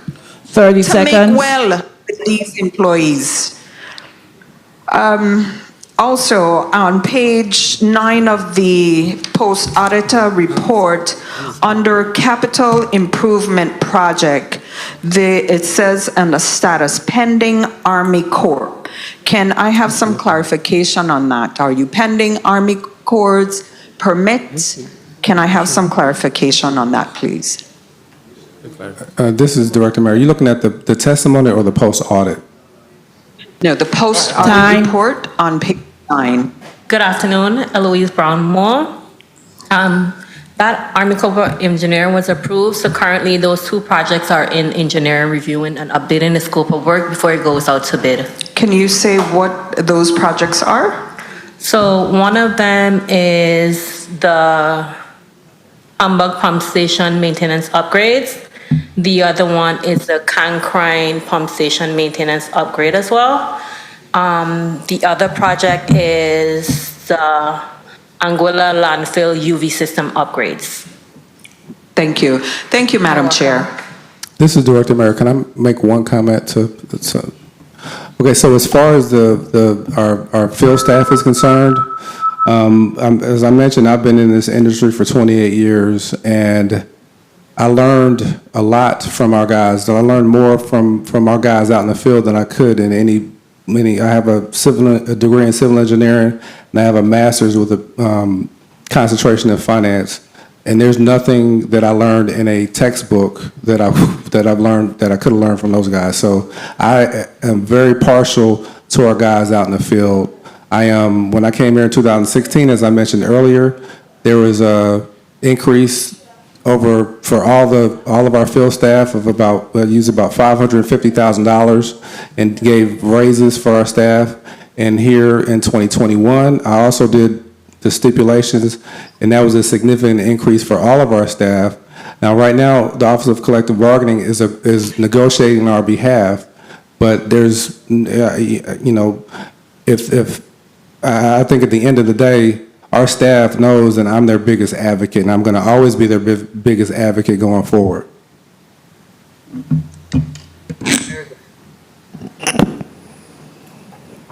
Thank you, Senator Capehart. Senator DeGraff, you're recognized for your 5 minutes.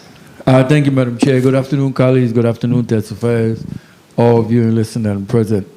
Director Merrick, I had the opportunity twice to support you in the position you are, and again, thank you for all you have done, and best in your future. Thank you. Now, what I was looking at with the post-audit report, page 5 of 25, with the classified employee salary $4,903,707, unclassified $3,569,156.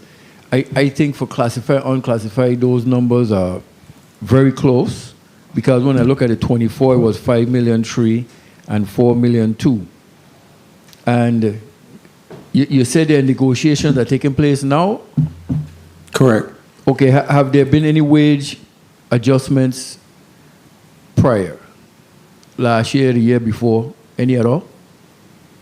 No, just, like I mentioned earlier, the stipulation, so the agreement had expired, and during that time, and they were starting a negotiation, and, I said, look, let's go ahead and do something, because I don't know how long this negotiation is going to last. And so we did stipulations, and that's where there was significant increases for all staff.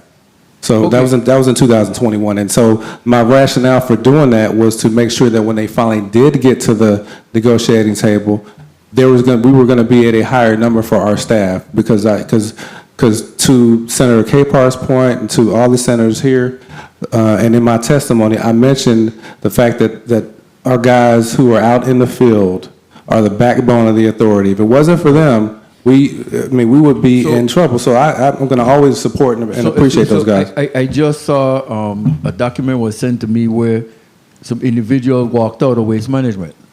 So they're currently out now? We mentioned that earlier. We said that there's a 17 and 11. No, I'm just finding out about this now. I was downstairs, so you say that 17 and 11, what are they, 28 people from waste management are out? I don't think I can't confirm that number. Well, based on the letter that I saw, again, it's a couple of things. One, in 24 WMA projections, the post-audit report from before, that $183,000 for hazardous pay. I don't see any hazardous pay in the 25 budget going forward, but there's a lump sum payment of $199,799. What is that lump sum payment for? So what page are you looking at? I'm sorry. Post-audit report, page 5 of 25. $199,799 for a lump sum.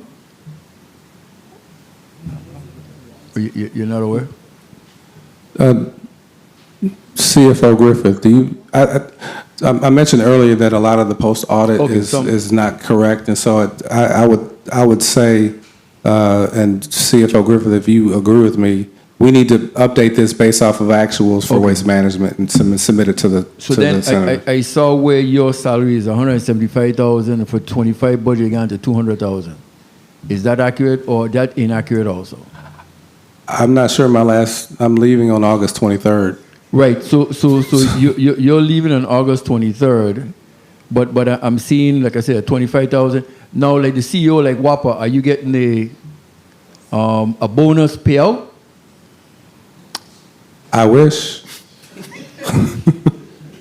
Oh, so you just cut ties with you? Okay, so somebody I guess did a different contract for you, but I've seen a $25,000, like I say, increase for the position that you had or are leaving, but when I see the unionized members negotiating and seeing that the unclassified numbers are that close to the classified, it tells me that, some serious negotiation need to go out because, again, I could understand. Do you have GS employees?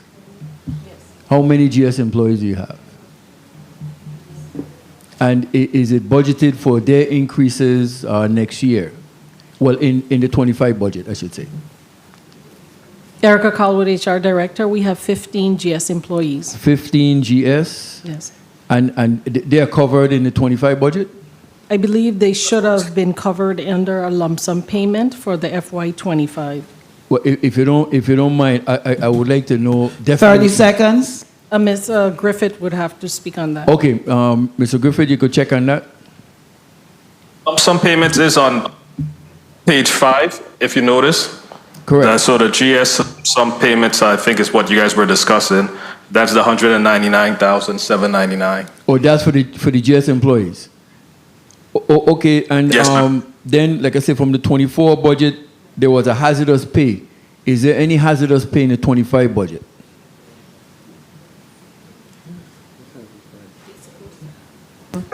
Time. Yes, there's hazardous pay. Okay, so that also will be reflected, I guess, when the numbers come back. Yes. So just in closing, for the negotiations of,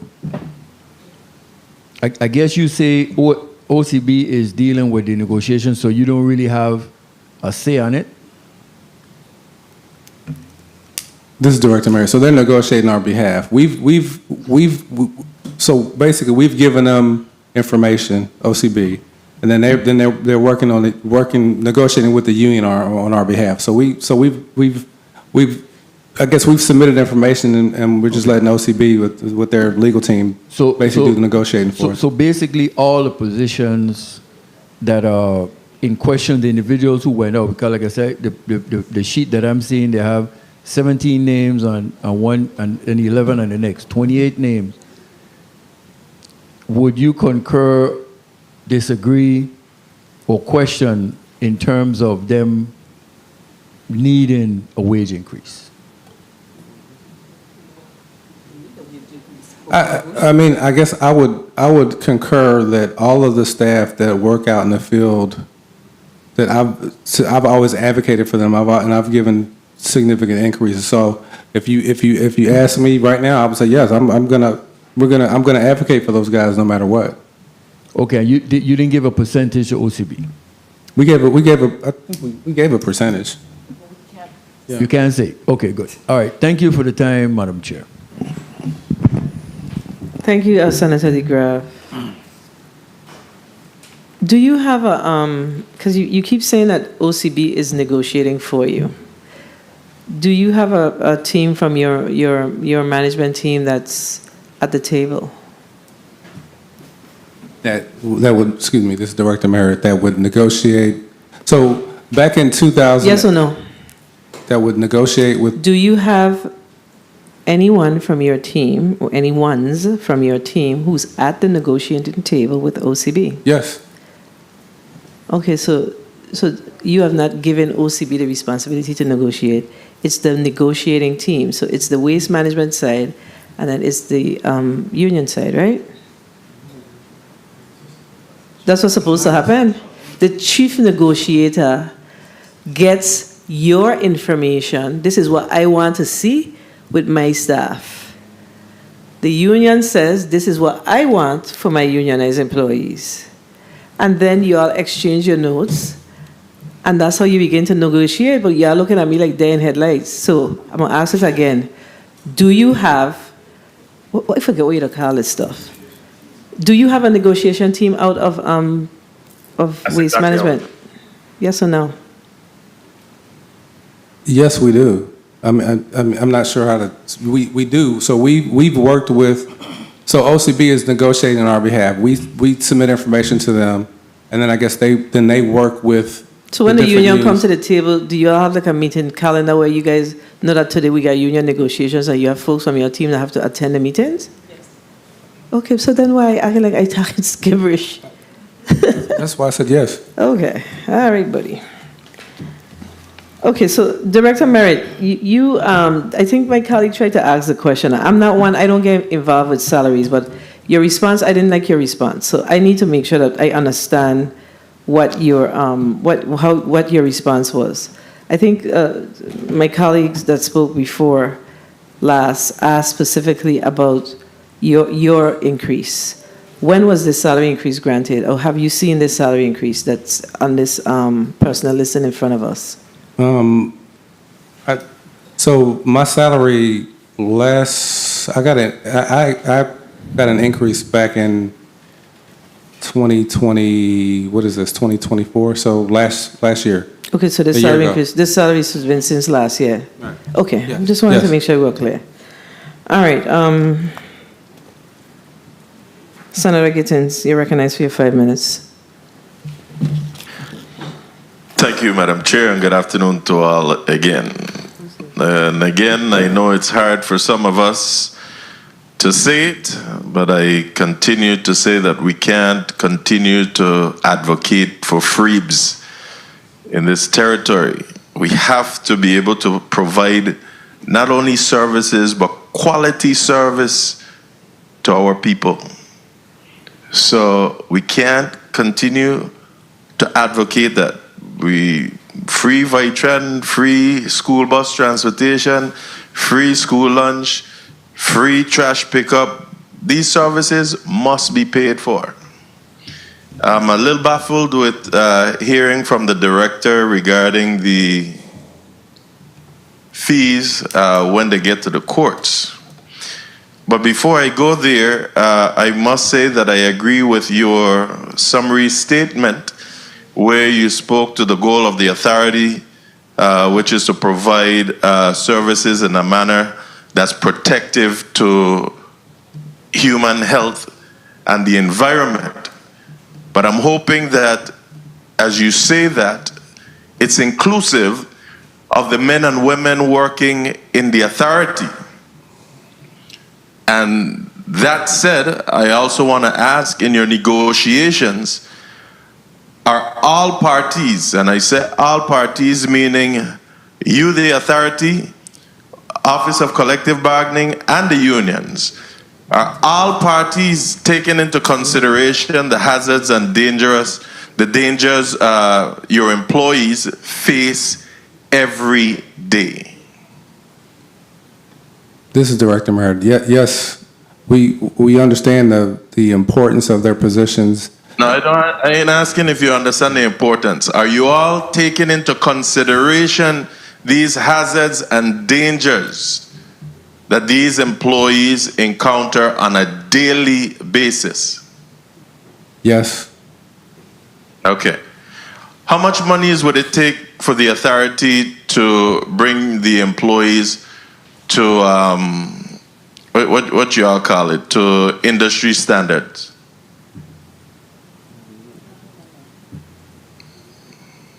We don't. So this is Director Merritt. Okay, let me ask you this way. Have you looked at that to see what the cost will be? What we've done is we've actually done some rate studies throughout the country. And so since when I came here in 2016, and I did an increase in 2017, I also did an increase in 2021. I've been personally Director making. Merritt, I'll do respect. I don't want to long-winded. I'm just asking, have you all looked at this? Yes. To determine a number? And have you, yes, so have you determined that amount? So what we've been doing is looking at industry standards and actually increasing the salaries to get there. Director, this is where this is where we don't gel. I'm just asking, have you determined the amount? If you've looked at this, have you determined the amount? Yes or no? Each position has different salary ranges based off of the job specs of that position. So yes. Let's move on. Do you have a violations clerk? No. Why not? It's not. It was never a position that was authorized in the authority. That's not a position that we have. So Title 19, I think it's Section 1561, doesn't speak to your authority, violations clerk. Take a look at that at some point. Let's move on. But in 19 VIC 1562, it speaks of penalties, and this is where I'm not understanding why you're reporting to us today that a judge is able to reduce the fees when the language clearly says that it shall be fined in an amount of $1,000 for each offense. Are you telling me that though the 30 seconds. statute is stating that it shall be in the amount of $1,000, that this is still being reduced in the courts? Yes. All right, we'll need to look into that because that should not be taking place. And I will look into that under my committee of jurisdiction. Please, my staff is listening, so please make that notation so that we can see what's happening. And in your promulgated rules and regulations, in accordance with Title 3 of the Virgin Islands Code, does your rules and regs speak to your fines? Yes, as far as amounts. But what specifically is your question? Like all the fines, I mean, they're in our code saying $1,000 per violation. So you have no like administrative fines that you will give citations where persons will come before the board or before the authority to have to pay? Because this is where the violations clerk come in. No, so we currently we do not have that. So everything goes straight to the courts? Yes.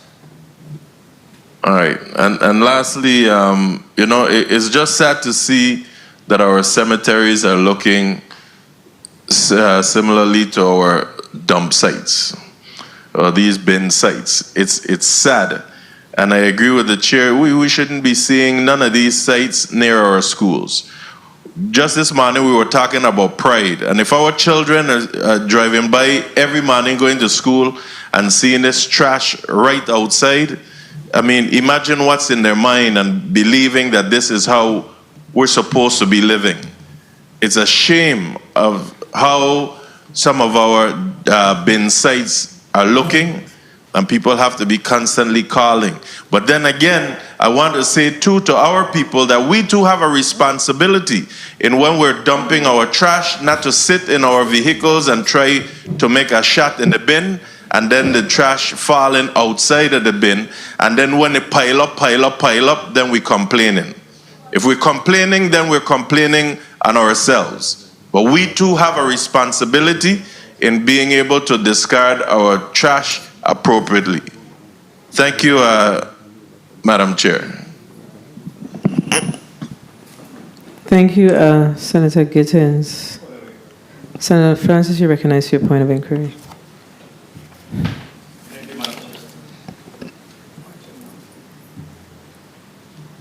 Mic check 1, 2. Director Merritt, do you have a position in respect to the disposal of green waste? What is your recommendation in regards? I know we're right into hurricane season again, but what is going on in respect to disposal of green waste? I guess my position, so on territory-wide, sorry, this is Director Merritt. At Anguilla Landfill, we're accepting green waste. We have an area that we can accept green waste, and so we're able to process it easier at Anguilla.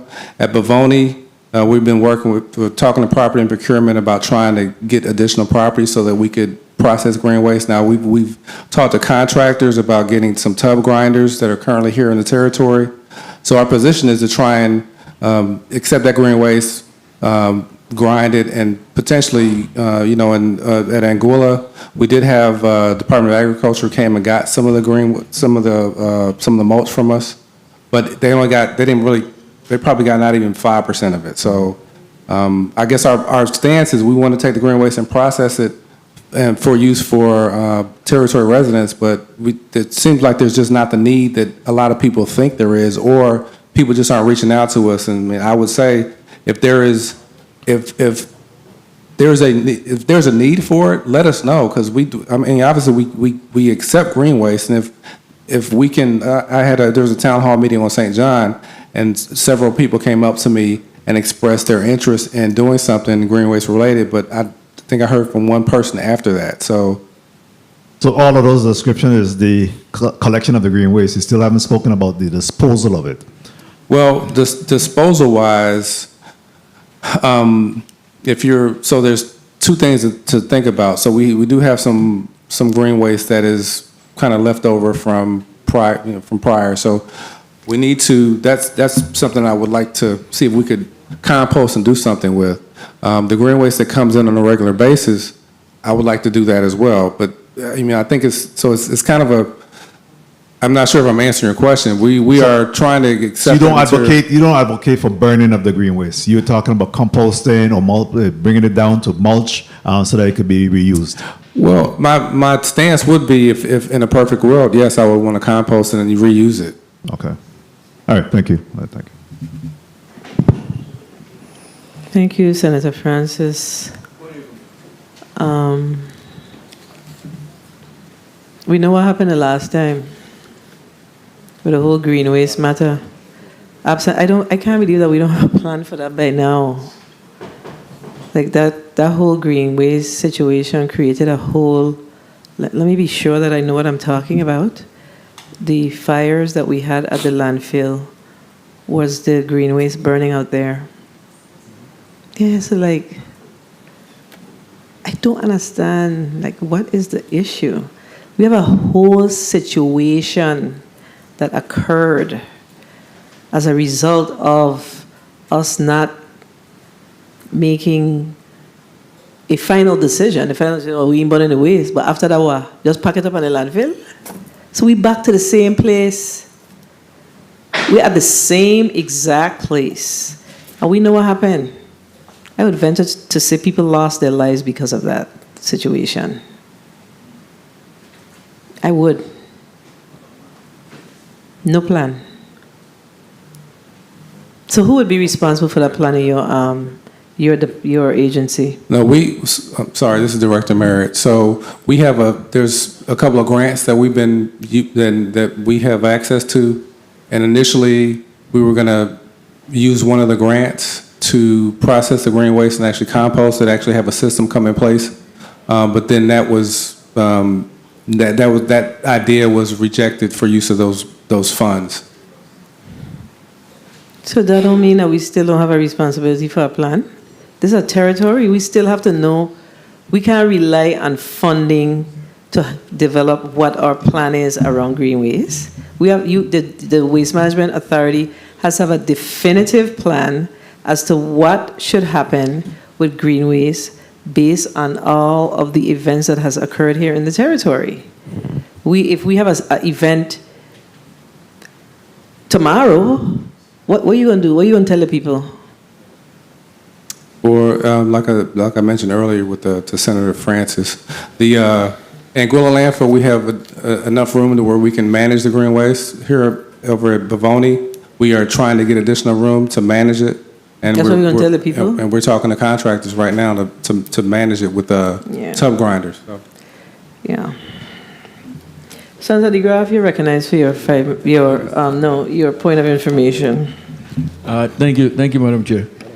Director, in regards to collection of your revenues, do you have a team that collects revenue for the tipping fees, for all your revenue, for the property taxes to get that $110, all of those things, sewer fees? Do you have an actual team, or are you short of projections that you should be collecting? This is Director Merritt. I'll make a quick comment, and our CFO can comment as well. So the finance department for waste management is responsible for collecting the fees, the revenue associated with the tipping fee. The wastewater user fund, we get that appropriated or allotted to us, and we have not got any of the funds up to this point. So now what we have been doing in my testimony is that we've been on the island of St. Croix, and we're doing it now here on St. Thomas, is that we actually went out and we've been assessing homes and seeing if they're connected to our lines. And then as we see that they have connections that weren't registered with the Lieutenant Governor's office, then we're adding them to the roll. And so on St. Croix, we added 3,000 homes that weren't connected. So part of, when we mention or when we discuss wastewater issues, part of the issue is, one, we do have an old system, but two, that system was designed for a certain volume. Now, if you have 1,000 illegal connections on a line, then now all of a sudden you're going to have issues because the line can't handle the load. So that's been part of the reason why we've been having. Obviously, we have an old system too, but that's another contributing factor to why we have wastewater issues throughout the territory. Okay, thank you. And Mr. Merritt, Darrell Griffith, CFO. As Mr. Merritt mentioned, the wastewater user fees are collected by the Lieutenant Governor's office and then sent to the Finance Department. The Finance Department, though, unfortunately hasn't sent those funds to Waste Management Authority as of yet. All right, thank you. Thank you for the time, Madam. Thank you, Senator DeGraff, for that point, because I think Director Merritt shared earlier that several of his revenues that are collected by DOF has not been transferred to. So this is in fiscal year 24 or prior fiscal years? Fiscal year 24, so $3.75 million for analytic beautification, $1.8 million for tire tax. Slow down. Yeah, I'm sorry. Say that again. So $3.75 million for analytic beautification. We normally get $5 million, and so we've only got $1.25 million of that $5. Okay, so then the tire tax. No. You got to play fair. Give me what you didn't get. We have not received $3.75 million in total. Correct. But what's the breakdown of that? 1 point. Yeah, so we haven't we get $1.25 million every quarter, and so we haven't got anything for the last 2 quarters. Now the next July is going to start the last quarter. The 3.7 is the aggregate of anti-litter and beautification dollars? So anti-litter is $5 million. That's the appropriation. We've only got 1.25 million So thus there's an far. outstanding amount. So what was the last quarter that you received? Darryl, when did we receive the 1.25? Was it a couple of months ago? We received it in June, but it was for the first quarter of the fiscal year. So you received 1.5 thus far for FY24. 1.25. Sorry, 1.25. All right. The tire tax is $1.8 million. We've never received that. What do you ever. mean? What does never mean? It means they've never received it. So it was allotted for waste management, but we've never received it. So we and Darryl, you can speak on it. Yeah, so the tire tax is collected by IRB. It's two different taxes that the Senate passed, and they've collected it faithfully and submitted it to the Department of Finance, but none of those funds have made their way to Waste Management Authority. So unfortunately, since the law was passed, we've received zero of those dollars, so we haven't been able to do anything with the tire problem in the territory, and the employees of Waste Management really wants to do something to address this. So any help we can get in getting those funds, it'll be greatly appreciated. So we need to, I need for legal counsel to come because I want to make sure that we understand exactly what the law says around the tire tax. Does it go into the general fund for reappropriation to you by the legislature, or is it to be sent, you understand? To be sent over to, so we need for legal counsel to please come to the floor. Yeah.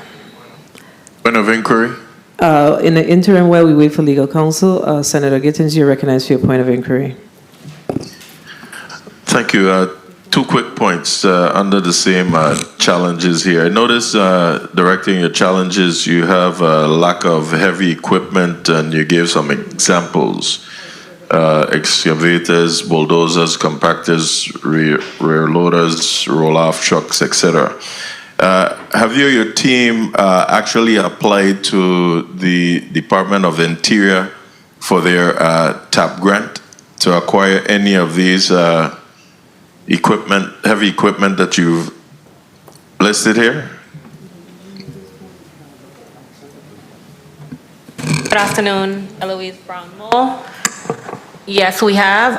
Currently, we have received, I think it's a 2021, where we applied for a mini excavator. So that's currently, we did the proposal, we got bids in, so we're currently waiting for our board so we can move forward in purchasing those mini excavators. So 2021, you got approval for excavators? Yes. So they're not procured yet? What about for any of the others, especially the rear loaders or roll-off trucks? Good afternoon, Juanita Isles. And we're waiting for the grant cycle to open back again in October. And we have a grant package to apply. And those equipment that you're talking about will be included in there. Right, but did we apply for any before it closed this last time? No. Okay, so that's where we're falling short. I want you all to take advantage of this because this is, we want tax freebs. This is free money coming here to us now to be able to acquire these. And lastly, I see that you have receiving the permits needed from DPNR and the new lease from Port Authority to access the CDBGR $46 million funding. And the projects can be completed by September 2026. What are we doing to try to secure these permits? Have you spoken with the chief executive to see if we could get some movements with the permits in DPNR? And have you touched base with the board chair for Port Authority to see how fast we could move these things so you could meet these deadlines? Yes, we speak to them on a regular basis and follow up. Yes. All right. Thank you. Thank you, Madam Chair. So it's you actually said it in your testimony. So it's the 3.7 And the anti-litter and beautification fund is appropriated to you so you can do what? For what purposes? I don't, Daryl, do you have the actual code? The anti-litter funds can be used on the solid waste side. So it's used for solid waste projects for our contractors and for any cleanup activities. Okay. Anti-litter, it's also the way I got introduced to waste management over 30 years ago. So I'm always passionate about that program. And you said that, how did you come up with a 1.8 in entire tax? Where did you get that number from? From IRB. IRB sent us the amount they sent to finance. So this is the amount over time or over this fiscal year? Over time, over the last 3 years. So it's not, I received those numbers about 4 months ago. So it's 4 months old. So it's probably close to $2 million now. But it was from IRB from the time that the law was passed until current. All right. And then you have not received the $1 million from the wastewater fees? No. And you have not received the $40K from the solid waste revolving? No. That totals 3, 4, 5, 6 point something $1 million? Yes. That's a lot of money. Okay. Well, we have to figure out what's going on with that. This is, I mean, it's like every conversation, it's just another revelation. Legal counsel is here yet?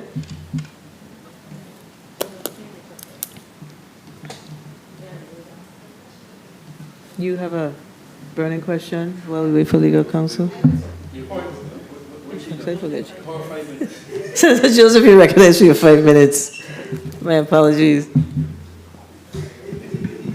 Lord have mercy. I don't know why it gets such bad treatment sometimes. And I used to be the honorary member. A pleasant good afternoon, everyone, and the hardworking men and women from the Waste Management Authority. I do have some questions. I want to focus first on this outstanding balance that you owe to the vendor that you have delineated here.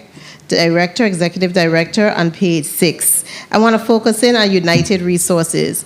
I had a very extensive conversation last year with Mr. Jones, I think that's his name, and you had in place a contract to pay this company. This is a homegrown, home-managed company.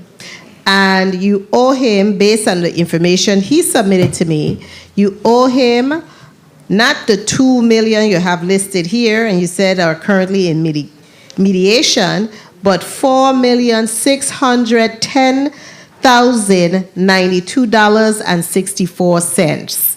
That's the amount he have here clearly based on the information he shared with me. And I don't know what the issue is to pay him, because he did apparently the work. What is in dispute? I know some of them may be in dispute. How we haven't made any effort to pay him? This is Director Merritt. Since it's in mediation, I can't really So discuss your legal counsel, let me just make sure, your legal counsel is communicating with his legal counsel? Correct. The board, yes. Okay, and this is from 2020 and we haven't resolved it? Correct. Well, it has to have some timeline to resolve it. It can't just be in 2024 right now. You know, this is an issue because this business is a small business that pays taxes and they need this money to pay the taxes. And that's how you and I and all of us here get our money, you know, earn our money. So we have to try to fast track this and reach to some solid resolution to it, because it can be outstanding and this is a small business operator. I want to, and I hope, I don't know if it's going to be practical for you to have it completed before you leave on August 23rd, but it should be a priority because your name is on this contract. Your name is on this contract right here. It was executed October 19, 2017. So your name is on that contract that I have right here in front of me. So that's part of your closing items that you need to have addressed. Okay, I want to move on, and I can share with you the contract. I want to move on to your overtime payment. I saw you have before you the post-audit report. Yes. Okay. Is your overtime payment specifically for your unionized workers? Because it's negligible, but you're seeing that you are going to, for this fiscal year, you're going to exceed your overtime salaries compared to your actuals in 2023? This is Director Merritt. The overtime is, 95% of our field staff, our solid waste and wastewater field staff. Okay, and that's a given. Do you have a large turnover? This is to Director of Human Resources, Carwood. Do you have large turnover relative to individuals in your sanitation and your wastewater and solid waste areas? Your technicians? Good afternoon, Erica Callwood, HR Director. For sanitation technicians, yes, there's quite a bit of turnover for sanitation tech. What about the wastewater side? Wastewater is very minimal. Okay, all right. And then have you...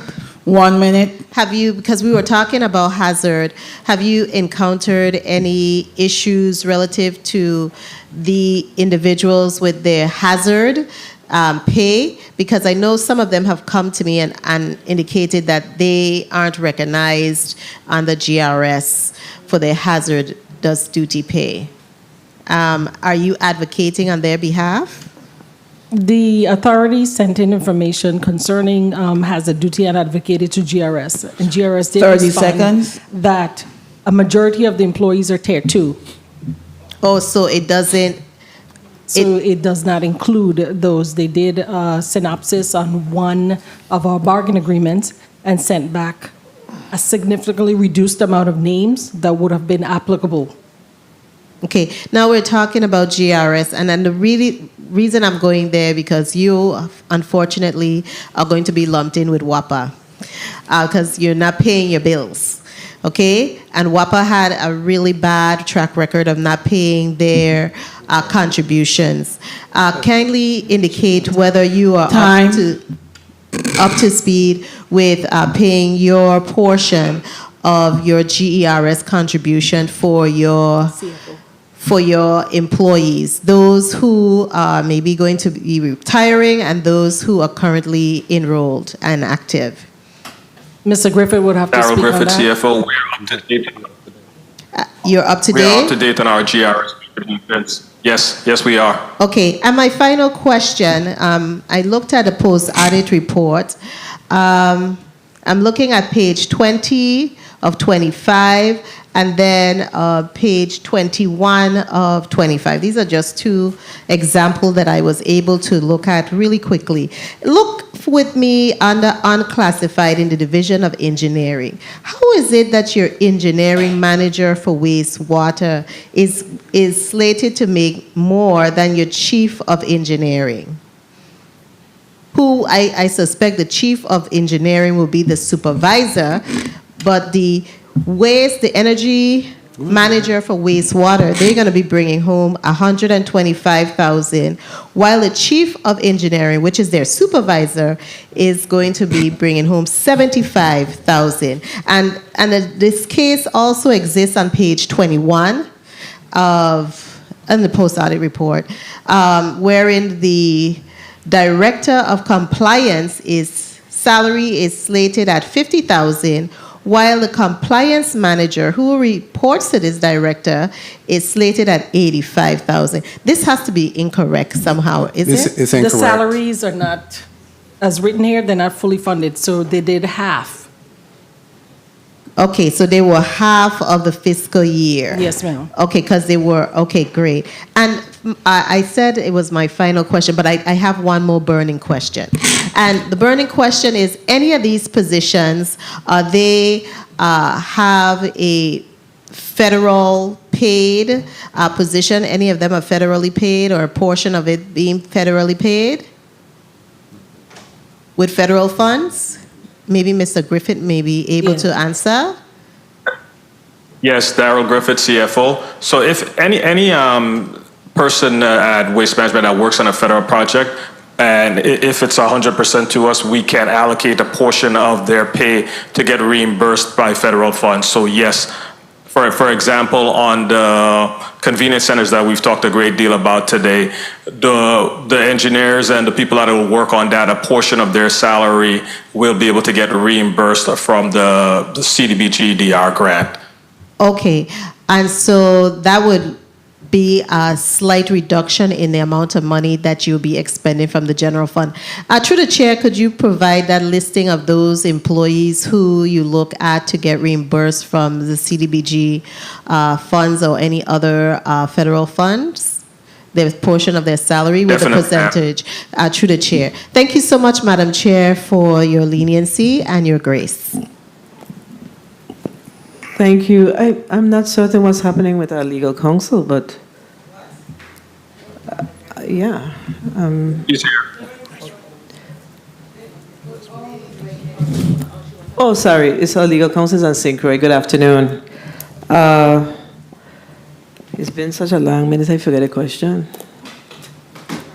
The tires? The tire tax.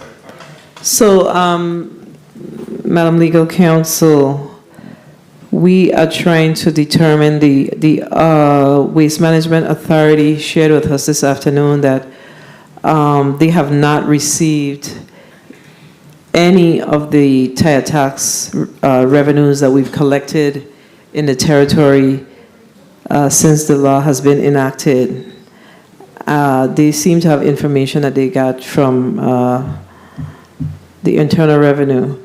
What I'm trying to get from you is to clearly lay out what the law says as it relates to the tire tax and how does Waste Management access those funds, is to access those funds. We're unable to hear you.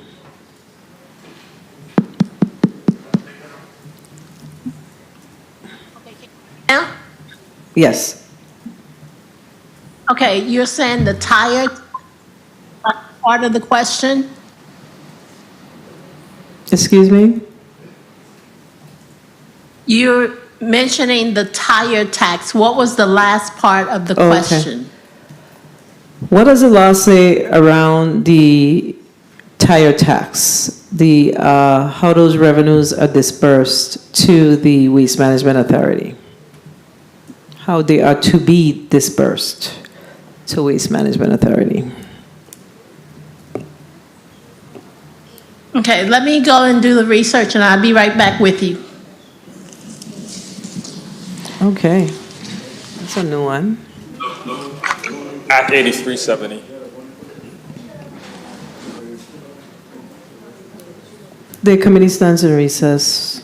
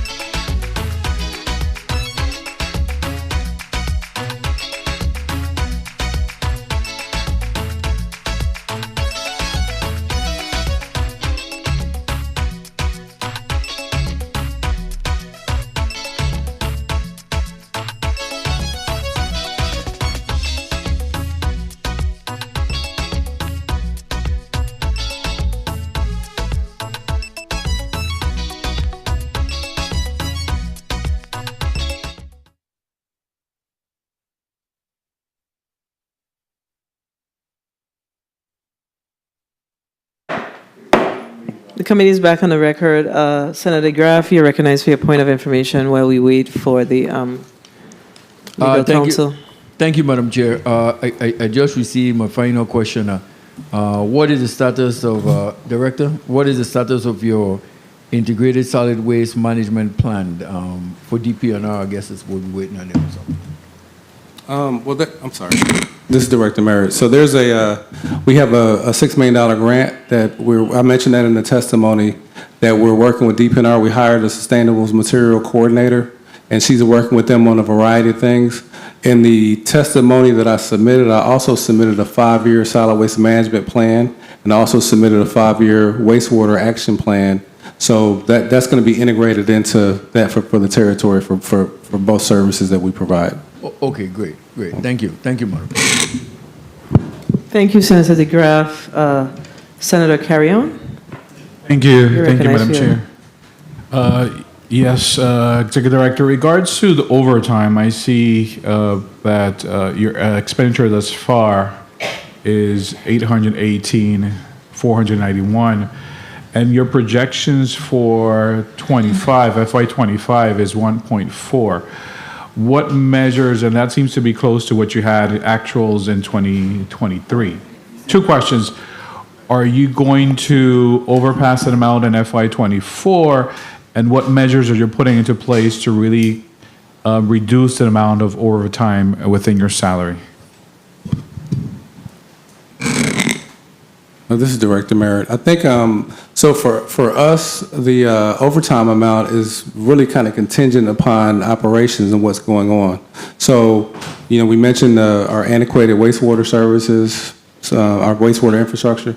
So a lot of the overtime is for our staff going out there and addressing, manhole overflows or issues associated with the wastewater system. So I think going forward, so I mentioned in the testimony that so we have the design for LBJ. We have a contractor that's working on that design right now. So as we start getting access to the prudent replacement funds and start basically building things and replacing our infrastructure, then the overtime is going to go down because we will have a new system. So that's not going to happen overnight, but slowly but surely you'll start seeing things change, and that's going to, obviously it's an exciting time for the territory because we're going to actually have a functional, up to industry standards wastewater system, which is kind of exciting.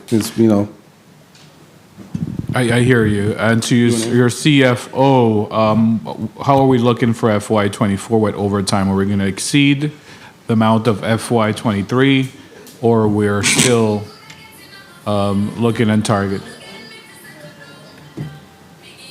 We're still looking on target. As of April of this year, we're at 896,000 for overtime. So we're still on target. But as Mr. Merritt said, it's mainly when existing systems go down and we have sewer leaks and things of that nature that we have to send a team to deal with those issues. And that's being well monitored, right, Executive Director? Yes, it's well managed. Thank you. Thank you, Madam Chair.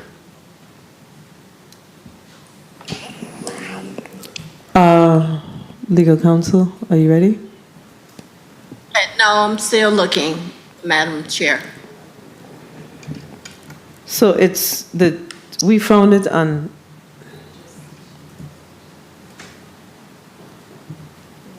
it's 2 taxes. It's a vehicle tire tax, and it goes into a fund called the Waste, Tire and Disposable Fund.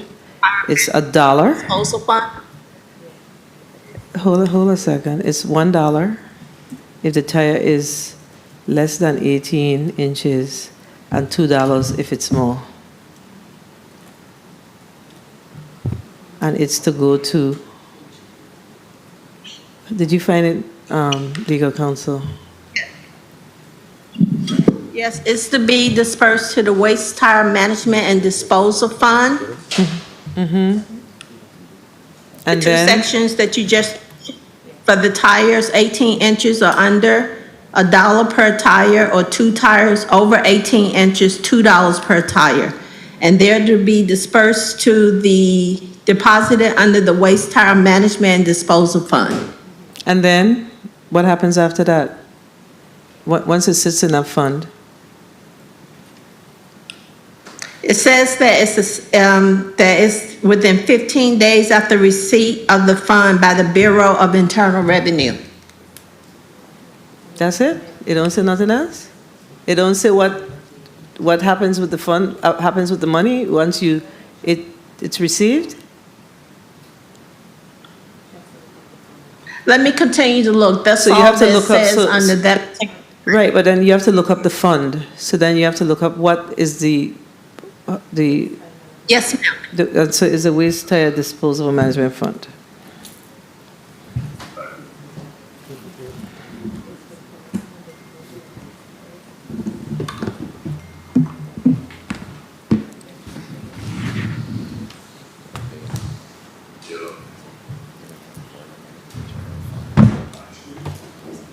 Yeah. You have the fund? Act 8370. This section, the Commissioner of Finance shall disburse monies deposited into the fund upon the request of the authority for purposes related to the collection and disposal of waste tires, including public education regarding the disposal of waste tires and funding a waste tire redemption program administered by the authority, and in this instance, the authority is Waste Management. Do you write to the Commissioner of Finance to request these funds? Yes. Yes, we have. Perfect, CFO. And then the other one is the disposal fee, the tire disposal fee. And that one is to be deposited in the same fund. And that's added when you purchase a tire. That's added to the second, that's like a tire tax, right? Correct. And that goes again to the Bureau of Internal Revenue.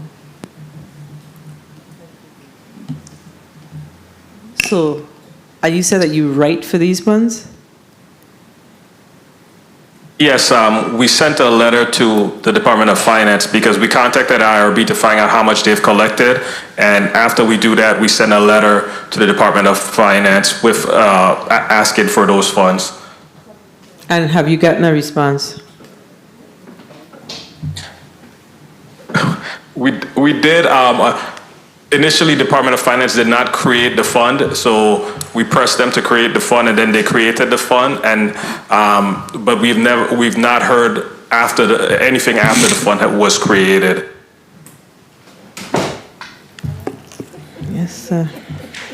We could use your help in this instance to get in the fund so that we can deal with this problem. Yeah, I'm, you know, we will look into the matter. Colleagues, do we have any more burning questions? Senator Fonseca, you recognize. Yes, a point of information. Yes. Thank you, Madam Chair. Just for clarification, is there a scheduled burn for the green waste for the Bovoni landfill upcoming on the schedule?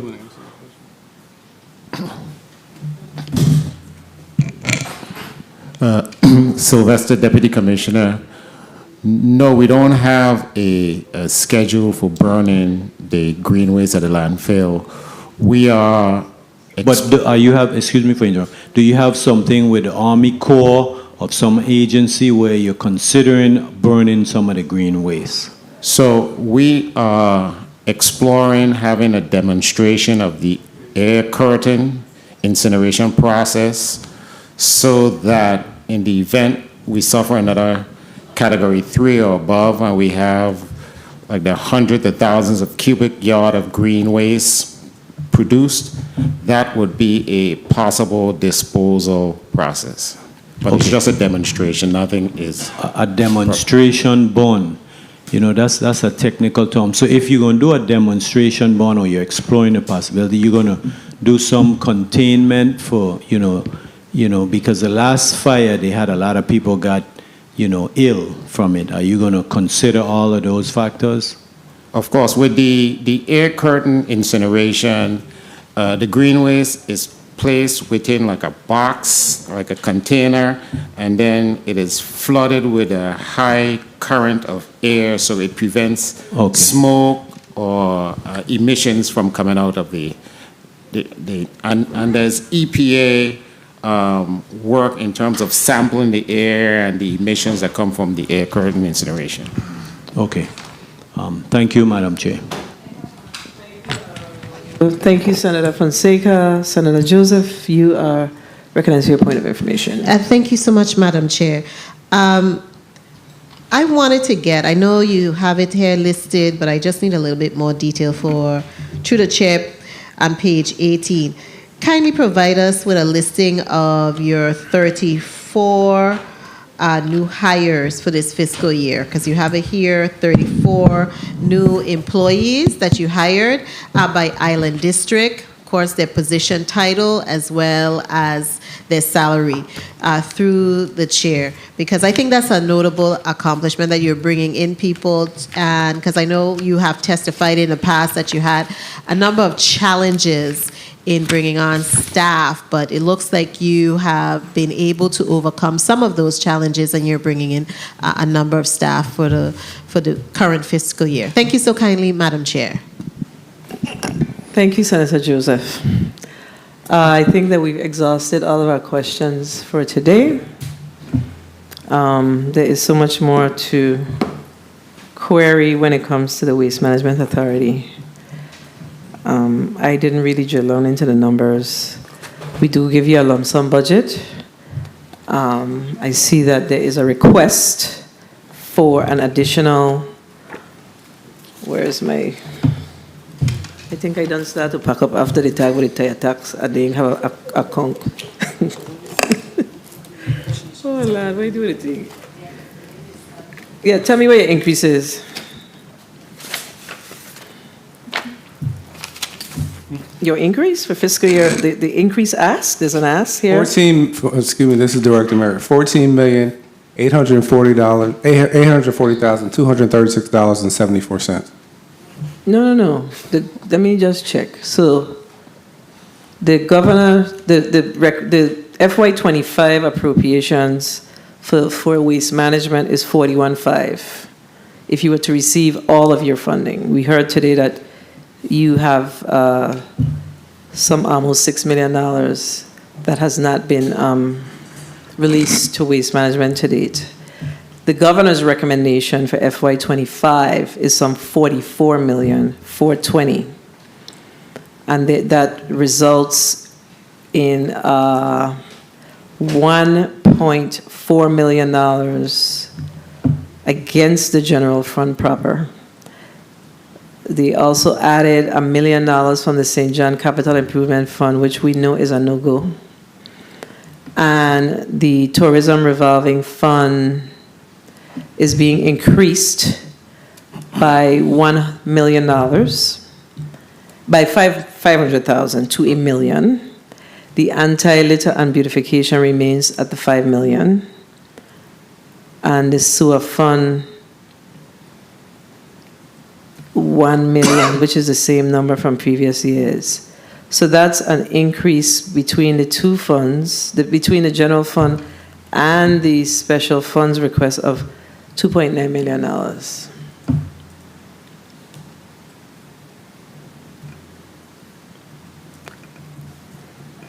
You understand now? Yes.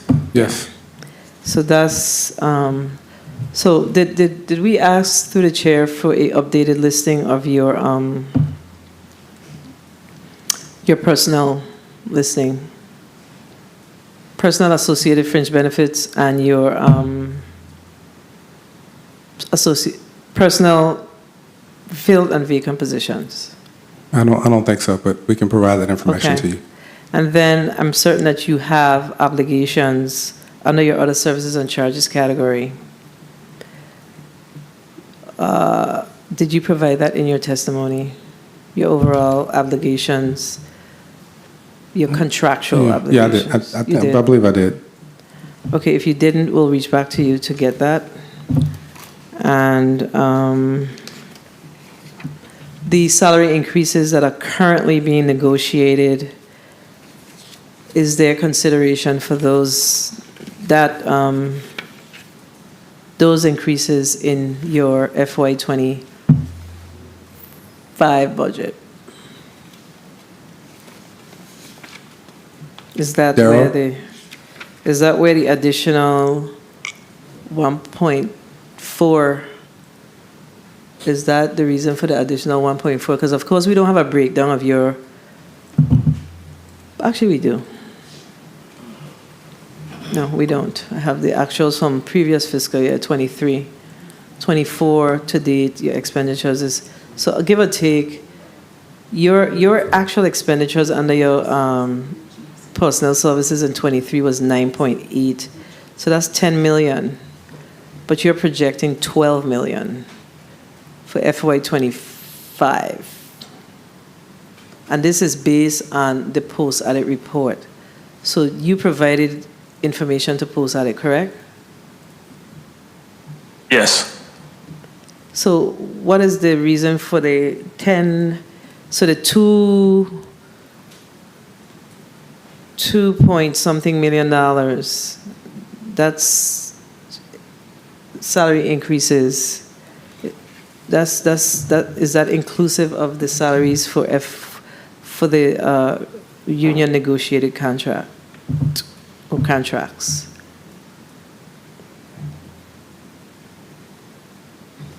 Yes, and it's also for increased positions too as well. Say that again? Yes, and it's also for the additional 5 positions that we added. Okay, so send us the updated listing. And we didn't ask you, are you up to date with paying your GRS? Someone else? Yes, we are. Okay, good. All right. And your unemployment and all those other associated amounts that's tied to your fringe benefits. Yes, we are. And since the government of the Virgin Islands paid off your WAPA bill that you didn't pay for how many years you didn't pay? Darryl? I can't recall. No, I'm just kidding. I think it was about 2 years. No, don't kid on that, because we worked very hard in the legislature to create the rainy day fund. So add the 6 million to the 30 million that we give you. So that's 36 million that we've given to waste management. Don't forget that. It wasn't a direct, but add that. So it's 36 extra million outside of your appropriations. And we are very appreciative. Thank you very much. It's a lot of money. So, I think it's time for the Waste Management Authority. You gave, a few years ago, you and I were in conversation about how do we address this issue with the trash.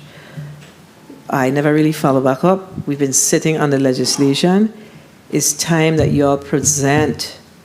It's been too long. Something concrete so we could take this entity that's it's supposed to be an autonomous entity, but is now operating as a semi-autonomous entity because we're more than subsidizing.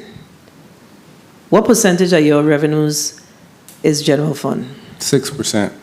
Is it general fund? Well, I thought you were talking about our tipping fee revenues. No, everything. Your total, when you do the pie chart, general fund says what? Well, general fund and basically all the government appropriations. So it's the opposite. Our revenue is 6%. Everything associated with government appropriations, general fund, litter, sewer is 94%. You need to be a government agency. 94% of your revenues come from the general fund. But it ain't your fault. I've been getting the sewer tax money. We didn't get the full sewer fund tax last year. I think we only got like $400,000, like $449 or something. Yeah, so we got some challenges. So when this I'm very familiar with when this was done. I think I want to say around 2012. So, Mr. Sylvester? 2004. 2004, okay. When Waste Management was created, there was some other work that needed to be done as per the legislation to make sure that you were truly an autonomous entity. So they have blame to be cast on both sides of this aisle when it comes to Waste Management Authority. So your amount is increasing. Y'all gotta come up with a plan as to how you're going to begin to incrementally wean yourselves off of this central government's coffers. We can't afford this. Colleagues, we've exhausted all of our questions. We've asked for information to be sent back to us. So we're going to allow you to give us a 30-second close, Mr. Merritt. Okay. Good afternoon again. I just want to say it's been a pleasure and honor working for the authority, and I'm truly excited by all that I've been able to accomplish over the last 4 years. We have very specific timelines associated with those CDBG funds that I mentioned earlier for that $46 million, and any help that you can provide the authority would be greatly appreciated. I'm excited that the USVI will finally be able to modernize both the solid waste and wastewater infrastructure through those CDBG funds, CDBDG funds, and prudent replacement funding. And I'm open to assisting the authority in a consulting capacity going forward. So I thank you very much. And thank you. I don't know if there will be another committee meeting with the Committee of Jurisdiction, but if there isn't, I too want to wish you well in all of your future endeavors. Thank you. Thank you. Okay, I think that's the sentiment of my colleagues in the room. But before you go, there were a couple of through the chair requests. So we need a total of your outstanding obligations. Okay. The itemized report of the $3 million FEMA public assistance funds. The listing of outstanding vendor payments. That's the same thing. That's the same thing. Listing of all employees that will be paid using CDBG funding and the salary amount. The updated personnel listing to include vacant and filled and other services and charges category breakdown. Okay, Darryl, you got that? Okay. You got the list. We'll send you the letter. Oh, okay. But please start working on it because we want to wrap up our budget by the end of August. So we're not dealing with any late submissions. We need to get this done because we are in the middle of hurricane season and we know what happens when we are unable to pass a budget in the height of a event. And we pray, of course, that we don't have one, but we need to mitigate these, make sure that we have a budget in place. All right. All right, so there are no further questions. Do you have any other burning questions? You can proceed, Senator Francis, and then we'll wrap up. Although he already gave his close, it's fine. Yeah. Just real quickly, in terms of hazardous duty, who's eligible for hazardous duty pay? That is something that's been on my mind for quite some time. I know that somebody asked about it.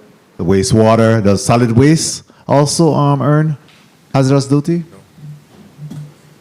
Just this wastewater? Just the wastewater for now, and tier 1. Right. So, can I say something? Louis Sylvester, Deputy Executive Director. GRS has taken the position that the Waste Management Authority was created in 2004, and most of the employees who were carried over from Public Works could remain as Tier 1, but most of the employees who have been hired after that are Tier 2, and there's no provision in Tier 2 for hazardous duty workers. So that's the challenge we're facing. So. All right, we could have a deeper conversation about that, but I'm very concerned. I've been approached many times by our solid waste worker and the exposure and operating some of these garbage trucks and these other areas. And I think that we'll continue to lose people if we're not able to make that a little bit more attractive, or at least show that we're very much concerned about their health and well-being as well. So we could have a deeper conversation in regards to that. I think we could build a case that these individuals are also subjected to hazards. Or the legislature can just pass legislation making them eligible for hazardous duty status. But I agree with you. We can, because the guys on the solid waste side, when they're dealing with picking up trash and all the things associated with that, they're just as susceptible to different things too. So. So you said GR. Who tell you no? GRA. Okay. The other tier one, yeah. All right. I think we're actually done now. So the Committee on Budget and Appropriations meeting of today, June 26th, is hereby adjourned.